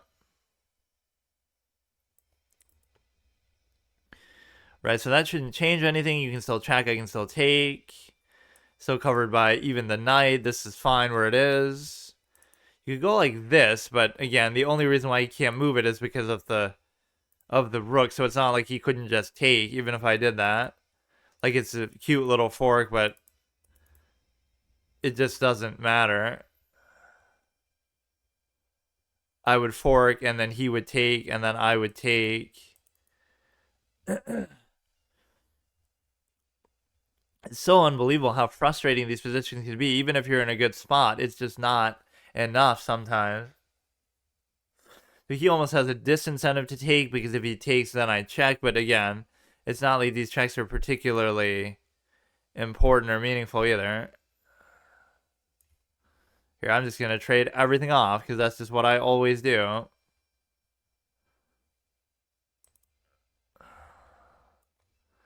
What could possibly go wrong?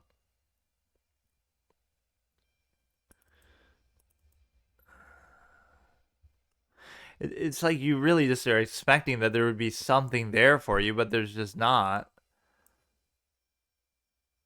Now, you can't move this, or you still could, though. That's the problem. You pin the sucker down. Or no, you get a fucking... You give a check on the back rank. He might be able to almost give a check chain, endless check chain. This is kind of a sexy move, because if you do this, then he's forced to go there, and then I could take the queen. So I wonder if he's going to see that, just like he selectively sees only the... He sees what'll put it over the edge to make me win, but he doesn't see the minor things, maybe. So even that should be adequate, but it's not. Man, you're so annoying, bro.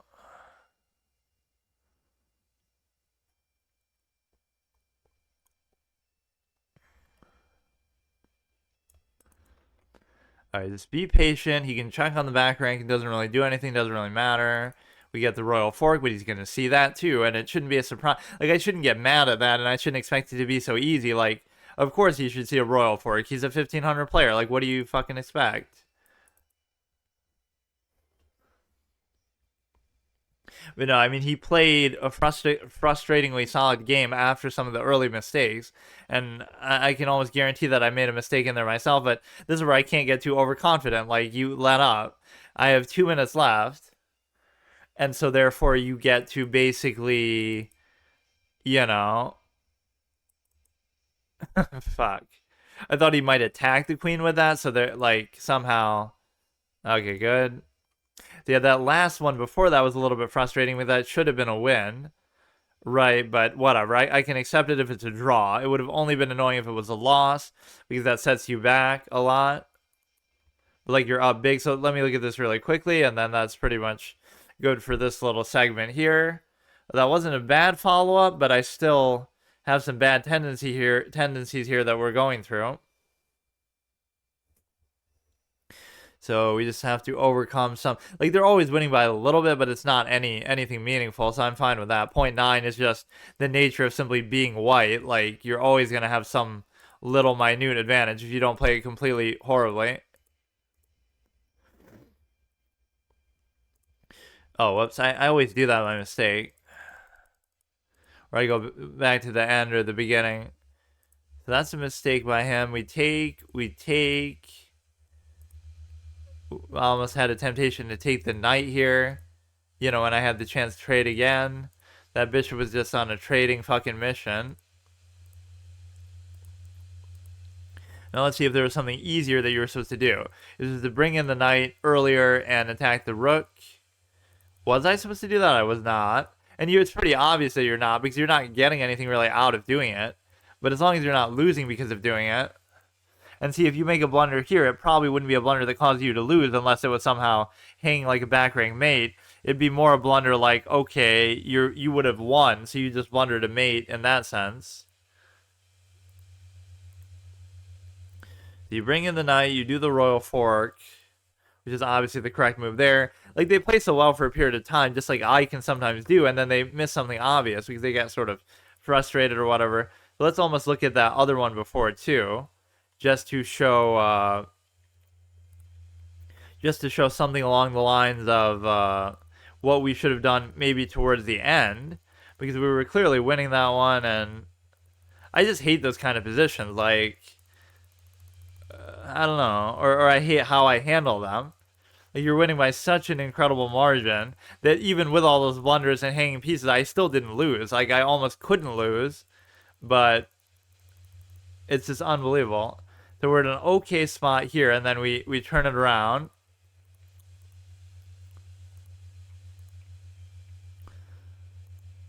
So he could have still taken the knight and just lived with it, but he chooses to take nothing.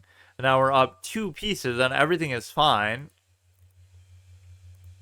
And so now I'm tempted, I give the check, and then I have to remember that, like, okay, I gave the check, but I'm still hanging the piece. And then, I mean, look, there's like...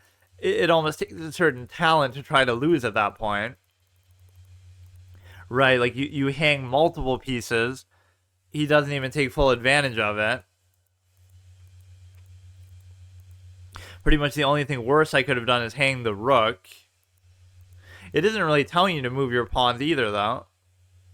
Then I hang the pawn too. It's so stupid how I started to play at this point. But again, nothing is going to bring my evaluation bar below half. What happened to that red, white, and blue evaluation? I should almost use that, too. That's the one modifier to this cosmetic that I actually kind of like. Okay, see you later. Okay, so we've been on some good stretches here, but it's very important. This is my biggest weakness. Maybe it doesn't affect other people as much. Maybe it's not a factor, but for me, my biggest weakness is whenever I'm doing well and I go on these good stretches, I tank it. And I do really badly. So if you're acutely aware of it, this is my old expression, like absolutist tendency, debate format, everything like that. To be aware of it is not to be above it, but you can be aware of it some tendency that maybe applies to everyone, or that's, you know, just like human nature or whatever, but you can at least counteract it. So you're aware of your weaknesses, you're objective, you're self-critical, so you can at least say like, okay, this is the moment where you would mess up. It doesn't mean it's supposed to be easy, but you really have to look at these. Okay, like see, even this one pissed me off, but I equalized that by like we're winning, we're up like 2 pieces, and then I still draw it. So at least if I lost it, I would have been upset. So how we lost it, I couldn't tell you, and I don't even think it was a time issue. Let's just look at these. I mean, again, some of my fundamental principles that I'm sticking to, again, it almost makes it seem like they're good principles because it's working, but they're still bad, and you can tell they're bad. Like some of these trades and different things that I'm forcing in here. We end up getting a royal fork here, but again, when you muck up the position this much, it's quite possible to have that sort of thing happen. And people are sort of bailing me out to the... Or no, actually, this was worth it. If I really was at 13 seconds, I don't remember being that low, then it's fine. Because, like, I probably would have choked on time or something. So, like, I'm up by multiple pieces here, though. Right, I end up getting that, 3 pieces to 1. Like, you got to realize the passive nature that I'm showing in doing this. Right, I'm so passive that I would allow this to get to that point. I have 3 minutes here, and then I just stop thinking, I stop trying, I give up a piece. Like, I don't even mind that. It's just like, those positions do happen to me a lot. Like, it's just a lack of effort or something. I'm threatening to let him promote. Like, how does that happen if you are up by that much? You can literally sack a piece for something which I had the luxury of doing. So I find myself in that spot a lot. Like, I end up blundering something major, but I still draw or I still win because I'm up by that much in the first place. This one I don't really remember even what happened, but I'm definitely going to defy the stereotype that your memory has to be good, though, to be good at chess, because to some extent it might be, but he just hangs the knight, and then he goes all sack crazy, but it really just didn't do a whole lot for him. So that one was pretty much straightforward, although it was still annoying having to get these knights to actually work. Like, winning positions are always so much more work than it feels like they should be, and again, the biggest bailout you can give your opponent is to actually resign. You really shouldn't for that reason alone, I feel like. The engine always likes when you go there because you're threatening to take and then you'll take the pawn, but it just doesn't ever happen. So this doesn't mean it's not still the best move, but for my sake it just overcomplicates things. At least if I can pin it down, then I'm okay with it. So you can always do this, and then you do the stupid fork or something, but let's just do this. We'll simplify things a little bit. It's the knight move here that kind of scares me because I don't like if they take that, but he's not going to do it. And I'm not worried about the pin yet because he has to still open this. People very rarely go like this, but it does confuse me because then I'm worried about this and the pin at the same time. So we're kind of just doing the same thing. So now you got to think, like, what sort of position are you going for? And you really want to do this. So if he raises this, it confuses the issue a lot, right? So thankfully he doesn't do that. So now the bishop, we got the bishop pair. I feel like I often really just don't take advantage of bishop pairs at all, though. Like, I don't... It ends up not really benefiting me in any way. So I could go here, and then you're guaranteeing the trade on something, which in and of itself is not good, but... Like, what am I giving up by doing it? Nothing, really. But it's not necessarily a good move. It's just kind of a forcing move that you're like, okay, you're going to take either with the knight or the bishop, and it doesn't even fuck up my pawn because... And now you can't even move this, otherwise I take this. Not that I can really... Oh. If assuming he doesn't cover that, then you could do it, because then if he takes the knight, then I take that. And then even if he traps it in there, you're like up a couple pawns or whatever. And you're kind of attacking the rook. So that could be good. I don't know if he's going to think about it to that level that a 1600 probably should do. Or now you can cover with that, so that solves the issue a lot too. He's played... You got to see whether he's for real or he's just a provisional player, so... Yeah, you shouldn't try to overdo it. Like, I could trade that too, but I don't want to. knight for knight is good, knight for bishop is good, but bishop for knight is not good, right? You're giving up one of your knights for either there, so that equalizes equally bad pieces, or you take a much better piece in the bishop with the knight. And these principles are objectively true, even if you think like, oh, haha, whatever. It's just, so you could take that at any point, but at least here what you're doing is you're presenting the double take possibility to say like, okay, if you leave it there, I can take, but I still can't because of that. So it's kind of a moot point.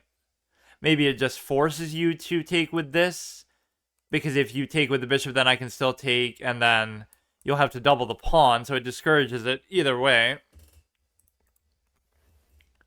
You go full screen here. People often don't use chat. I'm always expecting some sort of troll or something. Or like a smurf, which some of these people maybe do seem like it, because then they'll deliberately just throw the game or throw pieces or lose, even when they're winning, just almost like they feel bad, or I don't know what they're doing. But so this is cute, doesn't really do anything now. The big threat you want to do here is this, but it comes at a cost, because you could do a sneaky move like this, because because then I can't take. So I'm not even saying it's good, but it's confusing, because you might have to...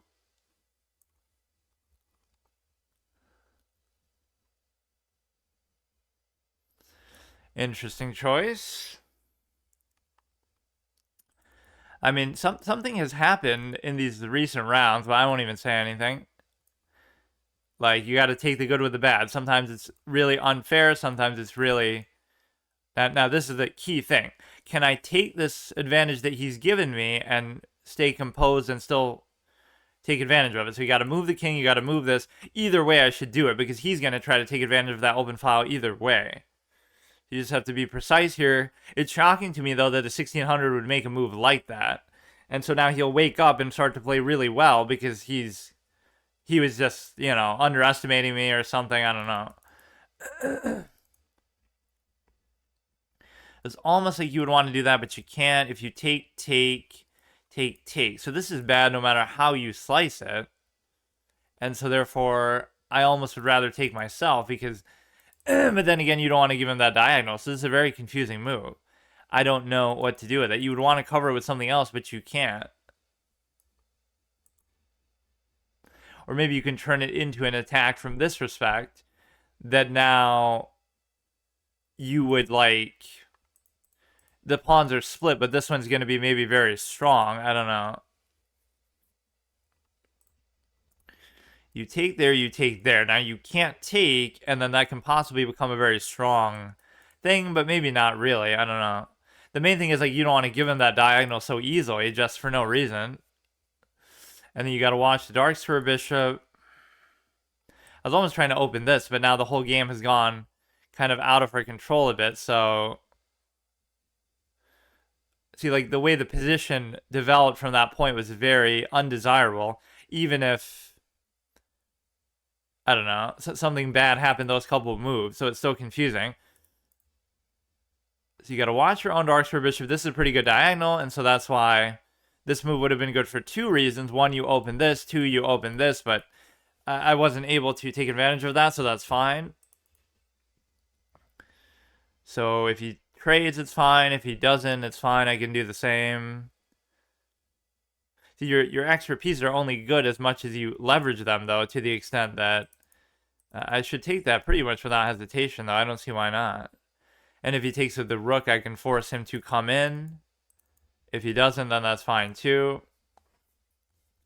Again, the less pieces there are, typically the more comfortable I am, so...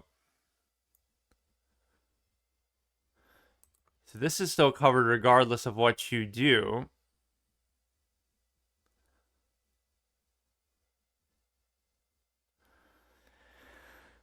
Oh, no, but you're double threatening. So take. Just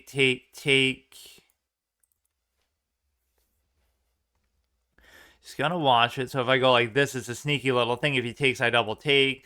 Again, stuff like that you shouldn't even be trying to do or trying to think about. But I was very concerned this game about not letting him have that diagonal to the king, which maybe it wasn't that dangerous, but like you can just sit here and never allow it to happen. There's nothing that he can do to guarantee it. And so at this stage, you're going to go here. And the reason why is that even if you take, I take, and then it's no big deal, right? There's just no other threat that's happening. He'll try to change it to there, but I can always move the king too. There shouldn't be anything crazy there unless I'm missing something. We got to be extra careful. You got to play the same way the whole time. I want to do a thing like this, or I could even do this. So if he takes there, I can just take. If he takes there, I'm kind of more tempted to do this. Just kind of get this going here. See, this is a passed pawn, but I'm not thinking about it in that way. I almost was thinking about that at the beginning when I double covered it, but I don't know which way is better to go, because if you let him in here with the queen, then that could be bad. If you go here, then he can't really do anything, so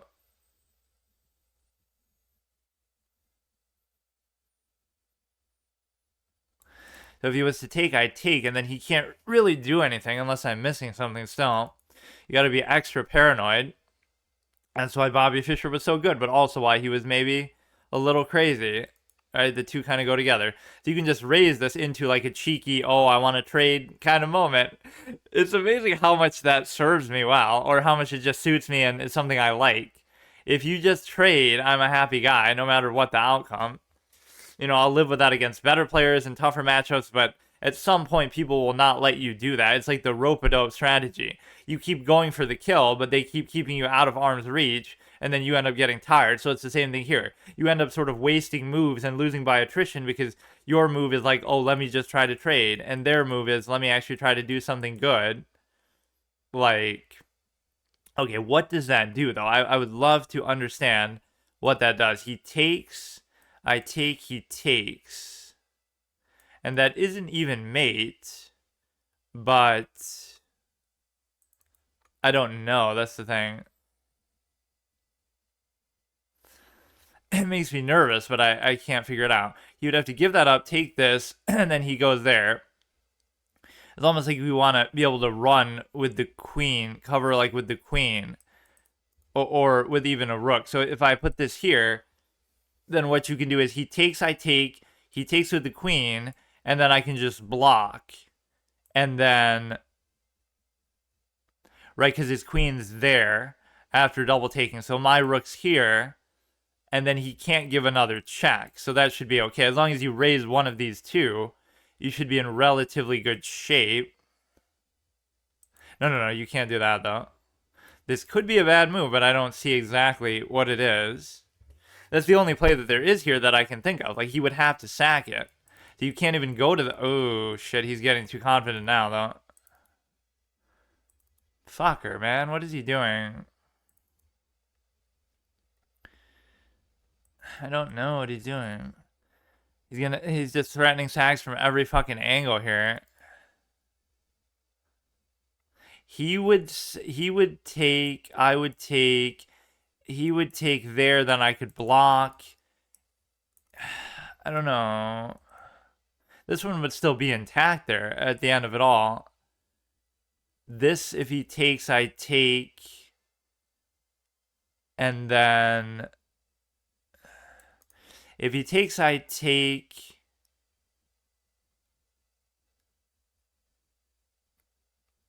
Fuck, man, I don't know. He takes, I take. And then what? He'll do the same thing as before. He takes, I take. I don't know.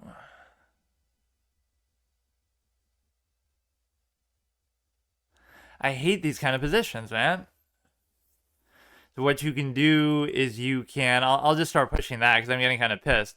But that diagonal could scare me too. Like, I just don't know. I don't see anything here. And now he'll do something crazy and then I won't be able to see through it. That is like just a bluff play or something. I mean, he gave me this pawn to take, but you would think you should be safe because you not only can cover the back rank so he can't check on the back rank, and you not only can... You can also block the check, so I don't see what the other option is. He would have to almost get this here to give a check, which is going to be pretty hard to do. You just got to withstand their blows here and then do the old switcheroo, like you start to attack, but there should have never been a point where I wasn't attacking in the first fucking place. That's the thing. He's going to come into there, and at some point I just don't even know what I'm doing, but like, this pawn is not really relevant to the equation. He takes, I take.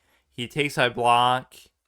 Nothing is relevant still from there, so I'll be greedy and take the fucking pawn, I guess. I just don't see it. I don't see how you can do this. You go here. And then what, though? I'm just going to bait for the trade, fiend for the trade, or I could just check and take that fucking thing, and then there's nothing he can still do with this, so fuck you, dude.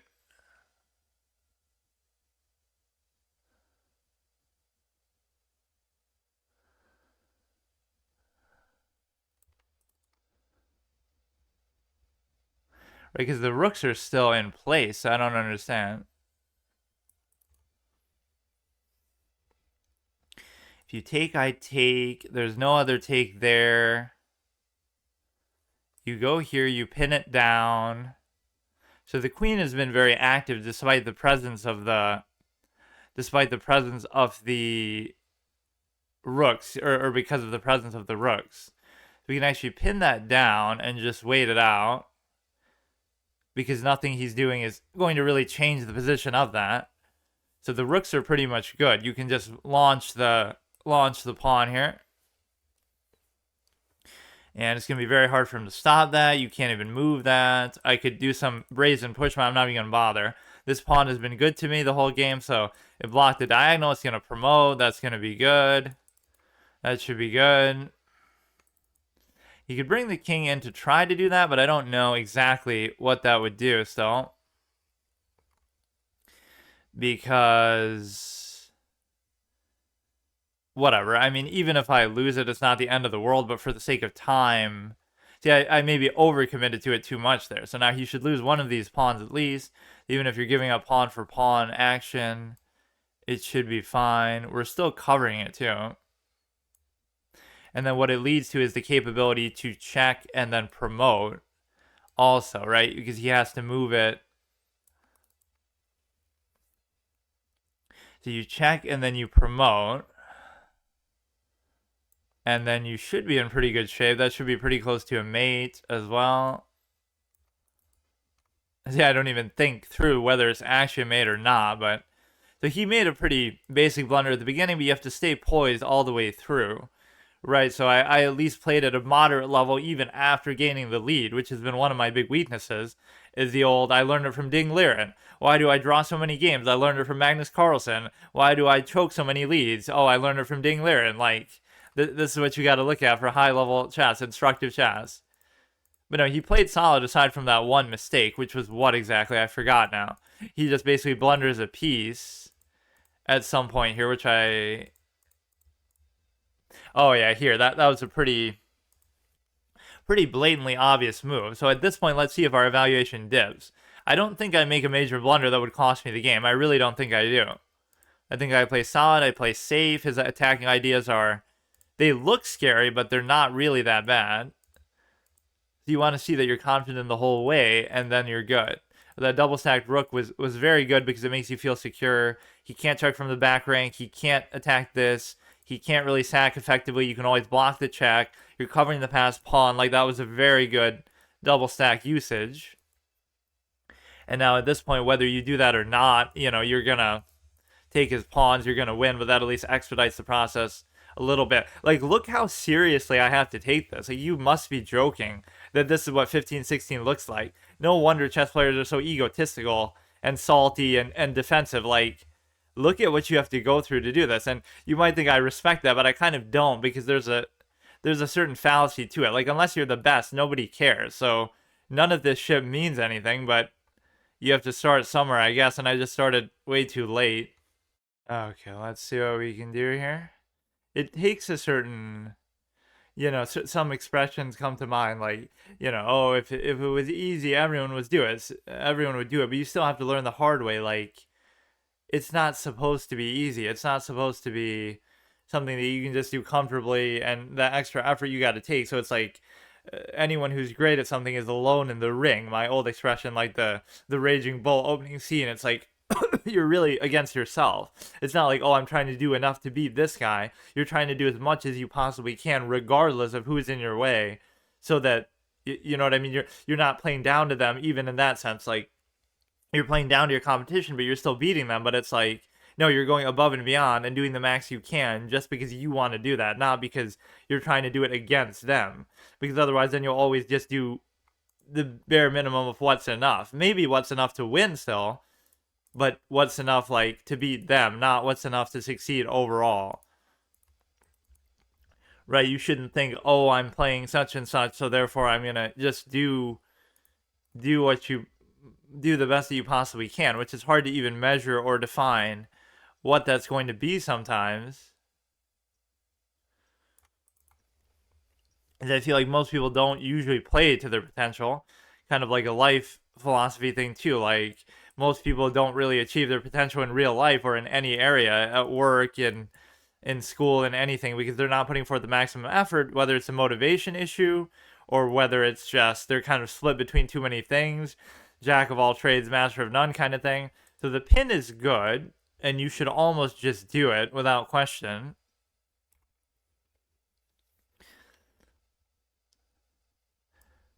Right, because even though it makes the center pawns arguably stronger, it does do the double stack. Everything else is positionally fine with this. Again, unless he beats me out in the center pawns and he understands the concept of doing that. These center pawn pushes are always engine-friendly moves. Like, they're always things that the engine tells you to do. But I don't know. I never like to do that. Again, even as white, where, okay, now what we'd be doing is we'd be wanting to go in the opposite direction, because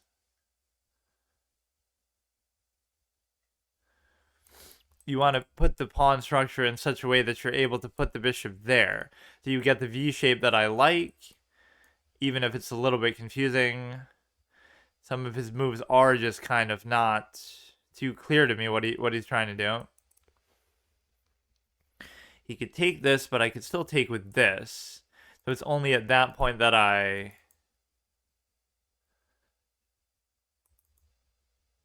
you won't be able to take with this. But we can solve both problems. I'm going to ignore that for now. But we can solve both problems by doing this. So therefore, if he takes, I could take. If he takes, I could still take. And the pin is no longer there. So that solves all the problems associated with that position. So he's sharp, though. That's a good idea. The little X-ray vision thing I talk about, the better players have to have, where they can't like my old RP expression that, I don't look at people, I see through them. So chess positions are to me as people are. I don't look at them, I see through them. At least that's the intent of what you should be going for. So I don't like these being kind of on the same side, but there's nowhere else for it to go. So I'll have to figure something out at least. Again, that might seem good for him, but the closed position, you have the... I think the bigger thing that I question here is, what is the dark square bishop going to actually do for me? And I don't really have a good answer for that. Wait, why couldn't I have still just done that? Fuck. He gave it up like 3 times there, because you got to take little incremental things that they give you there, man. Fuck. But no, the knight should be a reasonable advantage in this sort of closed position, unless he can open it up somehow, which I don't really see how exactly he's going to do. This is kind of a confusing position. It's hard for me to even articulate what I'm trying to do or anything, but the key is to try not to move too fast here like I'm doing, but I can't help it. Like, if I don't see a crazy threat, I'm just going to do what I'm going to do. But no, he gave up this pawn, and the only reason I couldn't take it before was because he was attacking the knight. So as soon as the knight was safe, then I could have took it. that move. Instead of moving that there, I could have just took the pawn. There would have been no downside to it, I don't think. Now, if this forces the thing to move and get taken, then it allows you to basically... Now, that would be theoretically cute, because it allows you to attack the knight, but I mean, he's not going to be that stupid. It makes me wonder even what he was trying to do with that. You could take this if he takes, then I take, but this one's still an odd one out.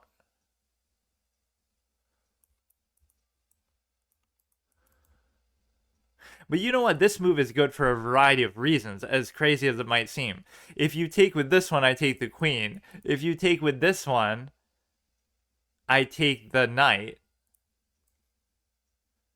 That is factually, objectively a solid move. I cannot think of any scenario where that wouldn't be good. I've become the very sacking clown that I always complain about. But again, this is going to be uncovered no matter what. So if you do it, you do this. Then you're double attacking this.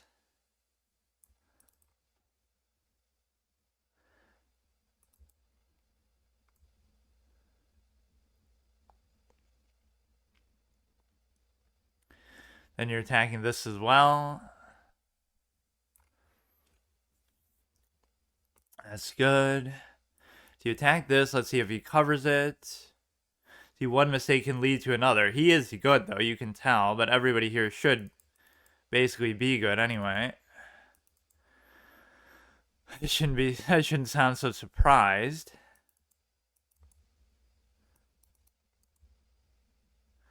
He's attacking there. Light square bishop you got to keep in mind. This thing doesn't really need a cover for the time being. You just got to think, like, what are you really trying to do here? And I don't really know, actually. It's always fine to back off. My style of play is typically like that anyway. He could take this, and then if I took, he took, but I could take it with the queen itself. But I didn't really think about that in full form here. Now, you take and you pin him down, unless there's something more to that I can't see. If he takes, I take. He's going to double stack. And in fact, this is very good because you're also pinning down in such a way that you're able to basically guarantee the take on one or the other at this point. Okay, so now we have to focus on the fact that, again, we probably shouldn't leave ourselves open to that regardless, but let me think. Don't try to force it, but you also have to be a little bit aggressive too. You can't just kind of keep doing this forever, where you're kind of so passive and just whatever. Like you got to use your advantage, otherwise you lose your advantage.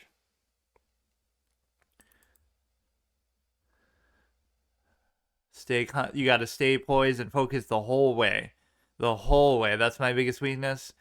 Time is a weakness too, but you have to kind of balance the two out. If he takes.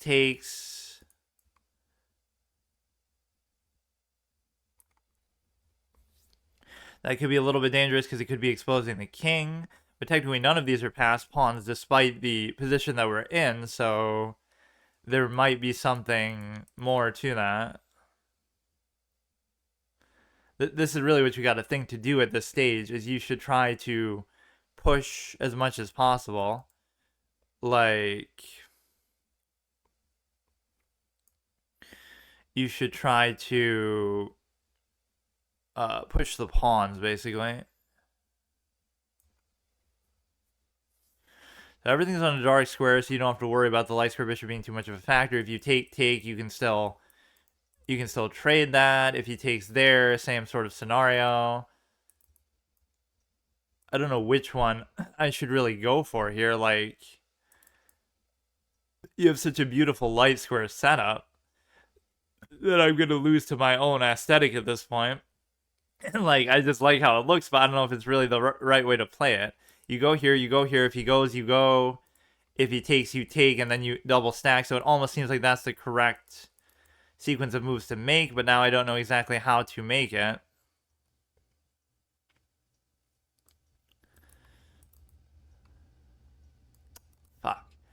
going to be too slow is my concern.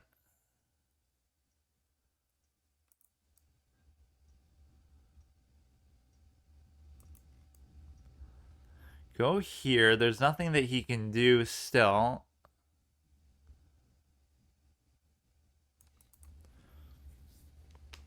He can try to force a trade, but that only benefits me more. So now what you're thinking is you could raise this, or you could raise no. Take.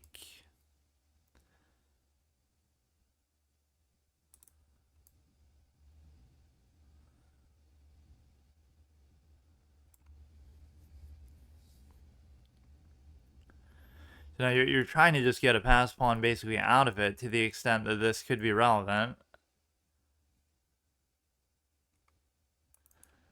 I don't know what all these moves are, dude.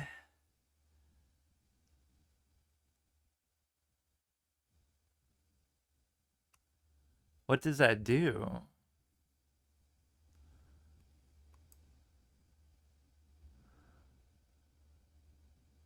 He would take, I would take, he would take, I would still take.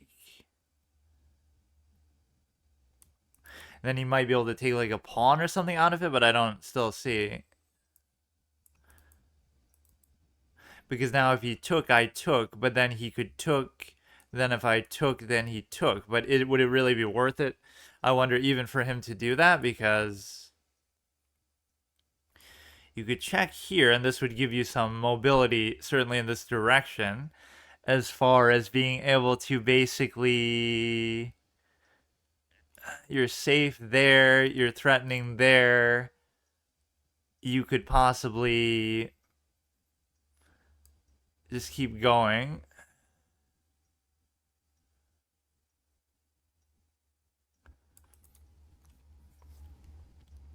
The promotion should be all but inevitable here. I don't really see the full meaning of this, because even you could even literally sack it for it at this point. You take...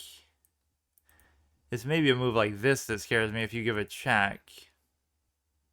But that's the thing, you don't really need to do anything here. Like... Why should that even matter?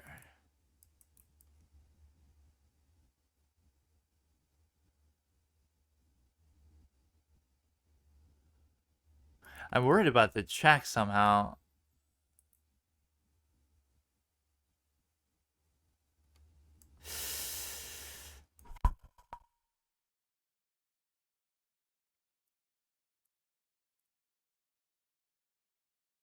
He gives a check. It's not a big deal at all. You can just do this. Go for trade fiending all the way. So we did get a pretty clean promotion there. So if you take, certainly the time difference concerns me a little bit, but we check here. Okay, now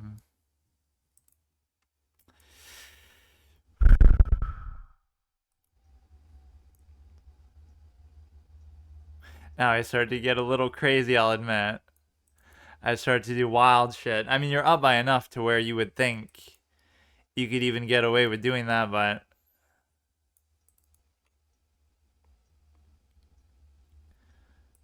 He could take, I could take... It's like the way that you can drag these games out is amazing, but part of it is obviously my fault. Like, I shouldn't... He's just going to give some crazy checks. It's always so annoying.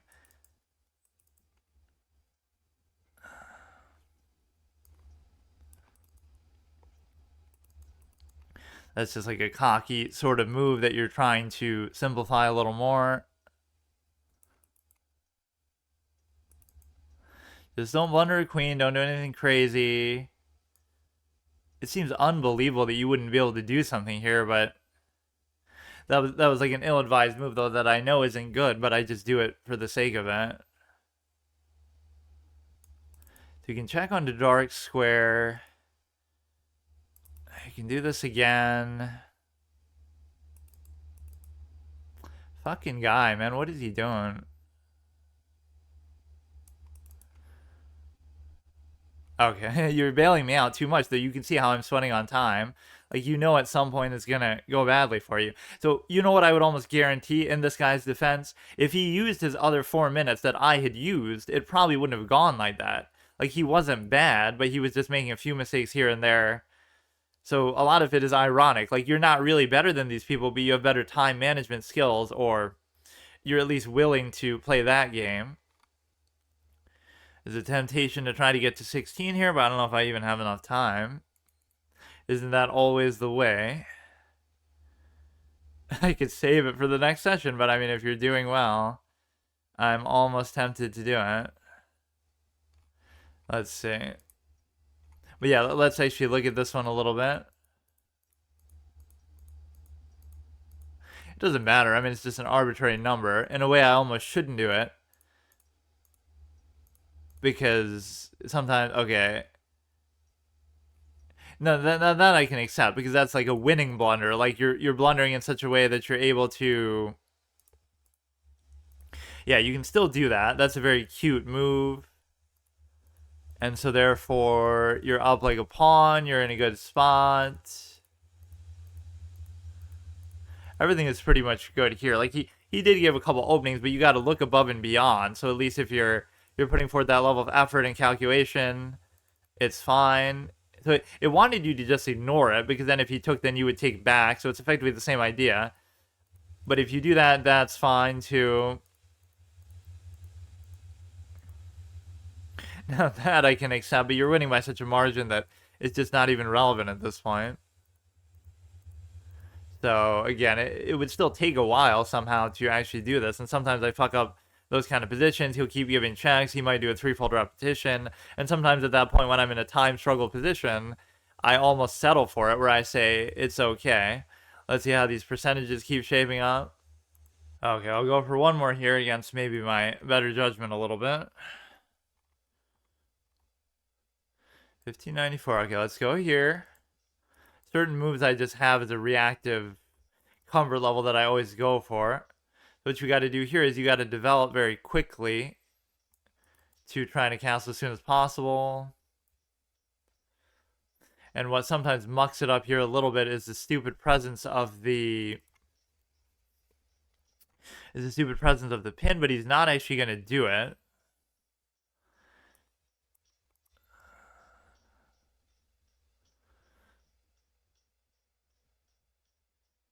He can't pin it down yet, so he'll do this, but he's kind of letting me off the hook a little bit. Some of those moves just make me nervous, you know. It doesn't even mean that they're good or anything, but... Although, you know, you could almost just do this now. I think I'll wait.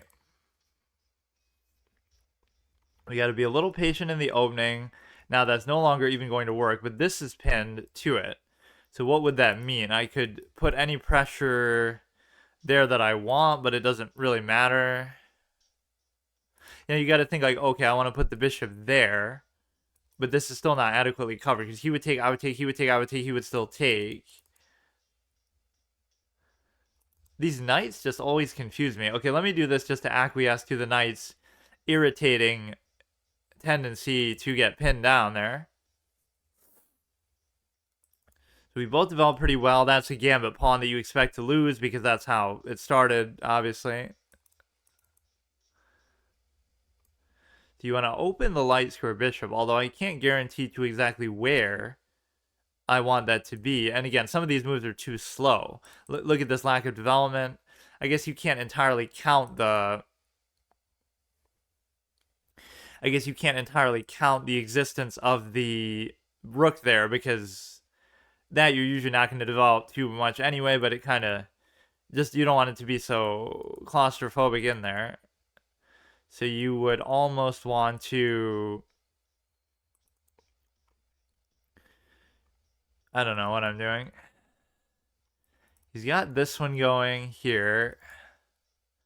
It's like you're always looking for something, but it's just not there. You go here, you're double attacking. And then if he moves it, I can just take it. I would take, he would take, I would take, he would still take, though. So that double attack is not really too impactful.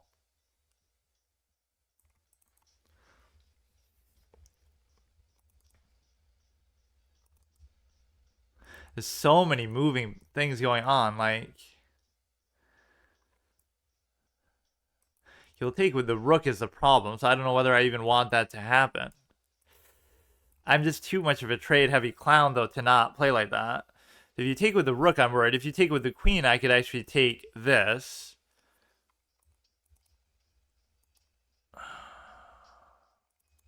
Yeah, I won't say I made that in some sort of well-informed, well-thought-out thing. Like, I just did it for the sake of it. He would take, I would take, he would take, I would take.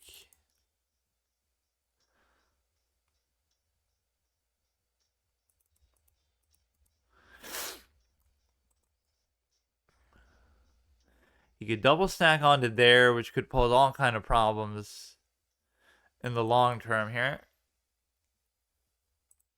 Oh, this could be horrible. This could be horrible. I'm going for some stupid thing, but it's going to lead to like this. But he doesn't even think about doing it. I would take, he would take, I would take, he... Wait, I could still do it, can't I? Because that one wasn't covered at all. I would take... Or no, it was. Never mind. But see, what happens is if you take, then I could just take. So if there was something I could do for that, it would be good.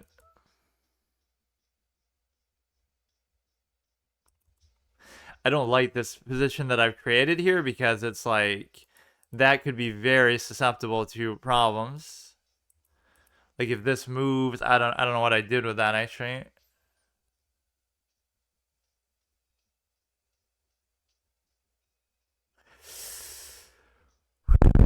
I don't know. This one kind of needs an extra cover that I just am not giving it. I don't know what I'm doing. You always got to look through, like, try to attack two things at once, which we're attacking so many things, so many ways, but there's got to be some... If this stupid knight wasn't here, like, if I go here, he could take, and then I could take, but I still can't because of this. So what am I...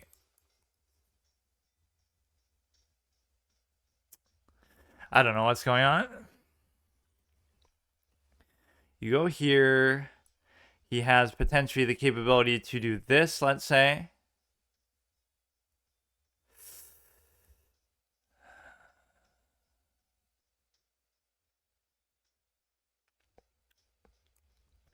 You could go here as well, so thereby you would take with that, which may or may not be the best idea in that situation. Leads to this potential. You could go into here and you seemingly would be fine, but there could be some sort of sack play that leads to something worse, and you should almost take the time to try to think about that. He would take, I would take, and then the queen comes in, and maybe I can't do anything about it. There's got to be something, like you just let me at least trade something. These people play too fast, though, whether they're better or not. Right? They almost intimidate you or psych you out with that, but it's not necessary because...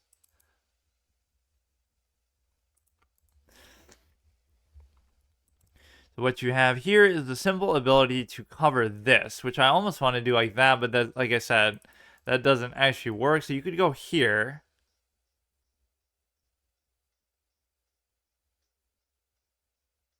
It's the only logical thing I can think of doing. He'll go like this, but he can't, so he's going to target this.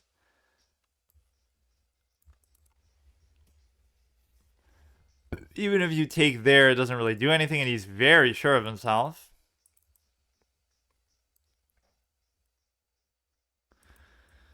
He takes with this, I take with this.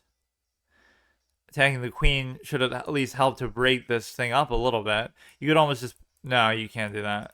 You go here, so if you take, I take. If you take, I take, then you take, that should still be fine. You gotta always double check your work and doubt yourself a little bit. I'm just kind of annoyed that you can't do anything here. Like, there's no trades, there's no nothing. I certainly am not trying to take the offensive initiative, but he's not really giving me any opening, or I'm not looking for it. I could take, he could take, I could take, but it's not the kind of time to try to do that. Or sometimes it is the perfect time, but just you don't know how threatening this is. I mean, it does look pretty bad. He takes, right? And then all kind of hell could break loose. I can even see that myself. Like, now you're setting up for the queen trade in a good way if you simply move this. If only I could move it somewhere that would actually be relevant. Like, to threaten something else, but there's absolutely no such scenario.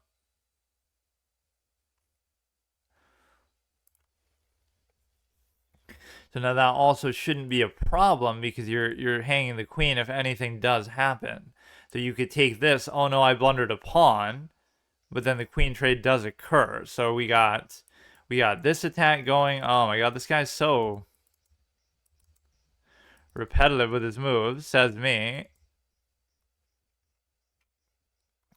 If he takes, then you're threatening this.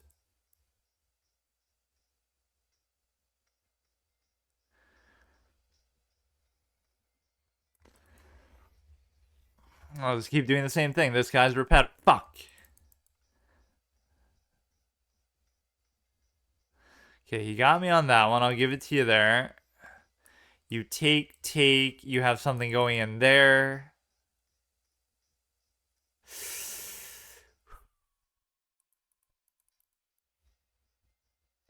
I'm dying for a trade, dude. I'm desperate for a trade, but he will deny it to me time and again. And you're gonna have a scenario where that's gonna be a mating potential as well. Right, because you won't be able to pursue him with that, and then he'll do some kind of other shit.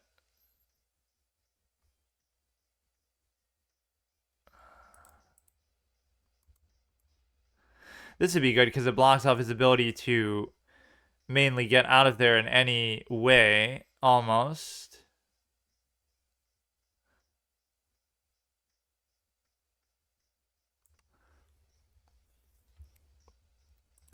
So now, if you don't take, you're forced to almost go like all the way here, which he very well might do, being the player that he seems to be. The time is nerve-wracking as well. This guy's done well. He's not given me any sort of leeway. Maybe it's the fact that I'm playing as black. Now those advantages actually start to come into play a little bit. So you go all the way like here,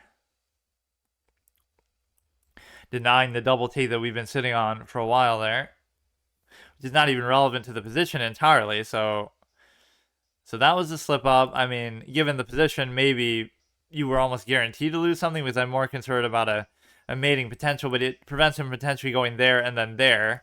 So at least you have to deal with the fact of trading, which he's thinking really hard to try to avoid. So at least here you get to basically do this.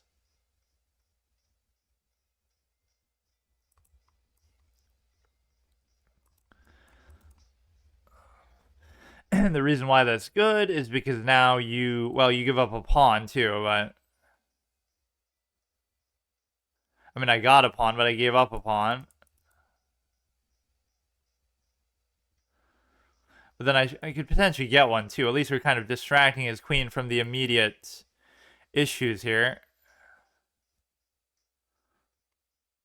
You can put it there, attack the rook. His queen is definitely less active now, at least than it was before. It stops the movement of the pawn. It's like an octopus bishop almost. Quadraxis bishop. Right, center of the board. Although you often don't really see that as commonly as you might think. Now we could do this as well. I guess. I mean, it could be almost dangerous to do that, but if he's putting all that on one spot, it's easy to tunnel vision on there. We're giving up another pawn, which we're not even trying to really do anything with that. Like, if he takes, it would still be fine. So what I'm more interested in doing is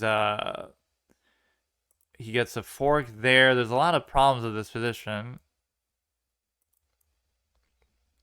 I'm concerned about that stupid pawn of all things, if you can believe it.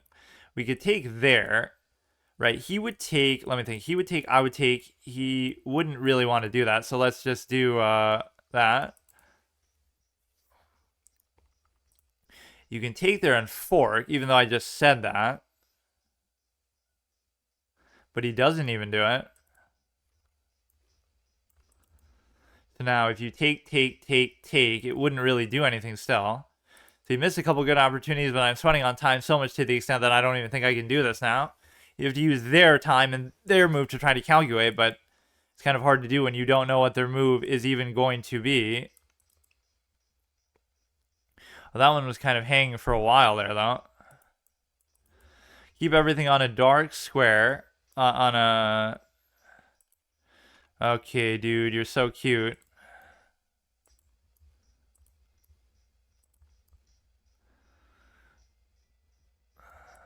You can do it here to the extent that you can do this.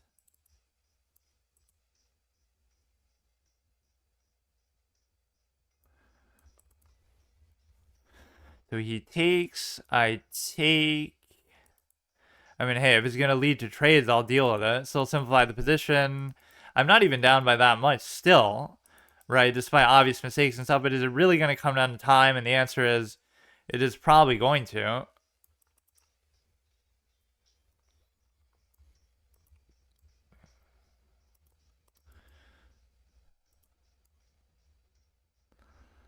He'll go there. So either way, you're still covering the core thing. You take, you're still covering. Like, at least do it the proper way rather than doing it on fucking time. I almost can't even accept that this is the outcome, but...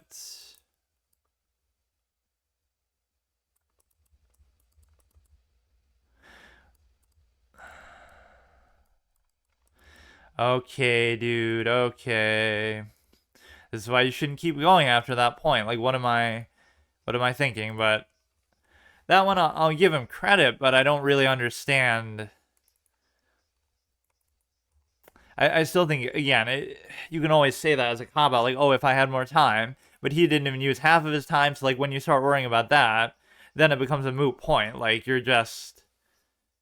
You can play as well as you want, so it's just time is an arbitrary factor that comes into play way too much in a game that almost shouldn't be about that. Either it should be about that only, in which case it should just be a real-time game with far more options every second than this game has, you know, in its totality. Like, every second some random dynamic movement could occur because it's not turn-based and it's not limited, but that's the whole fallacy of complexity that people often bring out. But for the most part, it was okay, or he was winning really most of the way.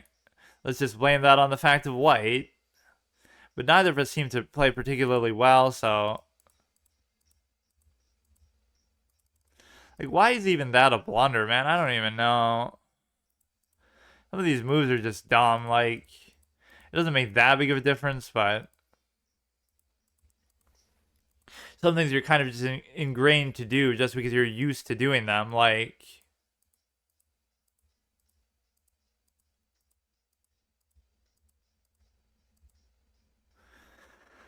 That's the blunder. I do that. I do that.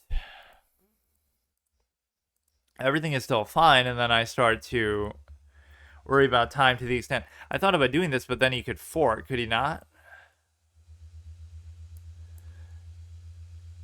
That's so weird. Okay. So he does this, but I don't see what is even so big of a deal about it, right? That's a blunder. You're supposed to take with the rook. Some of these moves, I couldn't really tell you exactly why they're blunders, and neither of us are really taking advantage of them. I'm surprised so many of these moves are that important as a swing thing, though. Like, what was the last blunder that put it over the edge? You're supposed to go here, because then if you move that, I could just take, and then you're actually still fine. I had the same idea, but I wanted to go here to cover it, because I thought, like, somehow, you know, we'd be vulnerable, but... I guess it wouldn't have been that big of a deal. Wouldn't have led to the same thing, though, because if he goes here, then you take, but then... Oh, okay, then you just do it there. Because I thought if you took this, you could still double take.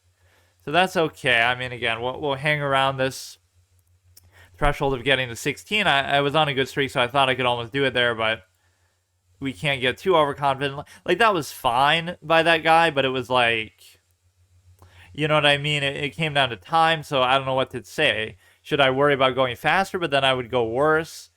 It didn't really feel that bad maybe until the end. And some of these blunders are really hard to figure out that they're actually blunders. Like, it's not super obvious at that stage what is so wrong with them. Okay, so here I can try to make the push for 1600, which is a pretty big deal, but I mean, at that point, basically 1600 could represent where I truly commit. Like, now we're gonna just study and not even worry about it. Not that it should matter over that much, but if we can just stay focused, we've been doing really good over the last several stretch of games, even though I would say I generally played pretty bad. If you look at the last, like, 20 games almost, it seems like we've only lost 2 of them, one of which was to a viewer here, or maybe not over that. Why does it feel like there were a lot more in there? This doesn't feel like this is every single one in there. There's a lot more, I think. That's so weird. But no, we've had a pretty good stretch overall. Like a lot of draws in there. Yeah, like look at that.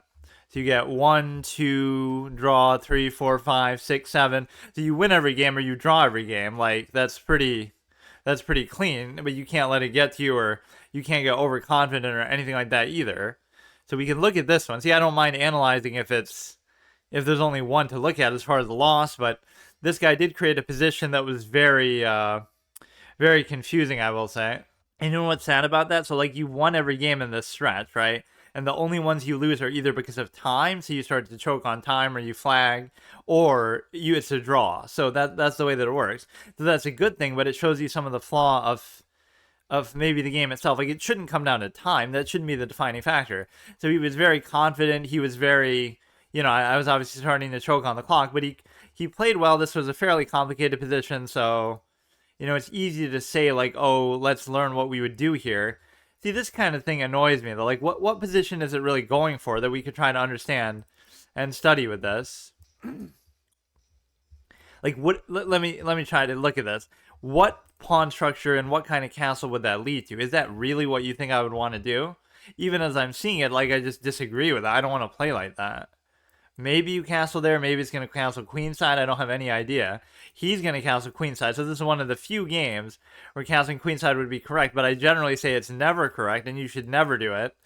Because, again, if you lose the one game like this, let's say, where you're supposed to do it, I'm willing to live with that. If you just commit to the logical razor that, oh, it's never good, so never do it, compared to, you try to figure out when to do it, and most of the time it's just not going to be good. So, like, why even bother? Like, what kind of a position is this, man? This is how you just know. Like, what kind of structure is this? What kind of game is this? It's completely off the wall, completely stupid. You wouldn't want to play like this. I have no idea what this is. So that's just hypothetically what the engine would have wanted you to do, even given what I did. But see, I hate that. Like, this is a blunder. You're just developing the bishop. You're not even doing anything. Like, you know what I mean? This is so dumb. It might not be positionally the greatest thing, but like, okay, what, you give him free development? That's still fine. That you were going to lose anyway. That's a gambit pawn. Although I guess it kind of didn't want you to lose it, but whatever. It's not even like I'm trying to justify my mistake. It's just like you can't understand everything. You're not going to be able to play some of these positions like that. That's more important, right? Doing the right thing is, like, whatever, the objectively best thing here is still less important than doing something that you're comfortable with, or that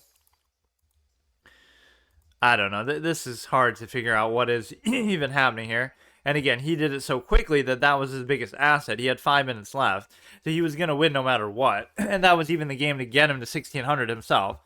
Why he gained 9 for that, I don't know. Because we were like the same rating. Or is that showing like his rating now? No, he's 16-15. I don't get it.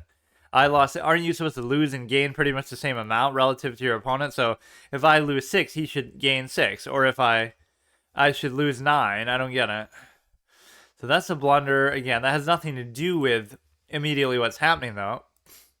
I moved there to try to avoid, let's say, this particular move, but I guess you just don't care about that. Like, couldn't he still just do that? What is going on, man? Like, this is, like, super advanced. And yet, I don't know what's happening.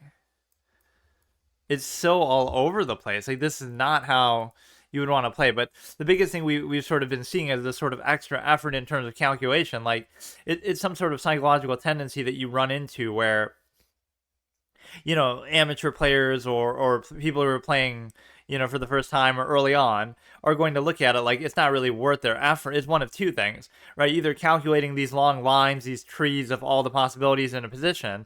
It's like, on one hand, it's not really worth their time. They don't really care that much, right? Despite, sure, they want to win, but they don't want to win that badly. So that part seems a little bit silly. It almost seems embarrassing. Like, why would I care this much about it, especially at this low level? But that's the point. That's how you get to a higher level. It's not just how innately good you are, it's how much effort you put, right? That's how you push it to the next level. But also, it's a case where you're basically like, they feel like, oh, we're not good enough to do it. We're not smart enough to do it. But it's an effort thing. Anybody can do it. Now, the speed at which you do it, efficiency at which you do it, that might be a little bit different. But anybody can just sit there and think about the tree of moves. And even with these arrows and stuff, that always feels almost like cheating. So we're losing a little bit here, or I mean a decent amount, but that's still not irredeemable. You're supposed to raise this and just let him take. See, at some point you're just letting him do too much.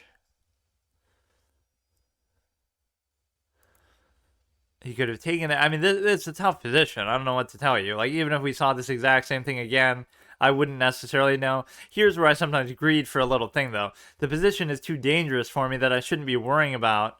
A dinky little pawn is not going to make the difference there. And here you actually give up a fork because for some reason you just go like that. I don't know why he would even want to do that, but you take. I even took the wrong thing there. Right, like, he blundered, but it wasn't a blunder because the bishop would take. It's a blunder because the rook would take. I don't really know. So even here, though, we're pretty even. So you're trying to trade, which I can get around that. But see, with this, I would have thought he would have gone there. But I guess he can't. Or even he could do this, and then I do this, and then he still does it. So then if I don't get it. Tap to set up your... What is that? I don't even know what that is. I don't have that. Am I getting, like, hacked by something? The fuck is that? Yeah, I'm using some engine called whatever the fuck that was. But no, what was I so afraid of? I was afraid of this. Because I thought that, oh, if he did this, then if I had to move the bishop, then he could double take because the queen wouldn't be there. So that's why you were supposed to just bait for the trade, I guess, in that situation. But yeah, let's try to put forth effort here with these next two games, and that should be a good checkpoint. And then I really legitimately will try to play live on the chess with a real board. Now, there was always a stigma around this that it's not allowed or it's cheating, right, to use a real board, so it must be only in a very long time format. Set up your chessboard, mount your webcam. Why would this be necessary, though? Yeah, that's the only webcam I would do. I would show the board. I wouldn't show my thing, my face. Chess cam. The chess setup at the top right. Why is this even a thing, though? If you're successful against a bot, you can try playing against a human opponent. At the moment, you cannot play blitz or bullet. It's like, what does it mean, though? Like, does it auto do it for you? Log in using your chess.com account, align the corners, click the button to play. So it would just kind of match and translate your moves. I do like this site's willingness to try weird stuff like this. Like either this or what do you call it? Like the voice to move thing. So you say the little fucking notation of what you want it to be. And I actually did a whole session where I tried to do that. Chess 960. Find a plan in any position, but they're a lot more complicated than you might think. There's that extra effort of calculation that we have to do at various points throughout the game. And one of the biggest judgment calls is knowing when to do that. Right? Sometimes I do it in the opening just because I struggle with, like I don't know openings super well. Or I guess I know some of them because I've just done them so many times. And that's a big part of what chess generally is just the whole learning through repetition. You just see something over and over and over and you commit it to memory on that level. Now this I actually don't know. I would typically take, but now because see, if you don't, I always feel like it's worse, right? If I let him take, then I take, then he takes, then I can't take. I just feel like that's the natural thing to do, but Now you take with the queen, and then it's just a matter of, obviously, the knight is pinned, so you don't really have to worry about it. Or you don't even have to take with that. Or, you go like this, then if he takes, then I take, right? Like it should be fine. I almost fear the queen there, though, because that could cause some problem later, but usually people don't play like that. So if I took this, like, there's nothing really here. Like, you take this, then he takes. Like, you won't be able to double take off the back of that. But it would still set up a couple trades, but maybe I just shouldn't do it. But see, when you leave stuff hanging like this, something not really hanging, but when you leave it metaphorically hanging there, it can cause some sort of problems for you too. I don't know what... There's a certain thing you got to know. Like, in this position, you want the knight to go there, and so you don't want the bishop to go there. Like, there's got to be some internal logic that you know whether or not this is how something is supposed to work. So you could do this, or you could even do the pawn if you really felt like... I feel like that actually makes more sense, because there's nothing wrong with this position, right? Like, now we have a bishop pair. He doesn't... Whether it's going to be a very optimal one or not, I can't say, but the light square bishop could be pretty good if you end up putting it somewhere like that. In fact, I'll even take the bait and do a little cheeky move like that. Right, so this structure looks bad, but it's actually generally not so bad, because you're still opening the correct diagonal for it. So now everything he's going to do is, he could even just go there, but I'm fine with him actually taking this one. That doesn't bother me at all.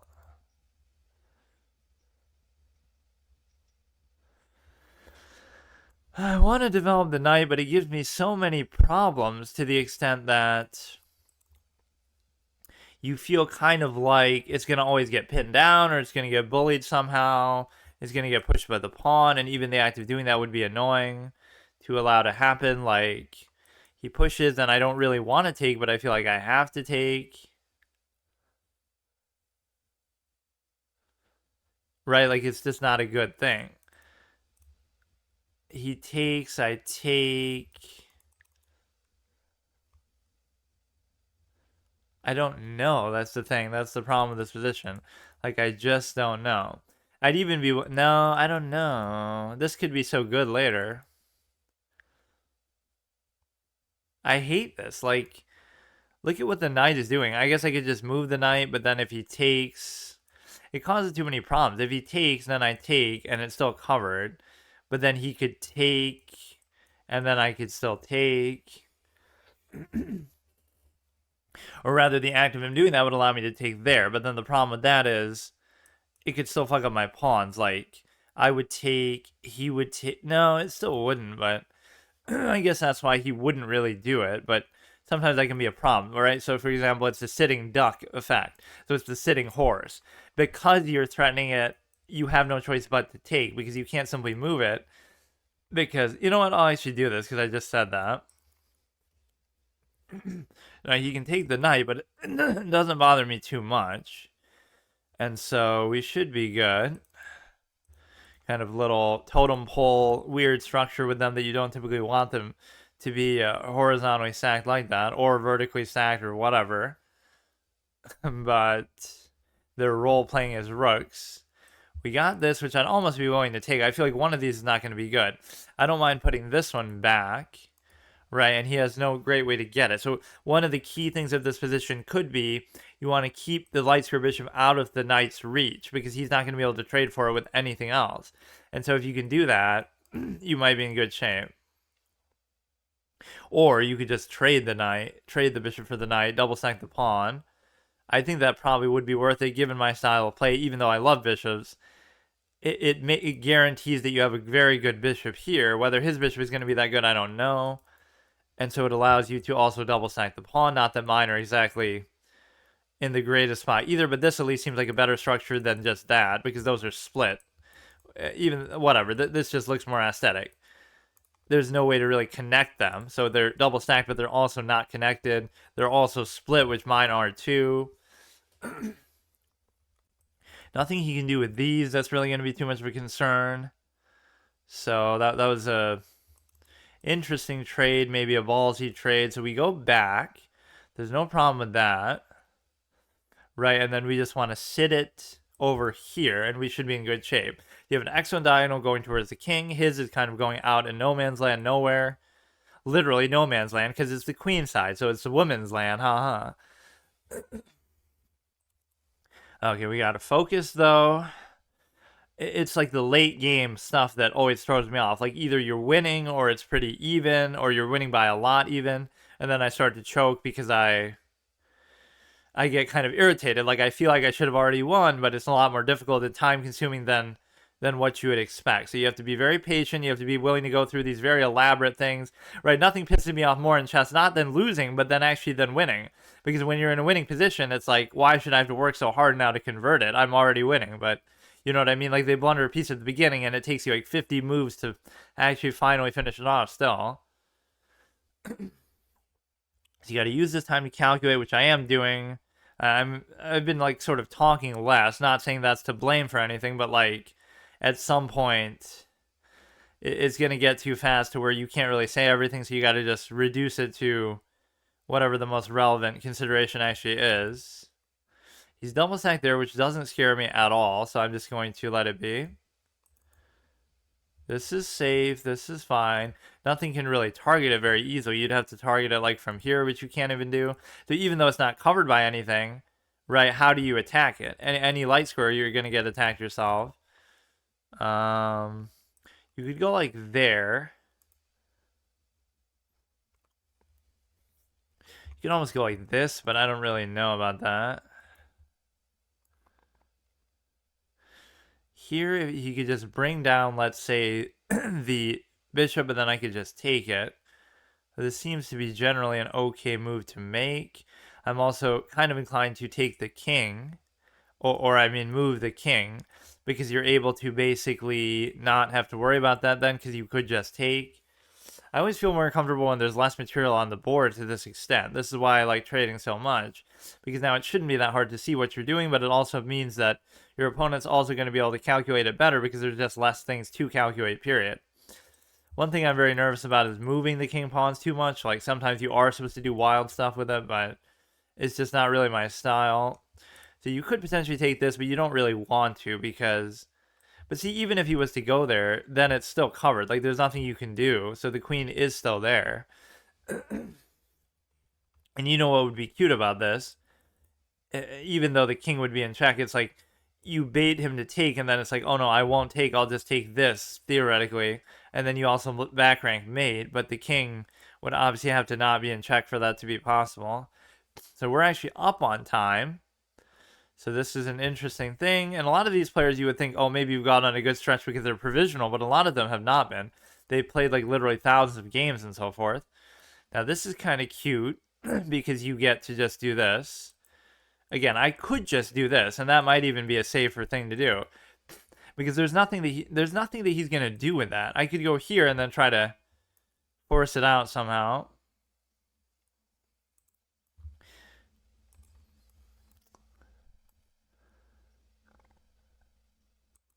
It's a tough move to decide. If you go here, he can easily cover it with some, you know what? I'm not gonna do it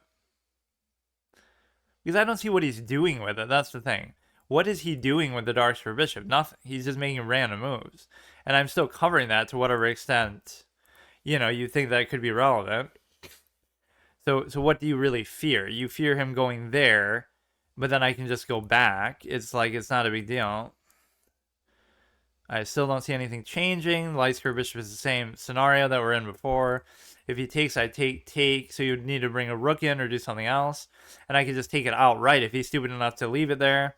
If he brings a rook up, I could check and take the... That's why taking that pawn is such a big deal. It's not the +1 pawn. It's now if he does something with the rook, he's totally fucked up. Right, which is pretty obvious and he shouldn't do it, but... Whatever, at least it's on the table. What is this guy doing, bro? He's like me. He'll just keep doing the same thing over and over. So now at least we're setting up for a trade. So you might think, oh, he'll cover with this. I go like this. But then it doesn't matter that it's covered, because if you move it, I take the queen, and so therefore... And if you move the queen, I could take there. So you're in a bit of a pickle. I would take, you would take, and then I would still just take.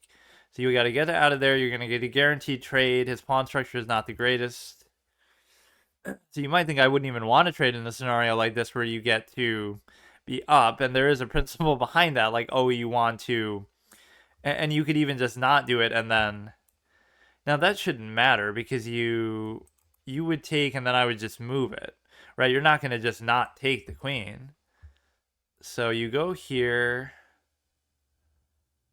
Everything should be fine with that. It doesn't really matter because you can just, either way, you move it and you can just be a trade.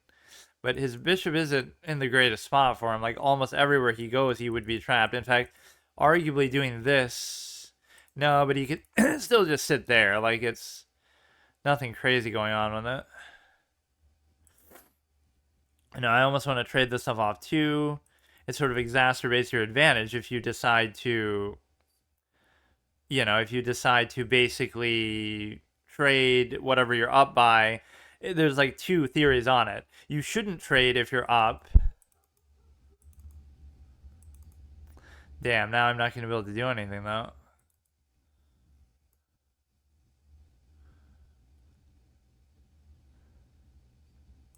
Like, okay, I would take, he would take, I would take, he would take, I can't take because of that. The fuck? Because then he would move it, and then he'd be able to double take, but as long as the bishop is there, you wouldn't even necessarily be able to do that, but maybe it doesn't matter that much. It's actually kind of tough. I could just try to take random pawns, but that could be my undoing. But no, like, if you're up material, you shouldn't trade because you should try to press the advantage that you have, and they have less to defend themselves with. But on the flip side, you should also feel like if you have more material, then he can do this, but I don't really care. I want to do a trade of the rook. Because he would go there, I would take, he would take, and then I would just do whatever I have to do.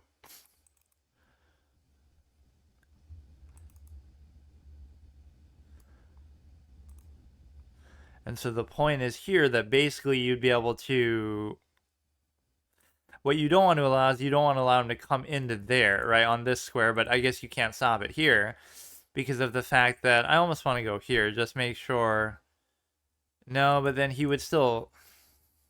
He's going to go there. That's the thing that I can't help.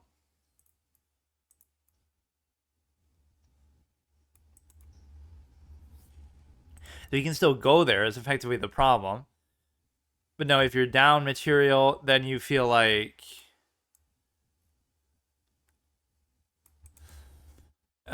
or if you're up material, then why would you want to trade? Because again, it presses your advantage. Everything that you do is that much more meaningful because every little pawn that you're up by matters more because there's just less on the board, period. How much is he going to be able to keep fucking doing this shit, dude? So if he takes, I take. There's nothing you can do to push the bishop out. You can see how cocksure I am with the trade mentality, and the one way you can get me here is if you're up on time, but this guy hasn't taken advantage of that fact. It's just sad what I've realized in taking this seriously, like, it was something that you could have done all along. Right, and that's what I was always trying to do with it, but the only bad thing here is your king is not as active as it could be.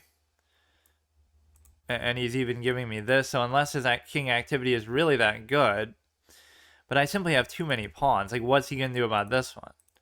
I guess what he could do is just leverage his dark square bishop to try to take it, but it could be still difficult to do that. Like, and see, here I get lazy too, because like, oh, I don't want to think too hard, and I shouldn't have to think too hard. I feel like I've already won, which I effectively have.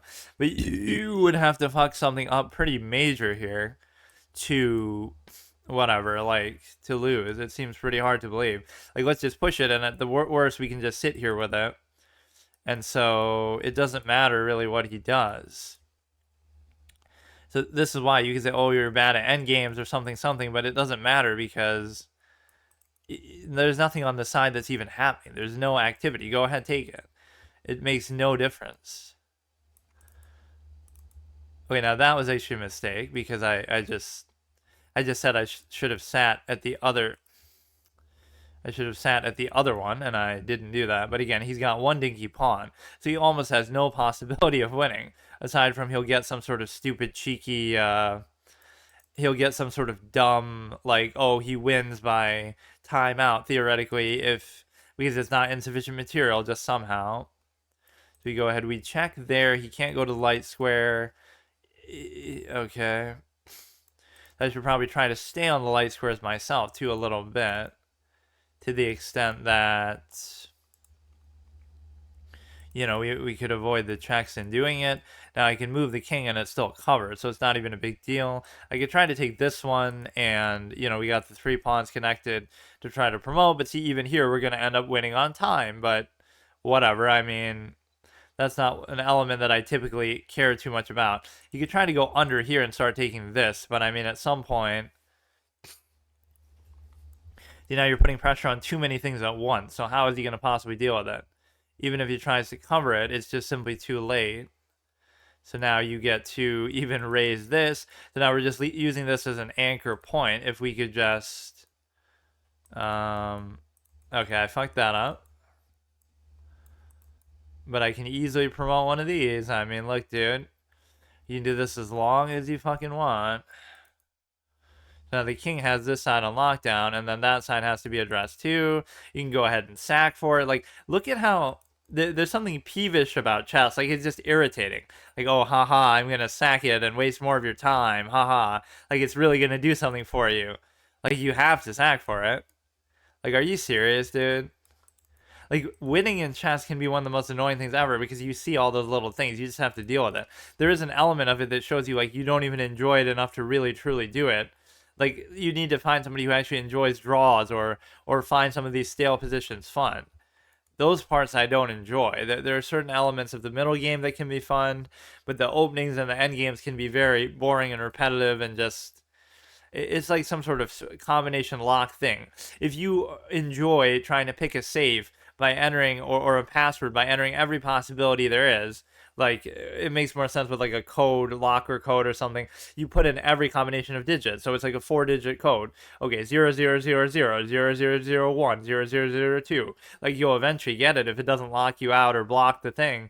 But what I'm saying is that's how chess is. Like, do you find that fun? Is that exciting for you to just go through every single possibility? To some extent it can be, because you can do it faster or, somehow better than other people, but too much of it, unfortunately, does come down to that idea.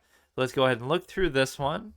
And so we got 9. And if you look at some of these, I've been averaging around this area. It's like, this is crazy. You might think, oh, well, it's because, it's because... I love when these basic opening development moves are blunders, though. Like, what is that, dude? Like, just simply moving the bishop there in a normal position?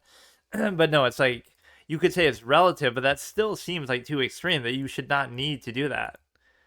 So there's something else happening. And again, that's without really knowing openings. That's without knowing a lot of other elements of the game, to the extent that you feel like what are you supposed to do with the knight then? You're supposed to take this first and then move the knight?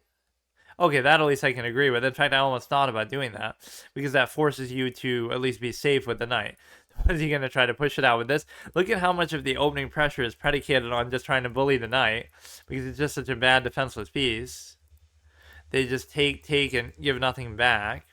So was that the correct move? It was the correct move, because you're probably going for that weird structure, which intuitively you would never think that's correct, but the reason why you would do it is simply because you would be able to...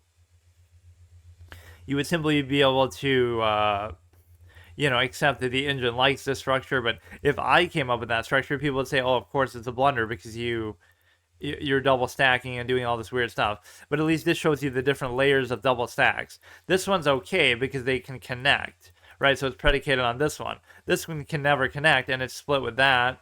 So I guess the split aspect is even, but just, again, the presence of this one pawn changes everything, because this is the kind of thing that could become a pass pawn maybe, or just the fact that they all connect is far better. These two become very awkward, and that does help you later on. So I don't think I made any blunders here that would give it back, but maybe I didn't make absolutely the best moves. Again, going for trades is kind of silly, but sometimes the engine even will tell you to do that. So he lets me take a pawn here at some point. And so now it just becomes like I even give up a pawn here, but anything you're doing wrong here isn't that big of a deal, but you should still try to be more precise or, again, put forth a little more effort because even in this case, I'm up on time and I have plenty of time to spare, but I still feel like, you know what I mean? I just feel lazy and I don't really like to do it. Why would that even be a blunder? Like, you're going to lose no matter what anyway. Or I love when they make a couple blunders here in the end game, but it makes no difference because you're winning by so much, it changes the evaluation bar by like a centimeter or something stupid. Blitz results. But no, that's the biggest negative thing that happened in chess on two levels. One is sort of the streaming scene that turns it into cult of personality and this fallacy, queen of the sandcastle, king of the sandcastle. Oh, I'm top 1% in the world, even though there were always people who were there who never got any credit, who were just amateurs, on the brink of a professional career. So the people who really always deserve to be celebrated are the top of the world, grandmasters at least, things like that. Instead, now we've gotten into this weird cult of personality habit of, oh, let's celebrate 2,000 FIDE players who, are just barely on the threshold of being professional players who've studied more than the average person, that the average person could probably be there if they really wanted to, if they wanted to study there, which you can't say that about the grandmaster level or higher, right? So we've gotten into that weird state of celebrating that which does not really deserve to be celebrated, honestly. But we've also gotten into the level of something else, like this sort of superficial showy style where it's always about something else, like, oh, we got a heart rate monitor in a tournament, or we got bullet and blitz, and we misrepresent the game that way because it's just more flashy and we get to show off. Like chess is one of the most egotistical show off kind of games out there for that reason. Like, oh, I'm going to beat you blindfolded just because I've memorized a board game for 20 years, or it's kind of like outing yourself. Oh, I'm going to play blitz just because I've done this stuff over and over. So it's all memory. All these things come down to memory more than anything else. Although arguably people sometimes say with the faster formats, it's like it's more about improv and coming up with stuff on the spot, which I'm sure to an extent that is true, but a lot of it's predicated on memory to the extent because you have less time to calculate, so you're not going to be able to come up with stuff as much, right? So it's kind of hard to say that. Like, oh, classical is great because you get to you have as much time as you want to calculate and come up with these really creative ideas, whereas in Bullet and Blitz you just have to rely on your memory more because you don't have time to think about it. But on the flip side, it sort of tests your base calculation too. Like, oh, can you calculate quick enough instead of having like an hour to do it where anybody could potentially come up with a good move there? Instead, here you're like, okay, I'm going to, be under time pressure. So it's kind of hard to discern which of those two really means. Learning to learn. Yeah, just the hardest part about that studying is that it's boring and nobody likes to do it. Like, why would you want to do it? Even if you like the game for the game's sake, even though it's objectively not even a game, there's a winner and a loser. That's a game. I got to turn that into a sound clip. Red John's line when he's finally revealed. So like, if you draw the majority of games in this game, if played correctly, if played at a high level, that's the way you measure it, then there's something objectively flawed with it to the point where it's almost not even a game at all, where it's something else. You need a failure state. You need some sort of way to measure it aside from just, oh, haha, it's just purely raw, majority of draws, a lot of time considerations as to why you lose or not. So it's a turn-based game where the real-time element is you sort of hide from it and hide in this veil of complexity, like, oh, it's so complicated that you're able to have all these X trillion combinations of moves. But then the fallacy there is anything in real time is going to have way more combination and possibilities than that.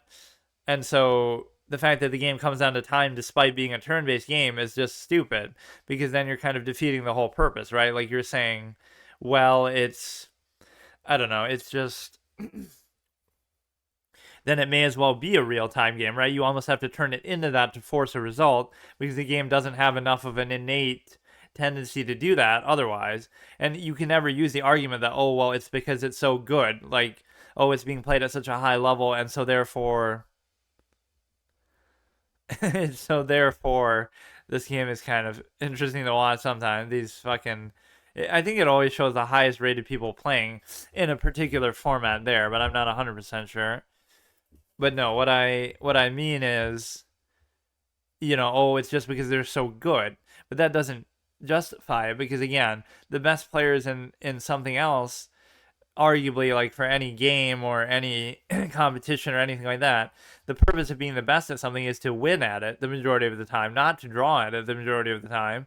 So I think that is pretty clear, and I'll keep saying that. I've said that a million times. People always try to fight me on it, but I don't get it. Like Capablanca said arguably some of the same things, right? Some of the like I've come to some of the same conclusions that plenty of great chess players have come to. Not that I'm taking credit for them, but like I had never heard some of these things, but like you can just kind of tell, right? Like the way the openings work is just not fun, and so much of it just comes down to memory and all that. And you could argue that the whole game would come down to that to some extent, right? Where people are just going by engine lines, but yeah, the whole drawable nature of it, just something rubs you kind of the wrong way where it's just not fun. And you could say, again, it only happens at the highest level, but even if that's partly not even true.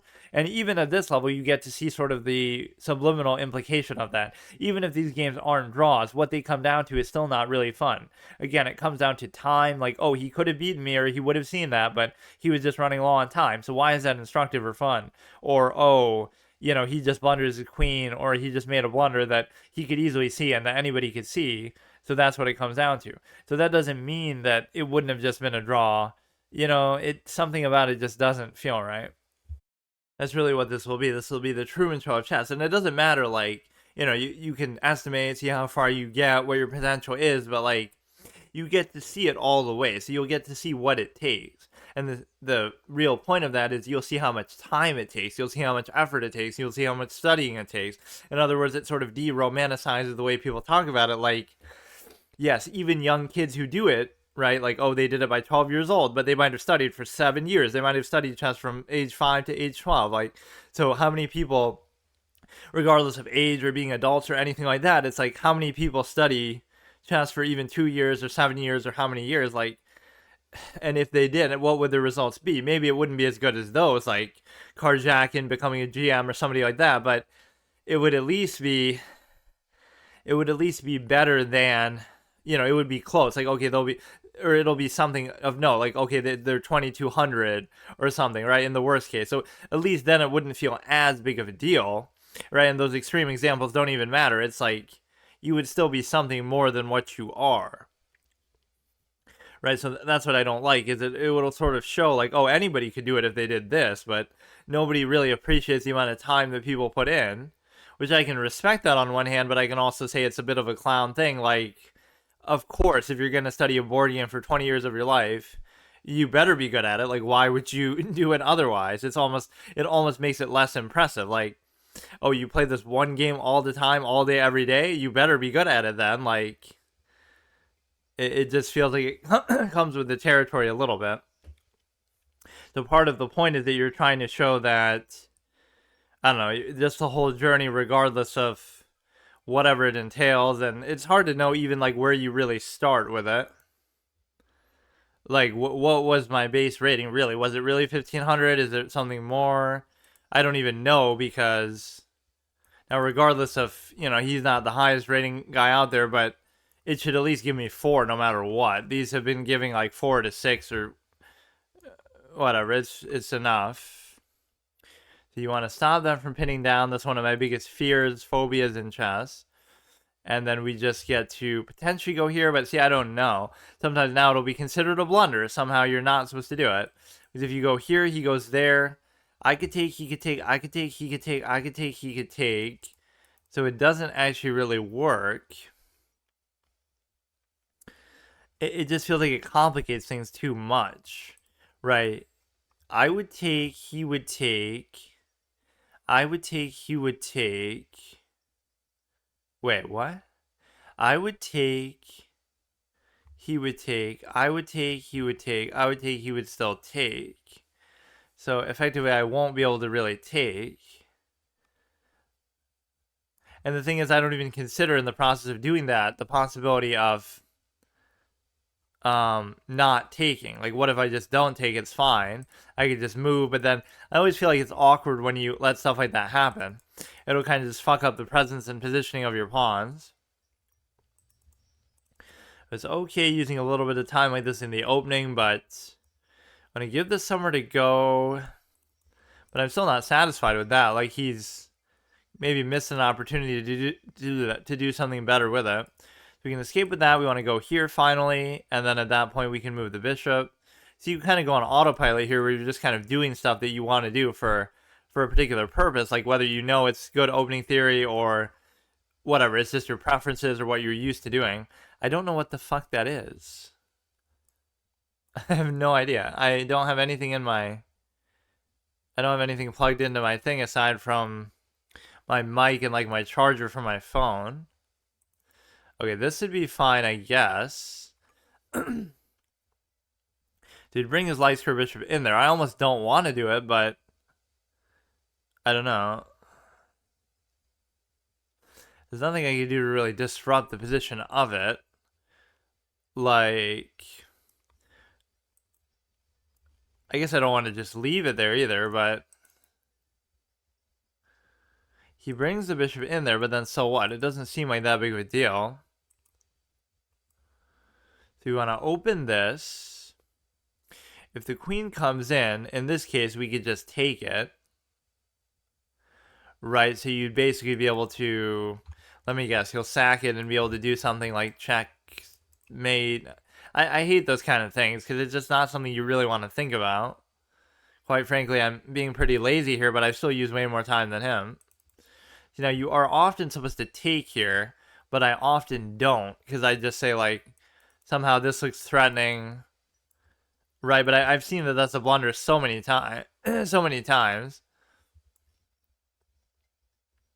So you want to do this, and then you want to move the knight itself. And then you have potentially a good open diagonal. This is okay. I guess he'll take. It could be potentially dangerous. I'm not going to deny that possibility.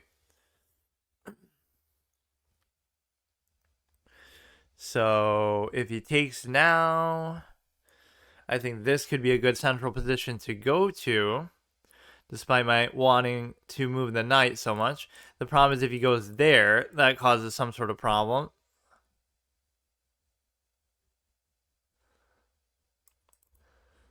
If he goes there, then I could just take it. If he takes this, I could just take that first. So he at least has to address that. This is one of those cheeky threats on the queen, but at least it's not so bad. Now, you don't take with this one because then you lose the cover on there, which could be relevant. He can't really attack that with anything else right now, but you know, it's almost like, do I want to do that? Because that could open the rook, but I almost feel like I have to do it because you're going to want to move the knight as well. This kind of went weirdly, but he's being very willing to trade. Almost like he knows what he's doing, or it's also a mask for not knowing what you're doing if you just trade everything all the time. Oh, you want to definitely connect the rooks. So when you get to positions like this, now you should turn on your calculation brain because you're trying to look for something. See, if he pushes this, then you're in a good shape when it comes to that. So you got to kind of plan a route for the knight in a way that is sometimes not super obvious because the piece itself is just not always that intuitive.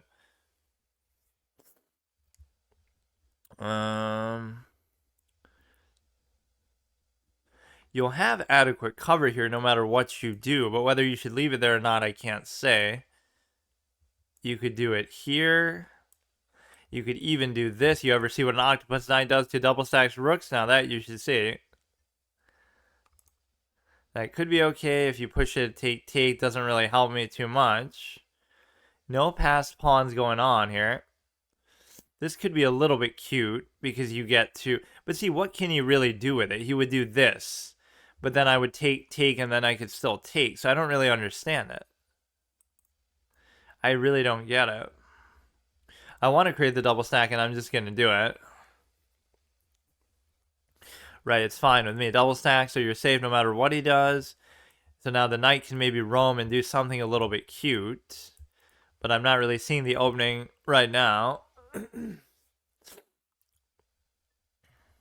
If you were to like sack the knight for some purpose, if he took with the knight, I could double take, but it would still be the same thing.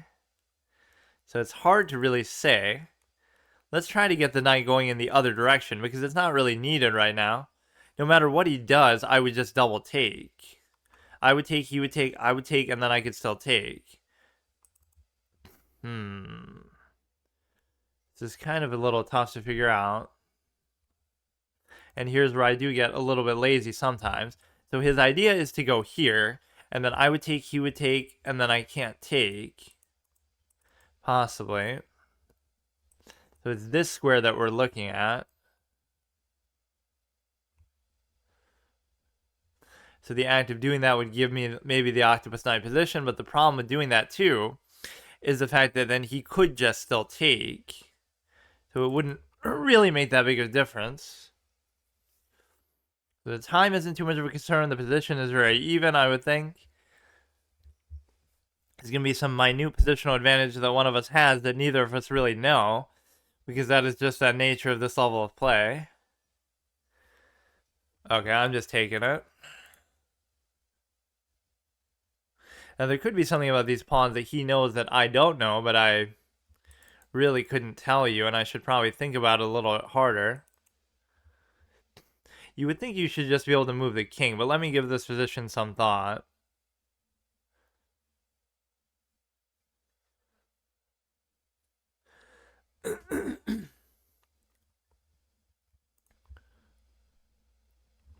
He's going to try to come in here with his king. I'm not entirely sure what I'm even doing there, but it's hard to have a plan, but you gotta have plans in a situation like this. You gotta remember that the knight's mobility is often very low, right? Like there's almost nowhere that he can go with it. So if you fuck up the one spot that he can go, then it's kind of irritating. You can't go there. You can go there and attack the pawn here.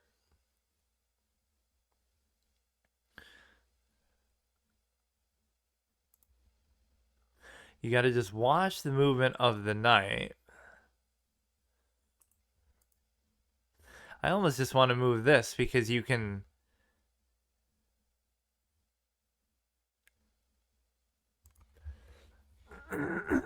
You let him in, but then you can push him right out. And then at that point, what does he do? Because what you can do is you can almost go here, and then you can decide to cover it with the one. Like, let's think about it for a second. He goes to there, but then this is covered. I'm trying to think all the knight move possibilities. I should almost use the arrows more, but I'm trying not to really rely on that too much. So you're giving him the octopus knight position, right? Because if you push him out, it's not really that good either. But I guess I could afford to do it for now. Sometimes you are trying to just bait on the attrition of moves. Like, whatever he does here, this is covered. So that's his one attack potential. So now the king can cover this, and then everything can be fine, aside from maybe that. So it's these two that are a little bit confused. I wouldn't mind even doing this. So he ends up just giving up on that position. See, even in positions like this, both players are kind of lazy. Like, we're moving too fast, which we don't need to be doing. You just got to remember the potential of him going there and potentially taking that. He's got this one going. If you raise, he takes the other one.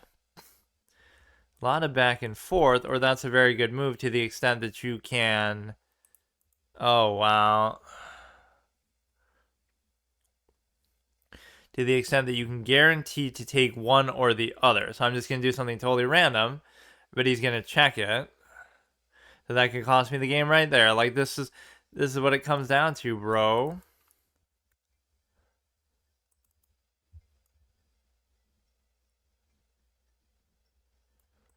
He can check again, but he won't be able to take at the very least. Wait, how is he doing this? How is he doing this where...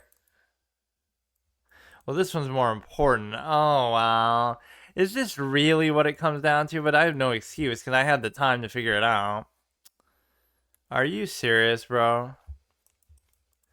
So he forked two sets of pawns there and just won with that, and I can't even believe it.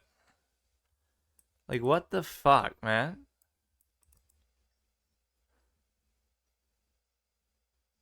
I just gotta eat up one of these and try to push it all the way, but it's just not gonna happen. Yeah, I do get very lazy in these positions, but I'm using time. I did think about that. I just didn't see any real vulnerabilities there. I don't get it. So if he moves the king anywhere else, I could potentially take that. I also want to take that, but I can't figure out really what to do with it.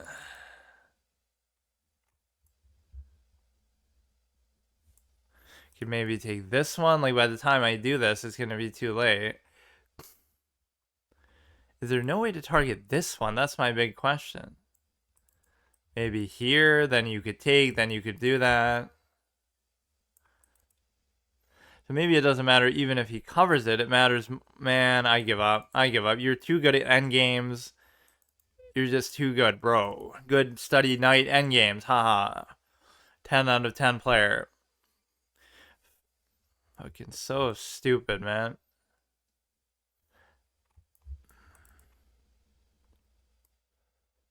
He's kind of given up on this one, though, too. But he's just got way too many now. That might have even been the right way for him to go with it, because I don't know. This is cute, but you're never going to be able to cover it from that point. That's the problem. How am I, like, not seeing anything? I guess I'm just not looking.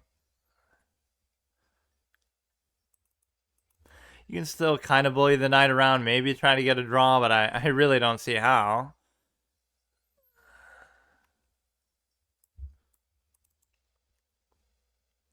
That was a really low effort game to the extent that I should really be ashamed, because there's nothing really to that. Like, I'm just not looking. Nothing there is really that complicated, but, you know, is it a legitimate thing to say, like, oh, I just got bored of the endgame? I didn't really want to do that. I didn't really want to be a part of that.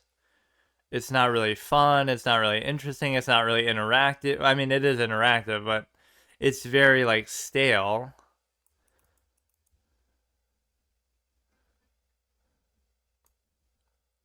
We can try to take this one. It could be hard to catch the other ones on the other side. Yeah, nice game, dude. Nice game. All I want to do is get to 16 now, and here we go again with the whole... Like, please give me a stalemate, so at least I don't have to do 2 more again. This sort of shows you, though, the problem. Like, we got away with the trading kind of game that I found relatively comfortable, and then that end game is just so... Like, I just don't really want to think about that. It is such a laziness issue. It's just not fun. It's alright. It really doesn't matter. Like, we're at the stage where we'll start to study something or other, and not really because of that game. I'm just saying, like, this is about as far as I wanted to go anyway. Right, so we made some decent progress, but now I start to get irritated, because it's like, you're just not really playing up to your potential, and you don't really care enough, and it's just like a lot of time and effort that you're putting in.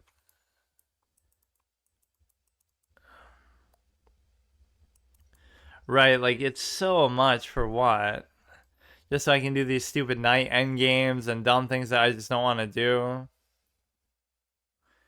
I'd be very happy with a stalemate, but I think it's very unlikely to happen. Just give that one, I guess. It wouldn't be very difficult. Some people almost seem like they throw or troll on purpose, not unlike myself. But at some point I wonder why, even. So we're kind of back in square one, and this is where we can often go on bad streaks, because, again, that's a dead drawn position, but I think knights in particular are irritating in the endgame because... But I even say that too, like, they have such limited movement patterns where they can potentially go, but at some point I just completely check out of the game. Like, I'm just not even there. I'm not playing. I'm not interested. I don't care. It's just not a good habit, but at some point it gets really, really boring. So the only instructive thing there is you have to keep trying, and you could say, oh, it inflates his thing, but now was the point that he was winning at only with the knights, or was that somewhere else? Because it makes it seem much earlier in the game based on that, but it's really not. I think most of this is fine. Again, we trade both like fiends. Nothing really hurts me too bad. We get the double trade, but it's something about this position here now that we have to try to understand, what are we even trying to do? We just go for this, and we go for this off the strength of the knight, so that we shouldn't have held back, right? I was kind of waiting for something else to happen, so you should have already done that, and that might have cleaned stuff up a little bit. That was good, but now where do I end up losing the pawns, and how does it happen? You do this just to stop the knight from coming in at all, right? And so that's at least a good move. That makes sense. Now, even if you do it, you're going to lose the other one, right? There's nothing you can do, but you're not losing by anything there. I just did this kind of as a frustration move at that point. So the one principle there is, okay, move the pawn to stop the knight from even coming in, right? And just don't worry about the pawn structure as much. Because what you sometimes get caught up in there is like an aesthetic pawn structure issue. Like, for example, you're worried about how they look. Like, you don't want them horizontally stacked like this in kind of a weird way. You want them to connect and this and that, but none of that matters because nothing's going to target them unless it's the knight or the king, and neither of them can really get in through there, or it would be very difficult to do that. Visualization. Very interesting psychology overlap that I wouldn't have ever really expected to happen. There's something about the game that always shows you my laziness. I'm not saying I should win that position, but you definitely shouldn't lose, and you know, it almost makes you think like, okay, you want to trade everything as quickly as possible and get to that sort of position as soon as possible. And then once you're in it, you don't like it and you don't even want to play it. You just want the game to be over with and potentially end in a draw. But that kind of shows you like you almost don't even want to play at all. And not even like, oh, the mood that you're in right then. It's just, it's the way that it works. There's something about it. Just the game overall that I often don't like. It's going to take two no matter what. Again, you could say, oh, you shouldn't worry about stuff like that, but this is a fine time to make a checkpoint out of it, and I was there, and that wasn't a very good thing. I feel like I do worse in situations like this, though, where I'm kind of going for a goal, and you're kind of close to it. Not that I even said this was the goal from before, but you know, we can like try to see, oh, let's see how far we can go. And it's not that I'll stop playing, but I will make a point to try to study in some other meaningful way here. But the best thing you can do there is to go there to the extent that, well, that would actually trap it, but just, you know, fucking up my pawns is something that does always scare me that way. This development's a little bit unusual, to be sure. It doesn't even mean it's bad. It's just not something I'm entirely used to seeing. You do this, but it's effectively not a true pin sort of situation. This allows you to unleash. Now, see here, you'd feel like you're forced to take, because if you don't, then you could be in potentially a bad situation. He's kind of done a little claustrophobic opening, though, where everything is kind of too close together. And he's going to queenside castle now, it seems like. But again, there's no reason to even queenside castle here because your kingside castle is pretty clean. Like, nothing's really fucked up. Your pawns aren't double stacked, so he's just sort of doing random stuff. What it does do is it sort of sidesteps the bishops here, but I don't really know if I care too much about that.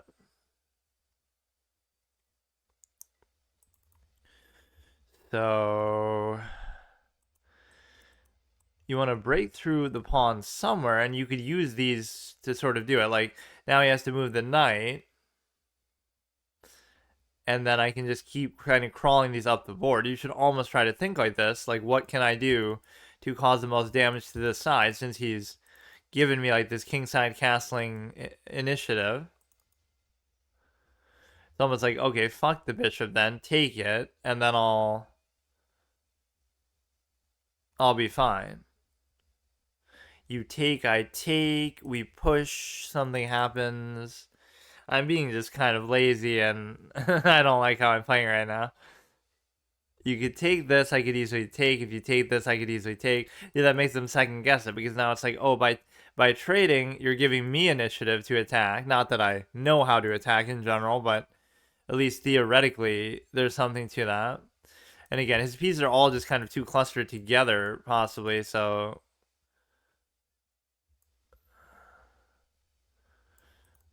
Okay.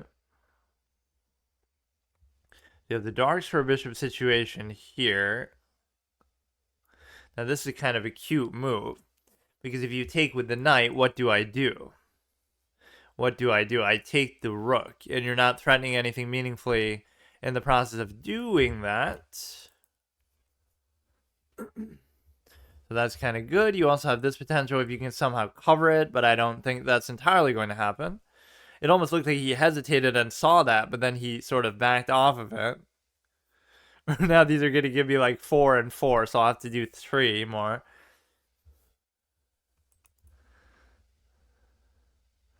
Damn, if only I had it covered there. But see, that's when you get a little bit greedy, too. So I could have just taken that outright. So now that's not covered. So now it's a question of trying to save this one as well. Right, so you could effectively do that. Now, this is only dangerous to the extent that, you know, you want to worry about covering this, but you also want to save this, but you don't really need to save it. But there's a bigger fish to fry here. And that is, but he would fucking take that into attack on there is the problem. There's too many things going on. Like, you want to cover it there, which is maybe too ambitious of a play still to make. But it would be worth it, because then you're going to get the rook no matter what. So, but here's where you sort of greed a little bit for something. So let him take this, attack the rook, fine. I'll go here. And then whatever he does, I can take this. It maybe doesn't seem entirely worth it, but...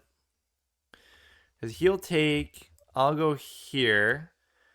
And then... The problem that you can sometimes do in situations like this is you can maybe attack the queen and throw everything else off. So then I would take, he would take, and then I could just move it. That was the thing. So like I would take, then he would take, then I would take, then he would take. So it basically, instead of getting something out of it, you would basically just equalize everything. See, the problem with this sort of low-level calculation and low-level effort, too, is, like, you see some things, but you don't see everything. Or you see, like, one thing and then you're satisfied, and you stop looking, or you kind of... it's just very selective. So you can take this, which is pretty good. I don't see any sort of bad thing that he's doing here. He goes back with that, so now that doesn't bother me at all. Because now you can just simply do this, where you simply move it. I'm not really worried about that too much. I almost would have just ignored that, right? Don't take the bishop, take the rook, because either way, I would have had to choose then whether I save mine. So taking the rook was probably the right play there for him.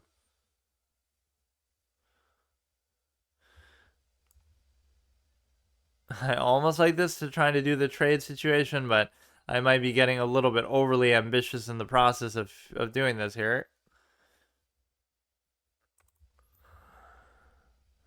There's nowhere he can go with it that's like really too good for him. It's always double and triple check everything that you're doing. It's a good habit too. You get a potential fork there. You know, you get a potential attack there. You get a potential trade there. You got a lot of things going on. So I like these multifaceted moves for the simple fact of he would go like this. Right, but the thing is, it wouldn't matter because you could just take with this, with the cover. So you could just kind of sidestep the whole situation, and it just doesn't even matter. And again, I'm fiending. Like, it's like a shark smelling blood in the water or something. Like, you just fucking go for it to the extent that, like, I just want to trade, and I'm fucking fiending for a trade, and that's all that I want.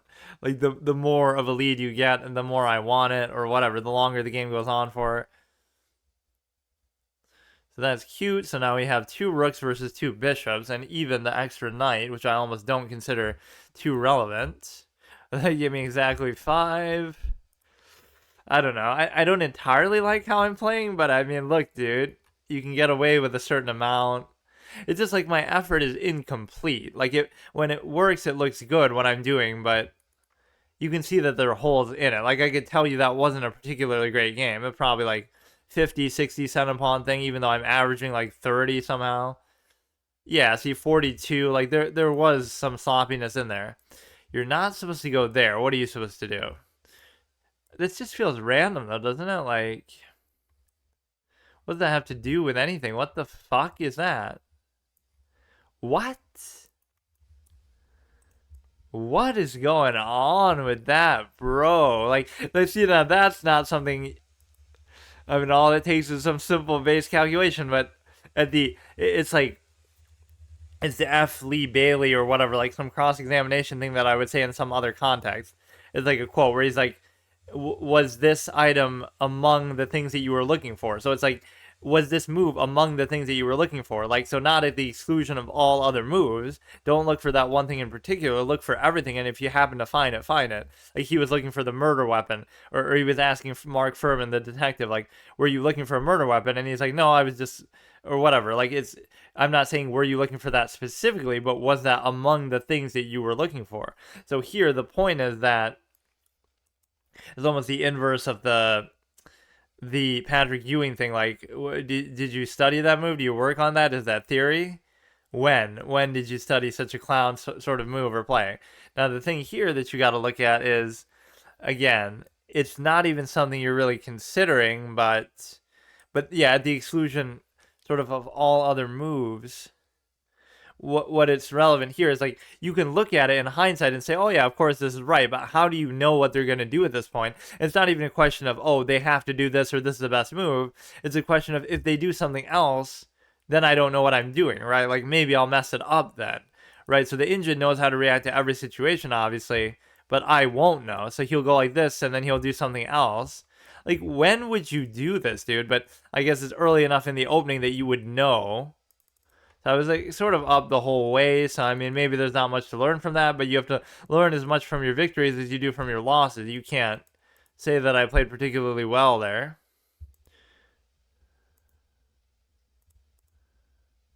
So he covered there, he takes there. And then mostly we're in a good shape here. That was a good situation. And then again, I get greedy after that point where I want more. Yeah, he was supposed to take there, and then how would it progress? Then you take there, you take there, you take... What the fuck are you doing, dude? I swear, the engine is getting more and more clownish every fucking day with the stuff that it is doing. Obviously, you can't do that, but... Or that's the way you can psych yourself up or put a certain amount of pressure, like, oh, I'm going to listen to a certain special song or do a certain, use a certain special preset for this game, like my Space Invaders, I say my set, like I made it, but I mean, just whatever I have in these custom things. I haven't used that one in a long time, actually. I kind of get stuck on one and then I enjoy it for a while. Like, I love this checkers board, actually.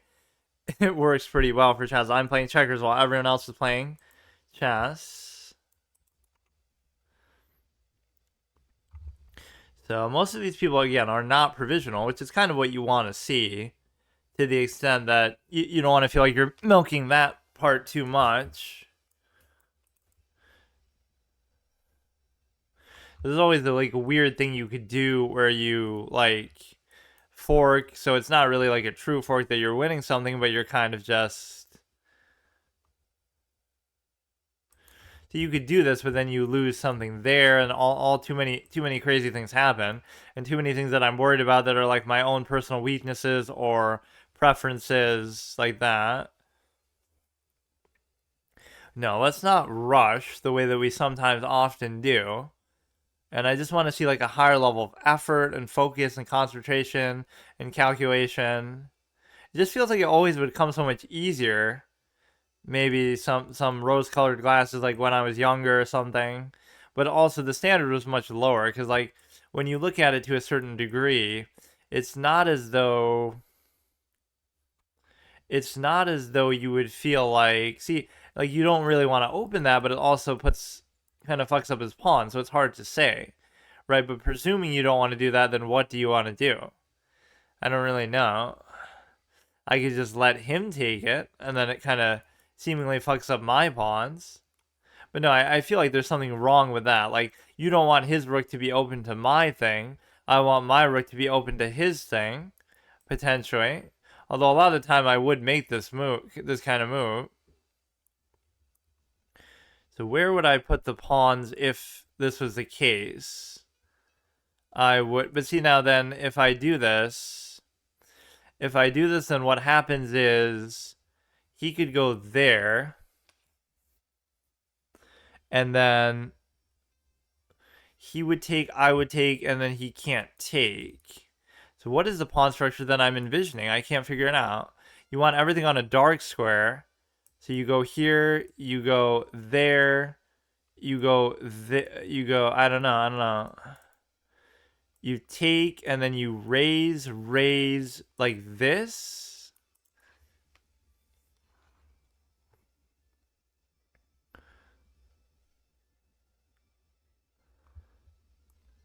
I'm not really too sure. I mean, it wouldn't make sense to do this. This, at least you're clumping them all together, kind of going in the right direction, so I can't really argue with that too much. So you want to do this to try to give the bishop some room to breathe here for now. You could pin this down, and then you could go like that, which could be potentially good, because you have no other way of actually covering that, so at the very least I could open the king, force you to take with the pawn, right? It wouldn't take too much to potentially do that, but it doesn't still work, because you go there, but then he does that, and then you go there, and then, like, I don't know if I should slow pace him like that. He won't even let me attempt to do it. Now, the bishop should be very takeable, but it's not. Now, I don't know in turn where to put my knight. I'm always afraid to make moves like this, because again, you are going to double stack it to the extent that I don't like that. You can go here. No, you can't. If you go here, he's just going to double attack it. So just for lack of a better idea, I'm going to go to a spot that doesn't seem very good, but whatever. We can go here, and then we can try to open this, open the rook. Problem with that is you got to first move the king. Like, there's so many little annoying things you have to do. So I think this still looks pretty solid, but I just have to figure out something a little better. So this pawn structure, like, I'm working very hard to do, and it still leaves some holes and some things to be desired, to the extent that I don't know what the fuck is going on. You can go here, and then I can't take, so like that's a pretty basic idea. Right, just like check, and then if I take, you take, so I can't do it. Now this is kind of good because you can just double take. So I don't see any scenario where that's not a good thing to do. So the sort of weird position of my bishop ends up helping me, that maybe he wouldn't normally expect to still be on the back rank, so he's thinking about some sort of other position. But I would still be more eager to trade the knight first, because you might say, oh, trade the bishop because it's going to be useless here. But I'll still find a way to make it work, maybe. Or you could try to do some sort of thing with the queen and this, but I almost like this spot. It's just hard to get it there, and whatever I do with it is not going to exactly... I don't know, it's just weird. Or you want everything on a dark square, so I'm not even thinking about it the right way. I was kind of doing the opposite. Everything's on a dark square except for this one, so it's almost like I want him to take it, but I just don't know. This is weird. He would take, I would take, he would take, I would take, he would still take. You could do this for the time being, but I almost don't know whether it's worth it or not to bother. Or rather, you can't do it because you got to watch the thing. So even though that seems like a bad move, it's the only way to cover everything there, assuming that's even something that you really want to do. You could do this. If you trade, then you can try to double attack this, which would be good for you, I guess. I had my whole positioning backwards. I don't know what I was thinking. Like, I don't know what you would be trying to do in that. So this you definitely don't want to take, because if you do, then he would take, I would take. I mean, I guess I'd be happy enough with the trading capability here, but there is something a little bit weird about this. Like, I just don't know what I did here. So you'd have a potential fork here, but it doesn't entirely work because he'll move it. And then if he moves it, then you'll be forced to react to that first. Right, so you do the fork. He does the take. I do the take. That could be very dangerous to allow that to occur. I'm still going to do it, but I mean, it looks a little bit fancy, much ado about nothing. And even the act of doing it would make it so that this is not very useful. Like, what if I do this first, and then I just say, fuck it. Like, what can the knight do from here? What can the queen do from here? If there is something, I don't see what it is, so fuck it. It just looks like a very dangerous thing to allow that to happen. So he moves that instead. A modest little +1 thing going on. So now at this stage, you got a lot of pawns kind of just hanging and sitting there. You could almost just kind of keep going with trying to take these. But I almost want to go there. Because now the queen's going to come in and attack this, and there could be all kind of problems that arise as a result of that. So, like, the queen goes there. And then you bring like this, and then you bring like this, but then I take. But then again, this won't be there, so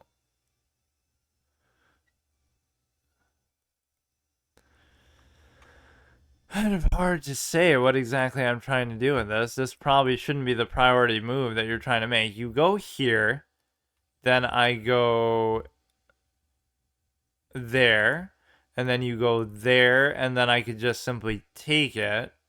So I'm not entirely seeing what the crazy thing is with this. Right, like it's a fairly basic sequence to try to go for, but he's going to take. I can't take. I'm only +1. This one seems a little bit awkward, out of place. These ones are definitely very awkward. And so now you could go here. And the reason why is because, you know, whatever he does, if he does that, it's okay. This seems fine. Like, I don't see why it wouldn't be. This is an awkward spot for it to be in, but I was concerned about that pawn, which sometimes maybe you got to know when to let a pawn go. But I'm very apprehensive sometimes about moving my pawns to the extent that, you know, I don't like to do it unless I really feel like I have to or something. So this one has a ton of cover on there, so I'm going to feel a little bit brazen and confident in doing that. Just like you definitely can't take it. You get in like a certain frame of mind where like you have a certain thought process, but it doesn't mean that that's exactly a good one or the right one to do or anything like that. So this one isn't even going to be covered at all, but it is now by the queen itself. And so therefore, but see, even if I was to take, I wouldn't be able to because of this stupid ass thing. Right, because the bishop is there, and so therefore it's not even effective to the extent that you could just take that and actually mate, or no, it wouldn't be mate, but I have to move the actual bishop and maybe give that fucking thing up at this point. Because I've gone too far out of my way for that stupid ass pawn.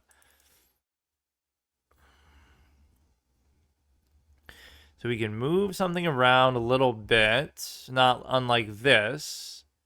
So now if you look at all his potential moves, none of them are really too threatening with the knight. And so therefore you get to, you know, there should be really nothing for it. There's no cheeky unleashed checks. There's nothing of the sort. I'm doing this in part just to cover the rook, as I was just complaining about. Now, our time is getting a little bit too low, so this is kind of an important game, so let's just focus. Come on. Don't cheese me on the clock, dude. Anything but that. Man, if only, bro. If only I had a way to fucking do that. Like, the pin would be so good there, bro. If he takes, I take.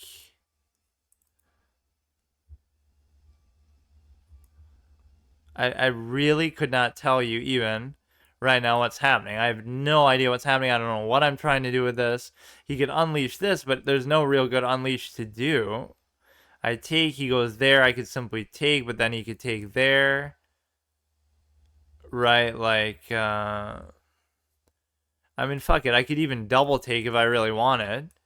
You go there. Oh no, haha. But what if I just double take? Then I'm not going to know how to play the position, obviously, but I also don't have time for this shit. I'll be like a modest +2 or some shit. And I'd have to cover this, which I think I could still potentially do, or maybe not. So the big mistake of this game is I've done something very clownish, and that clownish thing is called, I'm trying to fucking... I'm going to immediately lose whatever advantage I had. Like, I just can't play like this. So idiotic. It makes no fucking sense. Like, what is this fucking bishop doing the whole game? I don't understand. Go ahead and take it, man. I just can't do this right now. I just can't do it. This should cover both. You'll take the other one too. Like, I don't give a shit, man. It's always time, time, time. Fun and interactive game always comes down to time. I just give up. Let's just try to survive the time pressure. This will at least be fine. We can't go there. We can go here. We can try to take this. He's going to do something crazy and do that, but he can't give a check at least. Like, this is so fucking dumb that it comes down to this all the fucking time. Every fucking time. Why does it come down to this? Here, just do that.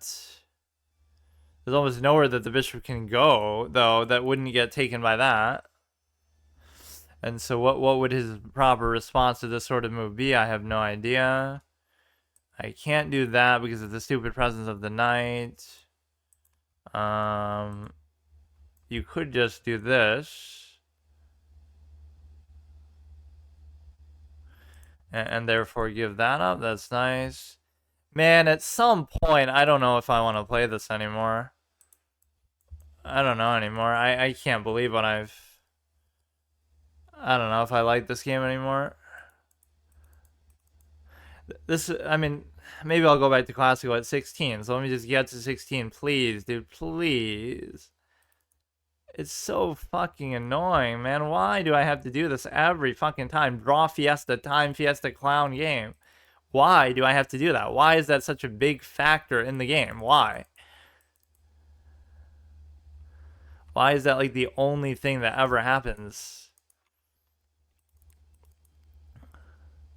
You could say it's just a weakness of mine, which I'm even kind of okay with acknowledging that it is, but it's still not that big of a deal. So you could block with the thing, you could go here, but you can't. Take a pawn, you could have gone here. This would actually be beautiful. If I wasn't hanging the pawn, he might actually allow that to happen. But I still won't win because I can't do it on time, or he's stupid enough to do it. Because now you can't take... Are you fucking serious, dude? Fuck you, bitch. But I won't win. That's the thing. I won't win. Or I'll blunder my thing still. But the key thing is if I just pick up all his pawns, then you should be in good shape to say, okay, it's draw by insufficient material. So, or the problem is I still won't even be able to do that. That's really the problem with this situation. I'll just sack it. I'll just sack it. I don't care. Like, you can't keep it out of arm's reach to the point where I can't sack for it. You can absolutely not do that. I'm sacked. I'm sacked. I mean, I guess I have to because he's just going to do it right now. So I cannot lose now. I cannot lose. I could potentially still win if I feel like, oh, the knight is so shitty that we just get to fuck around with this, right? But imagine what it would take for me to actually mate him here. That seems kind of crazy to me. Ride a little bit like a car, but the problem is he'll waste so much time that I'll basically be able to let his king come in too. That's what I don't like about this position. And so, again, even if you just flag now, we're in an excellent spot where I can get a still draw position. Okay, dude. Okay, the specialty of the night, just sitting in one fucking place and doing nothing the whole game. I mean, see, like, this is the sort of thing where you would never resign in this position because you would feel like you would probably be pretty good when it comes to the hope of a flagging scenario. I don't care, dude. Well, although you should be a little careful to think better about this, because what you can do is you can basically do it to the extent that you're able to. Oh, come on, bro.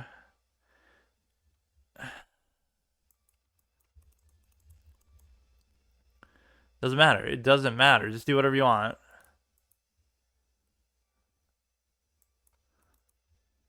Can't do anything with that. Do something with this. You should be able to guarantee to do that no matter what you do. Almost a mating situation. I just give a whole bunch of random checks and try to. We should almost be able to pre-move this sort of a mate, but I just can't typically figure out how to do it. So just go like this, go down. See, all you should do is make like really quick moves, and then I won't really be able to pre-move it all the way. So we gotta box him in a little bit. If I could just try to maybe do this. You pre-moving this. Come on, there's 3 seconds left. What? Oh, come on, bro. Bro! Come on, bro. Come on, give me the other fucking queen. I kind of forgot about even this possibility of, dude, please, dude, please. He's just gonna pre-move himself, though. That's the problem. My king is gonna get in the own fucking way here. Okay, we're pre-moving this. You almost should be able to pre-move multiple moves at a time. That's just one thing that you should be able to consider the possibility of doing. You should be able to do this as long as the queen's covering queen. You should be in really good shape. Dude, this would have pissed me off so much if I was this guy, but I'm buying for 1,600. You don't know how important this was to me, bro. Bro, I'd be fucking salty as shit. How the fuck does this lowly 1,500 know how to do that quickly? How did he manage to recover? How can I keep getting away with this? That is a classic fucking... Wow, that is like an anime Yu-Gi-Oh! Comeback caliber thing. Look at what I just did there, dude. Look at that. That is unbelievable. See, that's what you mean by like the spirit, competitive sort of spirit. Like, I wanted to win that one so badly. That one deserves almost to be like uploaded, highlighted, something, dude. That has nothing to do with chess at that point. That's like a psychological, like, you will not be denied this moment. You're not giving up. Like, that is everything, dude. That is a classic game to get you to 1,600. Because I had no business winning it. I was completely, well, mostly because of time, but I mean, that's the big factor. Like, look at that, dude. So it came down to that knight being pinned, and then he thought it was covering the thing. But I thought he would just take the hung pawn with the queen there, and then I do it where I pin it down, I check and take the queen. That is unbelievable. Look at these anime quality moments that we have, dude. At low-rated card games, low-rated chess, everything. How to make turn-based games exciting. Just introduce time or some other random dumb shit mechanics. It would be appreciated if you hurry this up, but now we've hit such a checkpoint that, oh yay, hooray, now we can study, which I probably won't do right now, but... See, it wasn't too long ago that we were celebrating getting back to 15, so now we see the progress, but obviously I don't expect it to stay at this rate, but that was a pleasant journey, and so now we got to really think hard and be a little intimidated, but it doesn't mean we can't still beat these opponents. But there's 2 things that I need to work on, are some fundamental things, whether it be openings, end games, which you can obviously study a lot, and I also need to work on something to do with time and just speed. So if you can do those 2 things, you'll be in good shape. Right, middle games, I seem to either be very good, or I can always sort of figure them out, or I have to be a little bit more hardworking. I can't be so lazy. I can't be so trade happy. You got to do it with more rhyme and reason. See, all these logical razors and arguably snake oil salesman sort of things about chess, like, oh, you just have to do this, or you have to do it this way. Like, so many pieces of advice that good players would even give you, but there's no one way to do it. You know how you do it. You just play a lot and you study a lot for years and you memorize things, and then, you know what I mean? There's not one simple easy answer. Nobody can do it for you. This is what it would take in some form. Like, even if you pretend I'm better, okay, pretend I'm 2000 right now and I'm buying for 2200 and I'm trying to, push ahead and become an IM or GM or FM. Like, the point is that it would take you an insanely long amount of time, kind of like how this analysis is taking an analogy for chess. Like, it's never taken this long because it can't handle the epicness of what that game was just about. Like, sure, I'm using a mobile hotspot, but I've been doing that. So we've gone 3-1 with that. So, I mean, basically you had to win a total of 2 effectively to get from 90 to 100. But no, I mean, I would be pretty pissed if I was him. I guess I'll have to wait and analyze this later, even though I always do this as I'm playing. I don't get it. But that was pretty insane. But no, the way that he could get me there is just by simply, if he's pre-moving himself, even if I'm pre-moving, I'm not going to be able to, I don't know, I would have still lost a certain amount of time in there. I'm pretty surprised it came down to that, but that endgame also shows you the shitty nature of the knight. The knight is so utterly shit that it can't deal with the 2 pawns by itself, so then I end up winning because of it, right? He even tried to sack the knight a couple times, which if I had taken that, I probably wouldn't have won then, because then I wouldn't have been able to promote both. I would have, killed the knight, but then he would have took the pawn maybe, and then I wouldn't have been able to do anything with it, because I would have had just 1 queen, and of course that's not enough to mate you with, because it still takes too long. The way to even mate with a king and a queen is a little bit unintuitive somehow. Like, it's just weird. You gotta go, there's so many things that, you take for granted, but I'm always objective like that. Like, there's something that just feels weird about so many of these sequences. You just accept how they work, but they don't feel like something, I don't know, like anybody would normally do or want to do, even if it works, right? It's just like a half-mass functionalist mindset. Just because something doesn't works, a certain way doesn't mean that it should be that way, or that it feels right that way, or that, I don't know, that it would be the natural instinct that you would really go with. I mean, hey, this was a pretty important game, so I would appreciate it if the engine would step its shit up, but I guess this sometimes has to do with your computer's settings too. Like, where you can choose how many cores or something it's using, which I always make fun of that, but I mean, I guess chess is just that complicated of a game. Also, every other game in existence could be more complicated. That's real time and more active. Way to put a damper on. That's the ultimate buzzkill, but who cares, dude? Okay, so today is the obligatory celebration for getting to 16, and I do have a bad habit historically you have to be aware of just whenever I hit a milestone, any sort of checkpoint, I tend to do badly. Even after I hit 15, right, we sort of celebrated that, and what did I do for that? I played Hatred, just to show in this format, of all things, to celebrate getting to 1500 on the chess, I play Hatred, and to celebrate getting to 1600 is now I'm going to basically study instead of actually play. Those are my 2 rewards. But the reason why I played Hatred was just to show, in this format, with this third setup where I'm not doing it on stream and I'm just recording it, I can basically do a game that I wouldn't normally be able to stream, or that I wouldn't want to, and in that case obviously you're not allowed to because it's adult only, so you get in trouble, or at least on Twitch they wouldn't allow it, so that's kind of a good excuse. But I ended up not really even doing it. I did it for 20 minutes and then I just didn't have time or energy that day, but it would be cool to fit other things into here. But this was a good milestone because, again, you just got to look at the time that we did it in. We obviously hadn't prioritized Rapid ever before on here.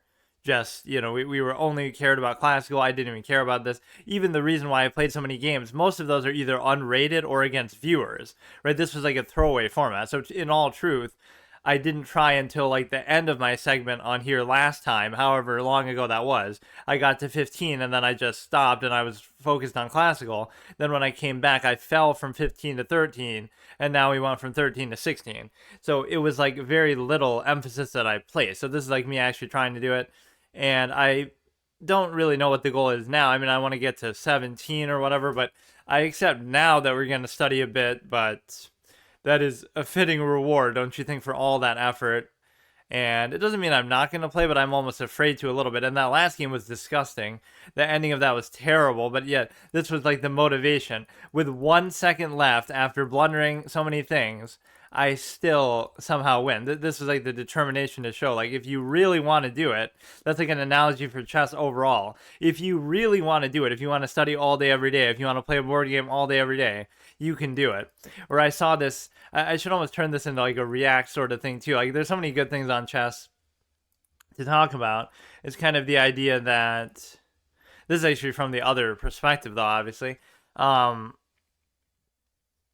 Like Alex Botez asking, "Oh, do you think women can be as good as men at chess?" It's pretty simple to answer this point, right? In other words, historically, why couldn't it just be that girls growing up and women overall didn't find chess as interesting or chose not to focus on it as a hobby? It could be sort of a societal thing, like, it's just not as common for young girls to be playing chess growing up, or women to be playing chess for whatever reason. It doesn't mean it's a bad thing, right? People assume it like, oh, it's the meaning of life. We see this happen in other areas, like, oh, there's X number of actors of such and such identity compared to everybody else. It's like, maybe that's not what they did, though, right? Like, there's no net sum assumption that everyone's trying to do the same thing. So it's like, oh, there's X number of actors who are men versus X number of actresses who are female, like leads or getting prominent roles. So it's like, oh, that somehow shows a bias or unfair treatment, which can sometimes be true, but why can't it just be not as many people are trying to do it, right? And so, like with women, historically, they haven't played chess as much. It hasn't been as common of a pursuit, as a hobby, as a thing. They would just rather do other things, whatever. Like, it doesn't mean that everyone has to do it, but people take it as a granted. Like, oh no, it's the meaning of life. Everybody only cares about this, and so therefore everybody has to be doing it equally. And I hate this sort of equality of outcome fallacy that, like, you have to have everybody. This again, this happens in. I was seeing something in the Oscars or something about this, like, we need more people of such and such group to be actors and get lead roles. But why can't it just come naturally, right?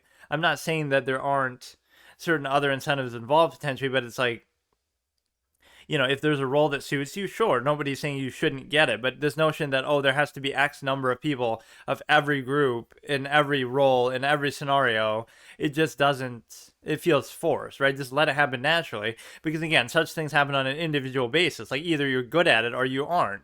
So it doesn't matter about anything else. And like, incidentally, okay, one year it might be all the nominees are such and such group. Like, it might just happen that way. Why does it have to be?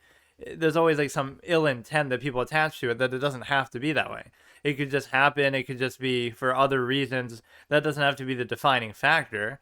But no, when it comes to the chess thing, it's like, historically it just hasn't been as popular with women, and so it's only natural that, given that sample size, right? Like, when you go within that sample size, there's nothing stopping Judith Polgar, there's nothing stopping Hao Yifan, right? So they can be really good. Again, were they 2,800? Were they world champions? No, but that's still not even really necessary to the point. Like, they can be really good among the best players in the world, and so all it requires is that that there's a sample size of people doing it, so proportionally. So I think over time that'll balance itself out. It won't be that surprising if, a woman does win the world championship eventually. I mean, given the extreme nature of like Magnus Carlsen or somebody, it might take a while to do that, but at least, again, Judith Polgar was 2,700. 2,700s compete in the world championship all the time. Like, Karjakin was 27 something at the time, a little bit higher, but still, like, it's not like within some impossible metric. So on one hand, that kind of acts in both senses. Like, it both makes the argument and it sort of hurts the argument that Judith Polgar was 2,700 super GM, so that shows you that, oh, women can be just as good as men in chess. But also the fact that she's the best ever, and that's the limit that we've seen, right? Nobody's gotten to 2,800 and stuff like that, also means that, oh, even in the most extreme example, they're not as good as a number of other male players who have gotten to 2,800 and so forth. So that's all fair, but I don't look at it as a defining thing, right? It's an individual who happens to be, this is how, the objective absolutist perspective versus all this kind of nonsense that other people choose to focus on. It's like, she happens to be female, but she happens to just be a great player, right? Not every guy is that good or even close to that good, right? The majority of men suck at chess too, right? Like, in fact, of the sample size, you could look at it that way too. Of all the men in the world who play chess or try to prioritize it in any way, like, look at me, for example. But no, there's millions who suck and are garbage, right? There's only a small select few in the world who are that good at any given thing. So it's defining to the individual, not the identity, right? So the defining trait of Judith Polgar is not that she's a female, not that she's a woman. It's that she's a super GM 2700, of which there have only been like 100 in history or whatever. Like, so that's more defining. On an individual basis, she's very good. It doesn't matter, right? People will focus on that, but she even shied away from that a lot during her career. Like, she would play in events. She wouldn't play in women's events, world championship events. Like, for that, she would just play in overall events. That's why, like, she would beat Gary Kasparov. She beat Gary Kasparov in the one game, obviously, but like, so she would play in events that everybody was playing in, not female events.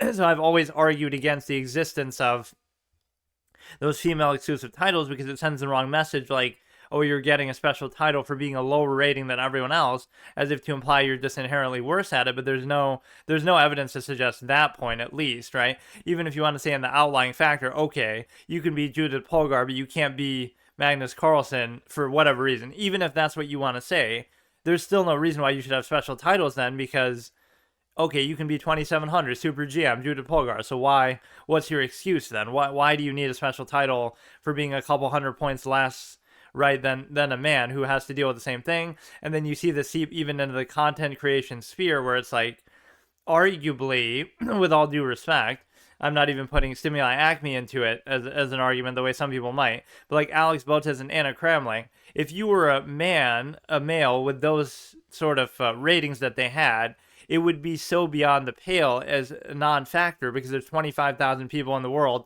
with the ratings like that, 2,000 FIDE up, and so forth. It would be such a non-factor that you probably wouldn't become known for it no matter what. Even if you say, oh, you're known for it because of other reasons than just being good, like, oh, you're funny and charismatic and stuff, it wouldn't even occur to people. It'd be like, this is garbage, right?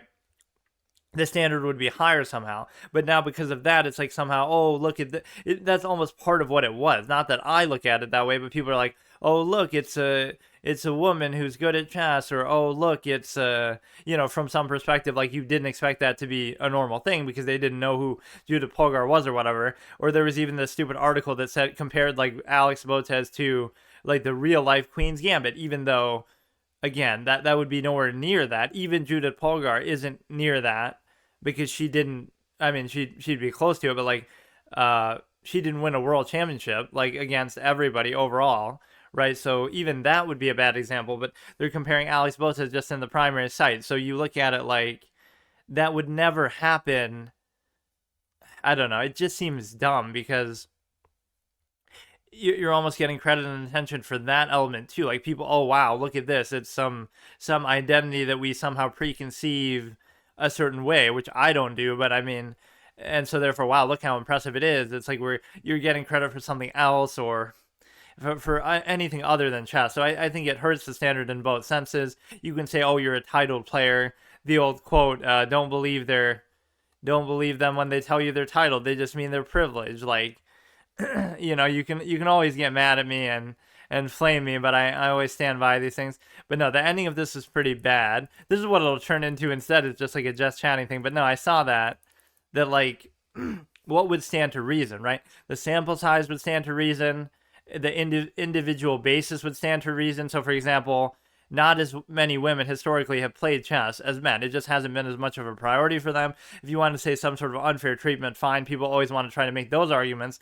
But generally speaking, whatever circumstance didn't stop Judith Polgar, it didn't stop other great players. So I'm not going to really delve into that too much. But no, what if it just wasn't as popular? Like, this is a hard thing for people to understand sometimes. Like, on average, it just wasn't something that girls did as much growing up, or that women did.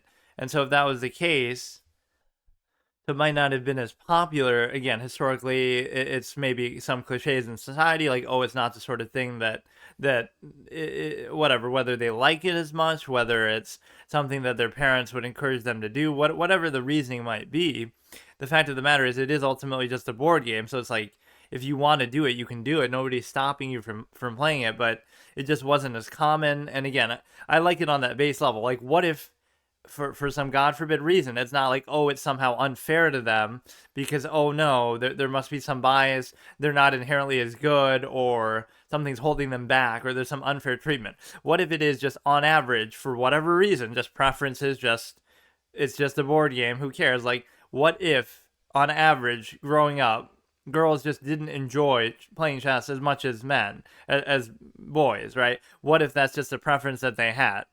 And you know, again, societal stereotypes and stuff maybe playing a role. But what if that was the reason? Then it's just not as big a sample size. They would rather focus on other things. Like, who cares? But somehow we twist it and distort it into something else. So I think that's the best way to look at it, is the sample size element, just to show, see, I even sacked the rook, because guess what you're depending on here? You're depending, I'm black, by the way, obviously. I'm depending on how shitty the knight is. That the knight wouldn't, imagine that being a blunder, how shitty the knight is. Even though I'm messing it up, the point is I can't lose now, right? You can only draw.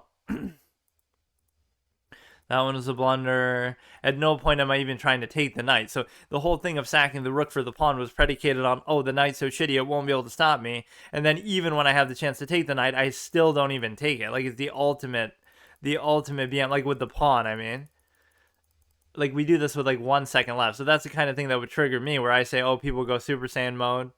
But yeah, let's just let this take us wherever we go. I don't even really feel like playing a game, and I almost should, but I mean, like, we get the point. Now we've pushed it pretty far. This is almost just all I wanted to do, was get to a certain threshold where it feels like, okay, now if we study, it doesn't feel as bad.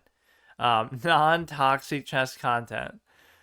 No, but I hate those arguments that are made sort of from behind. Like, every group of people in every field must always have equal representation all the time in every way. There's no such thing as individuals. There's no such thing as like individual ability. There's no such thing as preference. Like, oh, I don't like to work in that field as much, right? Like, why can that not be a consideration? I love it. Like, in other words, for whatever reason, like, you don't like that job as much as other people. So that's on an individual preferential basis. Like, oh, this guy likes this job, this guy doesn't, or something. So, in other words, it's not like, oh, this field is underemployed for this group, or it's overemployed for this group. It's just that on an individual basis, you're like, oh, this guy likes doing it, and a lot of other people don't like doing it. So, you know what I mean? The defining factors are ability, it's preference, it's a lot of different things. And so for something as innocuous as a board game like chess, what if they just didn't play it as much? What if they just didn't like it? What if they had other hobbies? What if a million other things? But no, it has to be either, oh, they're treated unfairly or something, which, again, some of that obviously can exist throughout history, or at least on an individual anecdotal basis. Like, yeah, some mistreatment and things like that can happen, but that's not the core reason. That has nothing to do with the overall, like, for example, FIDE standards. Like, why are there these special titles? Even if somebody's mistreated on an individual basis, that can be addressed on an individual basis, right? That doesn't justify these overall overarching titles to be associated with it. Or even if I did play, I almost want to do unranked. It's almost like I'm afraid to do it a little bit, but we have to study in like a more conventional way now, like where we actually go through. Like, it doesn't have to be on Lichess, it doesn't have to be on anywhere. It's just like, I don't know what to do. Like, we would just have to like you know what I could almost do? I could like do an ASMR book reading of chess. And the only thing with that is like, oh, it's not like I'm stealing content. It's not like it's like I could, I don't know. I don't see why you shouldn't be able to do it. But yeah, like ASMR book reading. Unironically, I'm gonna have to do something like that, which I think is dumb. And I'll do like examples, and I won't just like read it. I'll play something too, but or like I'll give an example. We need like one of those boards that's like a practice sort of thing. I forget how you do that. Learn chess basics, coordinates, study. How do you just yeah, like board editor. I used to always dick around and just make my own custom things here, like, you know, oh, I'll just make a board with only knights. So what is something that I should make my own studies with how thorough I can be with some stuff. This will turn from a debate format, my old school debate format, to a chess instructive format somehow. Because see, I'd be doing this in a self-actualizing sense. Like, I'm doing it for the first time as I go through. So like, let me think. The problem is you can't see the analysis at the same time as doing this, can you?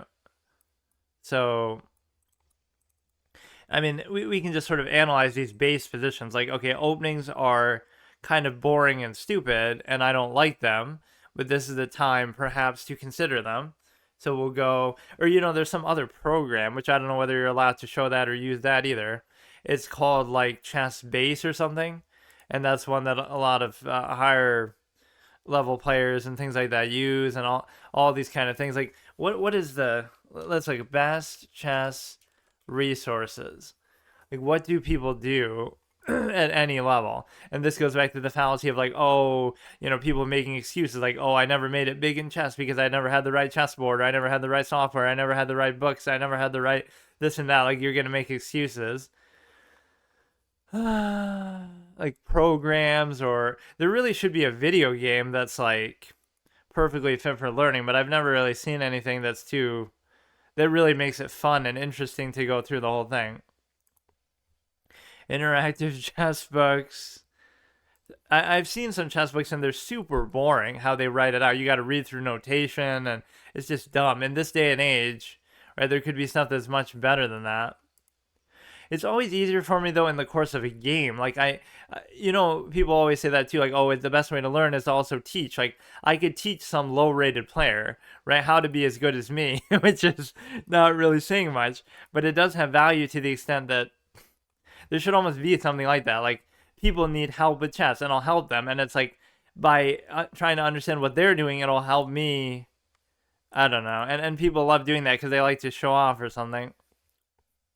So I could look at any like sub 1500 game or even 1500 games and tell you exactly what to do and exactly how to do it. Like there should be like help people play chess, but then that's like cheating. Like if you somehow there should be some thing, like I guess on stream they would sometimes do that, like people would ask me what to do or something if they were lower rated than me, but that becomes more enjoyable like if you are actually better. I don't know what I was looking for, like chess base or something like that. I don't know. I can't like structure it like what I'm trying to do here. I don't know how to really, or you got to go just really deep into analysis of your own games. But I've been doing that. Like there's got to be something more. I can go through openings. I can just look at like other people's games. I don't know. I'm actually struggling with this. I said I was going to study, but this is where I just don't know. I can do books. I can do a number of things. Should we study GMs to understand chess and the mind and the brain? I mean, who else are you going to study? Like, what do you mean? Are the best players really the best people to investigate so we can understand? I mean, anything at the highest level is a good thing.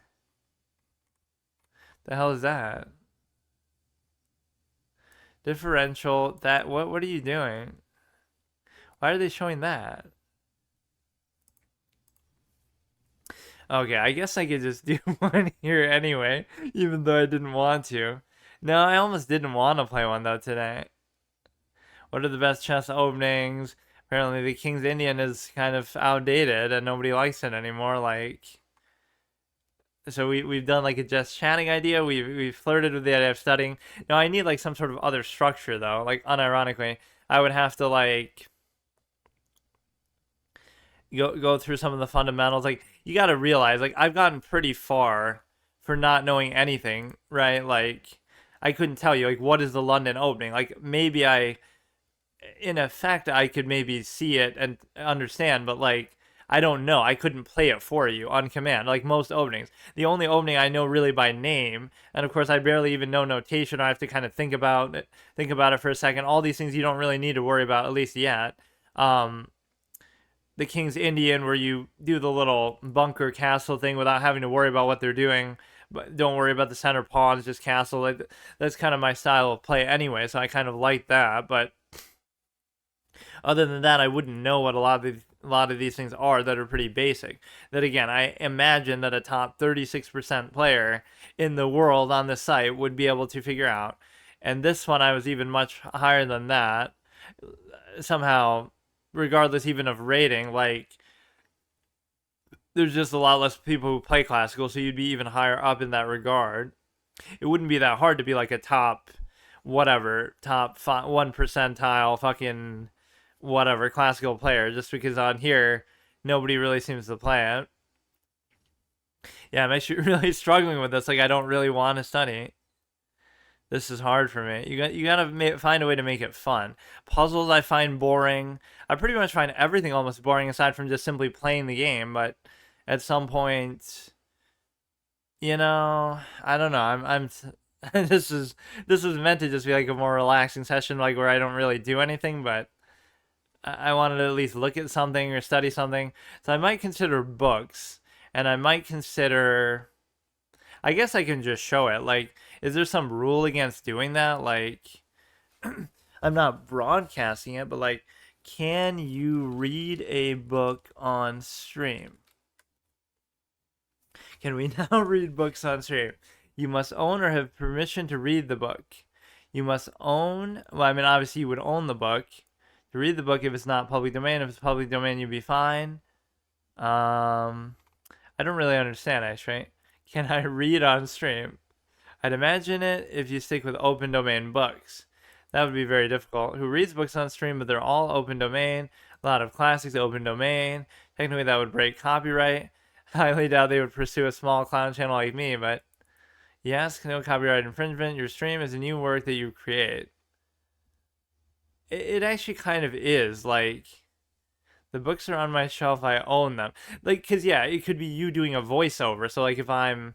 But I guess you still wouldn't have the right to do that. Like, I'm doing my own little audiobook voiceover of something. And I'm doing, like, my own little ASMR thing. I read from a book that's out of copyright protection roughly 2 lifetimes. Well, that wouldn't be too hard to find some old shitty chess book. Your stream is a new work you create. You are not copying the book. We're creating a new performance. In reflection, I must add, it is a derivative work. Accordingly, that is covered by the copyright law. Here is the operative section. Subject's copyright protection from work employing pre-existing material in which copyright subsits does not extend to any part of the work. So I don't know if he's contradicting himself. I must add, the work you are creating is derivative work. Accordingly, that is covered. I'm so confused. Copyrighted compilation derivative only extends to material contributed by the author as distinguished. Copyright such... I have no fucking idea what any of this means, but whatever, dude. Live reading category. You can Google search. Find this category very useful and helpful. Add a reading category. Audience engagement. This is what happens though. You just hit a wall. Peter Shaw is a very high-rated player. Maybe he could teach us, but no, there's something missing from this whole experience. Like let's look at one of his games then. No matter how high level they might be, right? You would have to understand what is it that we're looking at. 1594, 3187. So he actually played pretty badly. He made a blunder. But see, it's deceptive watching their games because you can understand what's happening in a linear sense, but you're not realizing all the possibilities and all the things that they're bringing to the table. It's like whatever's happening here, I have no idea what it is. Like they're going to be playing the engine moves in the opening or something close to them, but they have a plan, they have an idea. Everything kind of looks like, oh, they're just doing random things, but it's all about the order, right? I might end up doing the same thing as them, but it won't be at the optimal time. Take. That was a blunder. And this must be a very high level blunder because I have no idea why it was. Even that's kind of dumb. Like he's pushing the pawns like crazy. I mean, again, dumb to the extent that it's like... I don't know. I mean, he ended up losing, so... Losing to somebody like 100 rating below? Too. I don't know. I have no idea what's happening. So he's up by a whole knight at this point. And then it comes down. That's what a lot of high-level games come down to, is actually a promotion element. Right? If you took away promotions from the game, you would see how much more annoying or whatever, how big of a change and impact it would have on high-level chess. I'm really struggling. I can't think of anything I would do with this. I could try chess base. I could try... And that shit is expensive, too. Let me actually see. Or, I mean, there's all kind of other versions of it, but...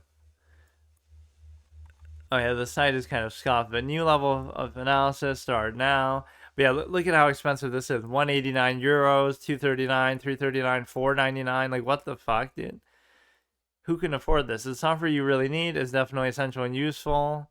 Vichy, Chess Base 15, awesome. Love the reference and the replay so far. The search booster alone makes life better. 2007 and 2013. It would have been so funny if he made the candidates and beat Ding Liren, because you knew he wasn't going to be Magnus, obviously. He had already failed that in his prime, but it's like, what if he, at age 50, whatever he is, absolute must have tool, whether you want to get to the top or just improve your chess understanding at any level. Yeah, do you want to get to the top? Because who are you? You're not a fucking world champion, huh? I grew up when ChessBase was almost the only site for chess. Helped me follow tournaments when I was a kid. Of course, I still use the software. It's amazing, great software for chess players. Change the way chess players prepare and study for chess. It's a very good thing for you, but a very bad thing for the game. ChessBase is essential for instant access to past games, allowing one to prepare for new ideas in the future. Garry Kasparov is the world's greatest development for chess since the invention of the printing press. Well, you say that like the printing press was done for chess. Like the whole world just revolves around that. Why you put him like last, dude? He should be first. Nowadays, I don't know a single chess player, amateur or 2800, that does not use it, and for a good reason. I mean, because you don't have the money for it, that's why. Look how expensive this shit is. Oh my god, and the US dollar, my poor inflated US dollar is going to be even hurt worse than this. Oh my god, look at that. I mean, it's like a one-time thing, but I don't really get it even. Personal standalone database becomes standard throughout the world. Everyone uses it, from the world champions to amateur next door. Do they really? So the amateurs next door that I'm beating on this clown site is the program. So there's like three options, okay? There's this thing, there's chess books, and I could pick some older ones, and I could do like Bobby Fischer's one, and then like chess games.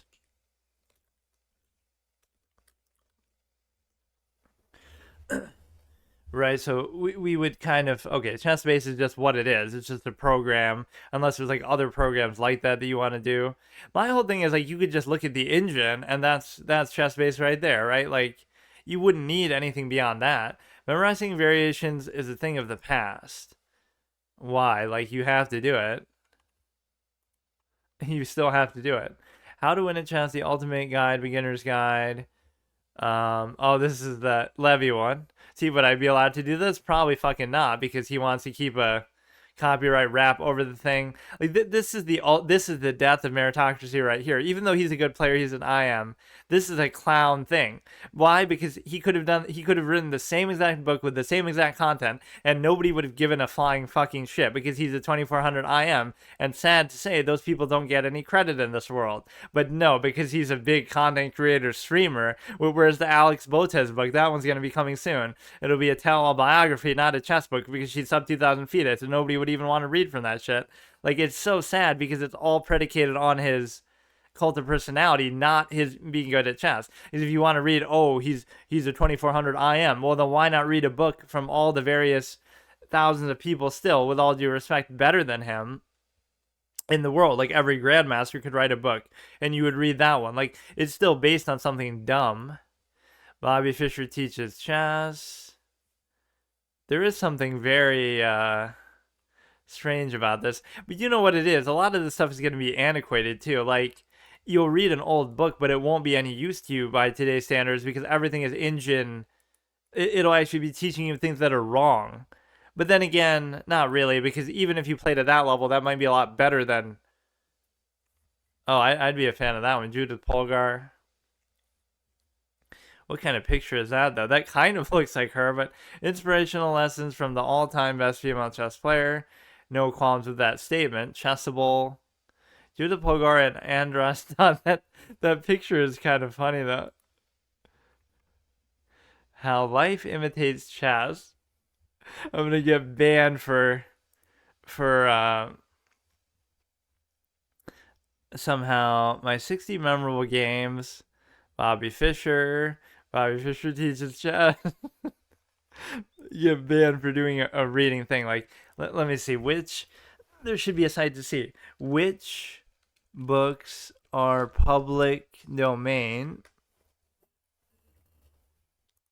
And see if there's any to do with chess here. And they say that it's to do with like a couple decades thing. So like you're trying to tell me, well, why do you have to pay for it if it's after 16 years will soon close down? Japanese chess, obviously shogi is fucking complicated as hell. Now, is this how do you know if this is public domain or not? I thought that's what I was looking up. Public domain books. Does that mean like the whole site is public domain or what? I'm so confused. When I go to search, it's just showing me everything in general. I don't know. Popular public domain books. Which books are public domain related to chess? Which classic chess books are in the public domain? It's kind of an annoying thing because you never know. Yeah, like why couldn't I like review a book? Because the reality is, it's not like I'm going to sit there and read the whole book. I'm just going to Emanuel Lasker, or I almost like this idea of doing a crawl throughout history, like the way I do in some games, like a card game. I'll do like, go to the oldest expansion and try to use the cards from that, even if I know they're not good by today's standards. Just like how I might learn something here that's not actually good by today's standard, like in the engine analysis and openings, but it's still fun to kind of live through that. So I'd be learning sort of backwards in a way that's not even good, but I just hate the notation and having to. I don't like the way these are shown. Like, I get it was necessary for the time, but dredge up all the possible notable books, public domain below. But no, I won't be reading through the whole thing. I'll just, like, read a certain part and get bored of it and move on to something else. What qualifies as copyright guarded chess books?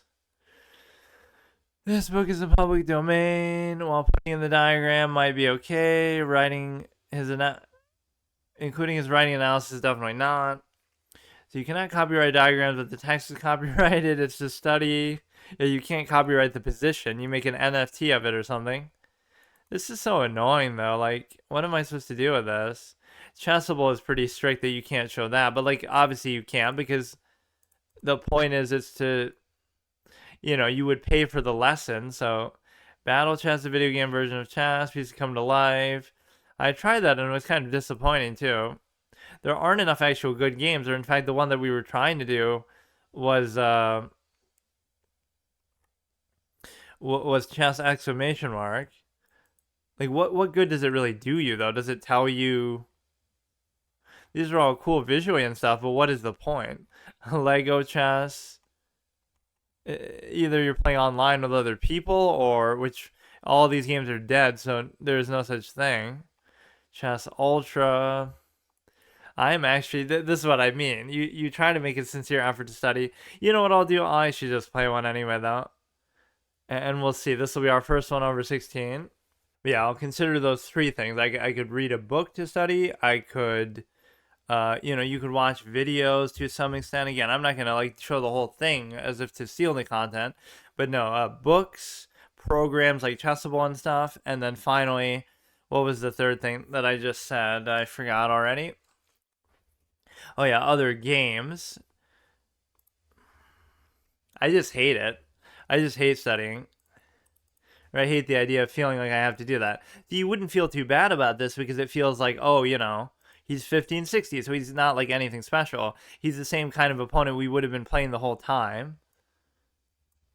I think that's the right way to do it, but you just gotta watch out for this. And you don't want him to pin it down, or you can't even pin it down now.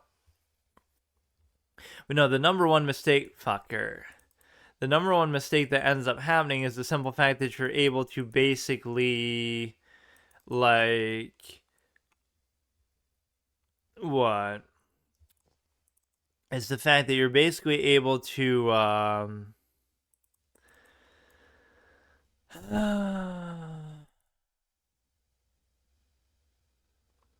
you can't castle because then he'll just go there immediately, and then I have to react to it. So what if I do that first?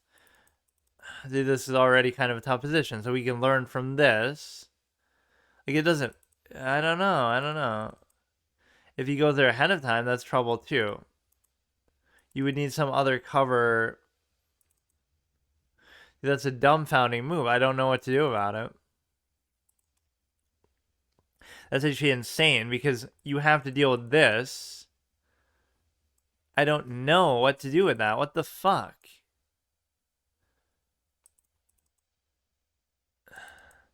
You can't do anything because you can't castle, or he goes there.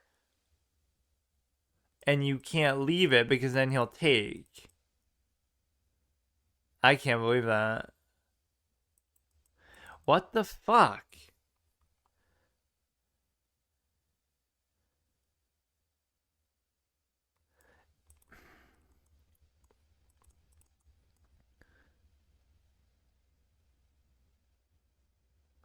I'm so at a loss right now that I'm gonna do that. He can give another check, but I almost don't even give a shit. That is a mind-boggling move. He would take, I would take, he would still take. So he's threatening there, which doesn't concern me too much. See, I'm already kind of tilted. That just ruined the game for me. Like, what was that, dude? What do you want me to do in that, bro? He'll take, and then I'll still take, and then he'll still take, but then I'll take the rook. I guess. See, I'm already, like, dejected, though. What was that, dude? You just do one thing. Fuck you, dude. Take the queen. I don't give a shit. What a bad move. What a terrible player. You're way out of your league, dude. Even if I lose this, I still don't give a shit. Like, let's try to turn it into something.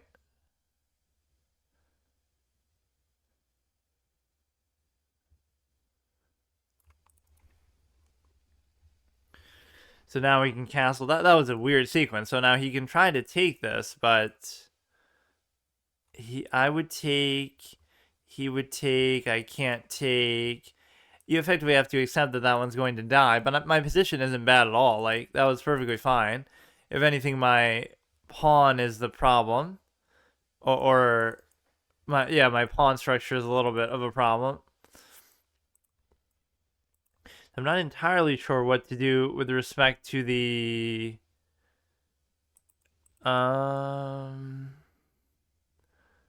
you should almost try to save the knight somehow, but I just can't figure out how.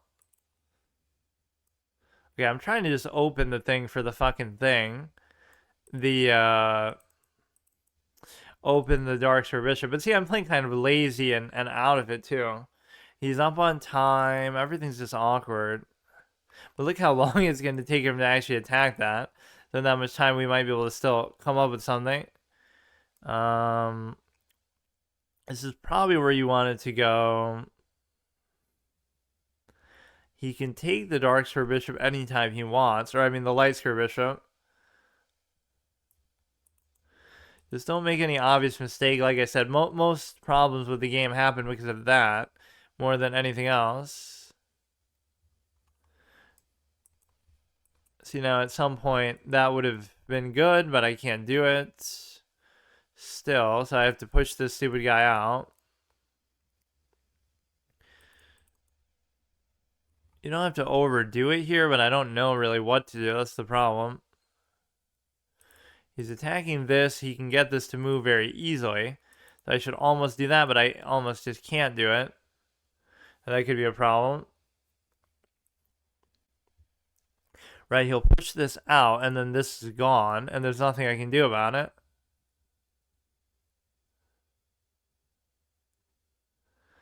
I am very confused. So the point is, you could do this.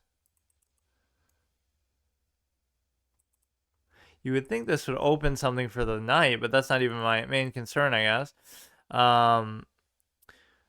So you can't push it out necessarily. What if we just do like this? His dark square bishop could become good then. The point is you just wanted to cover this, and it's become mathematically impossible to actually do that, so I just give up. Go ahead, give the dark square a check, I don't care. All these tryhards, man. Like, I don't even give a shit, man.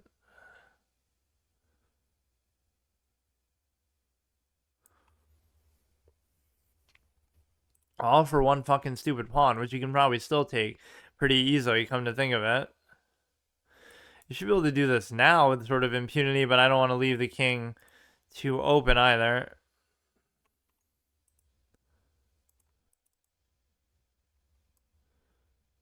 This is kind of good and could lead to a potential option of covering the knight as well.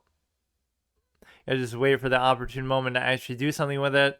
He might have something good with the knight, but I just can't see what it is, so I don't care. It's this pawn that we were placing so much emphasis on, but now he's almost forgotten about it. It's so stupid what's happened with that. You could do this. I mean, there's nothing... He would take, I would take... At some point, it almost becomes sort of worth it to do that. You could take this and then take this. I can't foresee any major problem with that. He could take this, but I almost don't even care. And then you could also take this one. He could take the knight. Like, that's okay. I mean, that was going to happen pretty much no matter what. And so this one becomes a target as well. So we go ahead, we take an open file. The problem is this guy can still escape, so like going that way wouldn't really do anything.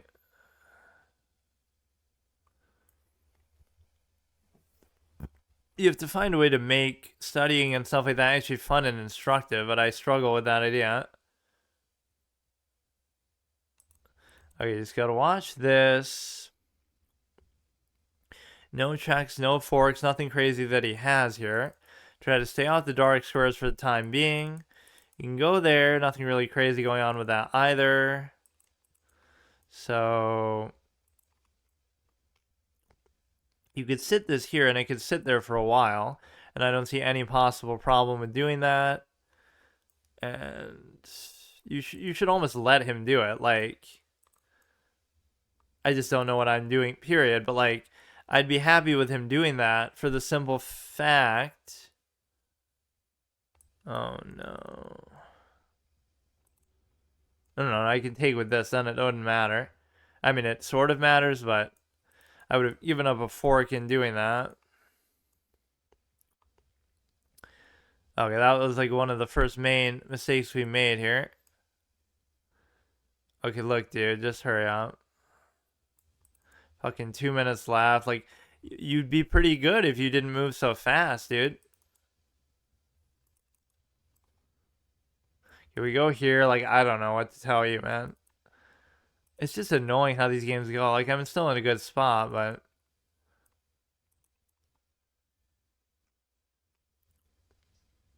I still don't give up a fork.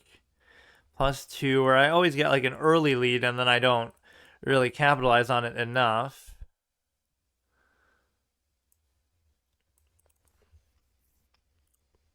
So what you can do with this is you could just take, which now of course I can't do. There's a lot of back and forth bullshit. Oh my god. At some point you're gonna have to give something up, because now if you don't do anything with that, okay, you cover it.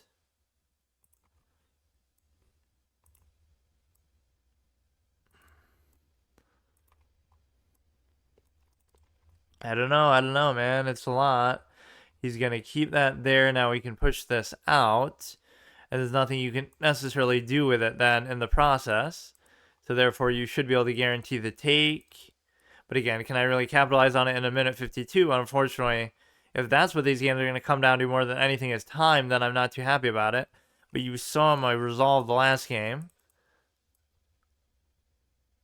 Not entirely sure about this one. You know what? If you can make me like that, you can have it. I don't care. I don't know how. I don't get it, but... Or it might not be a mate, but he'll do some other dumb shit from it. That's the problem. I don't know what... that was like a misclick even, but... The annoying thing with this situation is the fact that... Alright, dude. Alright. You're very good. You're very impressive. So annoying, these people, man. Like, you're doing it the wrong way. At least if you were a little bit faster, I could understand. If someone give up a fork or something, I'm just gonna start pushing these pawns. Like, I'm sick of this.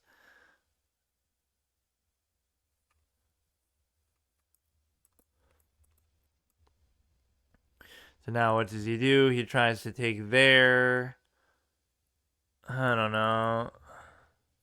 There's no fork or any...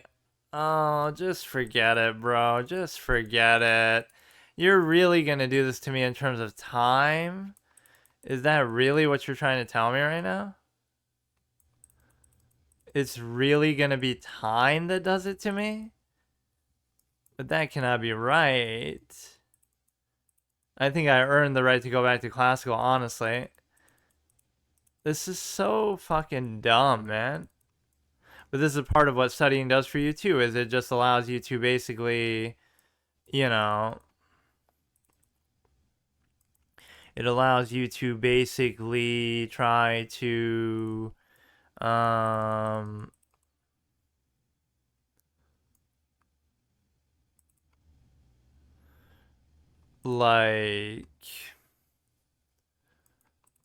I don't know, I'm gonna still fail to do it, aren't I?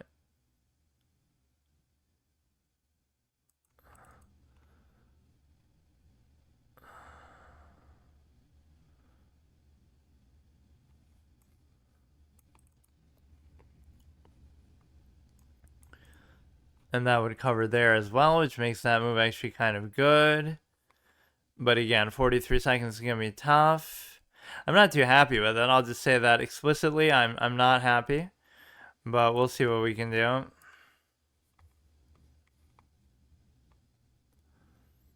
Okay, so the best you can do is maybe I could blunder the queen or something. At this point, I'd almost like just trade everything because it's just dumb.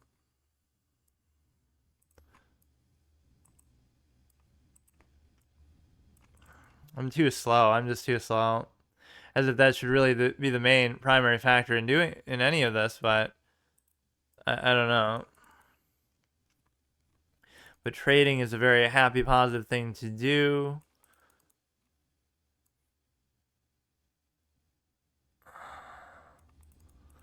I mean, here you obviously wouldn't do that, but he can check, he can take, he should try to do like something like that maybe. But who knows? But then I would just take. I can try to promote the other one, which is unfortunate what it's going to still come down to.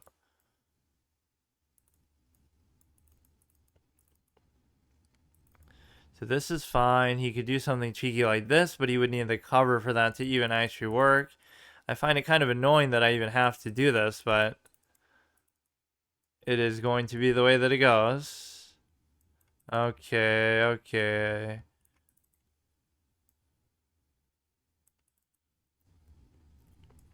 I'd give the check. I can basically predict what you're gonna fucking do, man. It's fine. It's fine. What are you gonna do?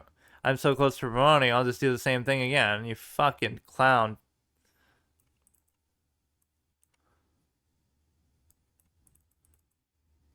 Let's go ahead and beat this shit up. Could be some sort of a stalemate position too, but we go ahead, we can guarantee the take on this no matter what you do. And then at some point here, we have to just keep needling him a little bit, which I cannot do with this short span of time, but I guess I'll have to figure it out, huh? I'm not too sure. So the last two games have come down to this kind of thing, just to be clear with how the game of chess actually works, in case you weren't too keen on it. I was not too happy with the way these last two games have gone, I will tell you that much. And so I do feel like this could be the thing that we do here. If you could just let me do it. It's pretty sad, but it's okay. So fucking stupid, bro. Look at these last two games. Look at how clownish. Now he's going to bait me with the time, so you got to be on point. We're pre-moving. Yeah, fuck you, man. Who do you think you're playing against, man, that you can do this shit? That you can play this fast? Who do you think? You cannot beat me in this game. Not now, not ever, not in a million years. There's many things you can do in this life, but beating me in this game is not one of them. So fucking stupid that it comes down to that, but you can't question my time management skills because you would feel very like, what's the worst case? I get a stalemate and then I fall below 1600.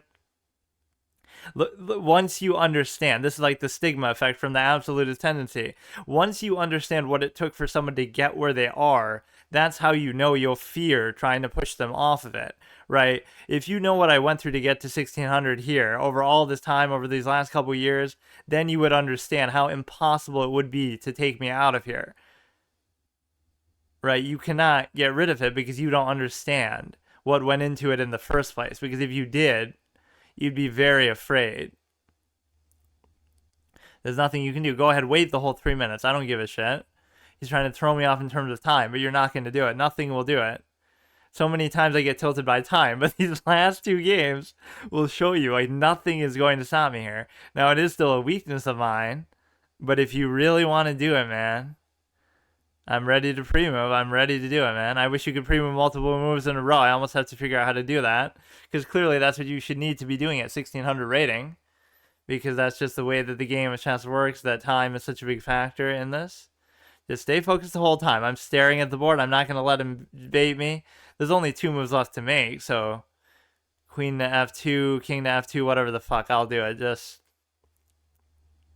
That's hilarious. The last 2 games ended exactly the same way, where it came entirely down to time. I'm staring at his clock. You're not gonna bait me. Not gonna bait me. You're not gonna do it, bro. You're just not gonna do it. You don't get it. You need to be taught. You never had any chance to begin with, young fool. Only now at the end game do you understand that you never had a chance to begin with. What a badass trash talking line that would be, too. I'm gonna somehow cancel my pre-move and lose inadvertently. Young fool, I'll type this in chat. Young fool, only now at the end game do you understand.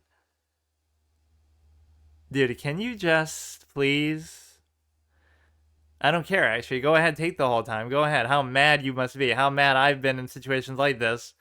The tables have turned. Like, what do you think this is, dude? Do you think you can cheese me on the clock? Yeah, this time really came of use to you. This is what you got to teach him. Time management skills. Do you realize, like, you was trying to move so fast at the beginning, which almost served you well, but all I needed was 2 seconds left at the end. It's so stupid. Why does it... I mean, I guess I am just slow. I'll accept that. I won't blame, the fact that I would be streaming or recording or giving commentary. I won't even blame that. It's like I'm just slow, period. But if it's effective, then it still led to my victory. So how can you question my, I mean, you can, though, because it shouldn't get down this low, but it's not like there's any sort of juke play he can make here that would throw me off. Like, oh no, he'll, there's only one thing you can do. Fun and interactive, also very forced actions here. Just like everything in the whole game of chess can theoretically be to an extent. But the opening is just so boring, too. I hate it. What he did in the opening was actually pretty annoying, but I don't even have time to look at it right now because he felt like doing this. He resigns there with 30 seconds left. I mean, look, dude. You're obviously just you're not ready for this.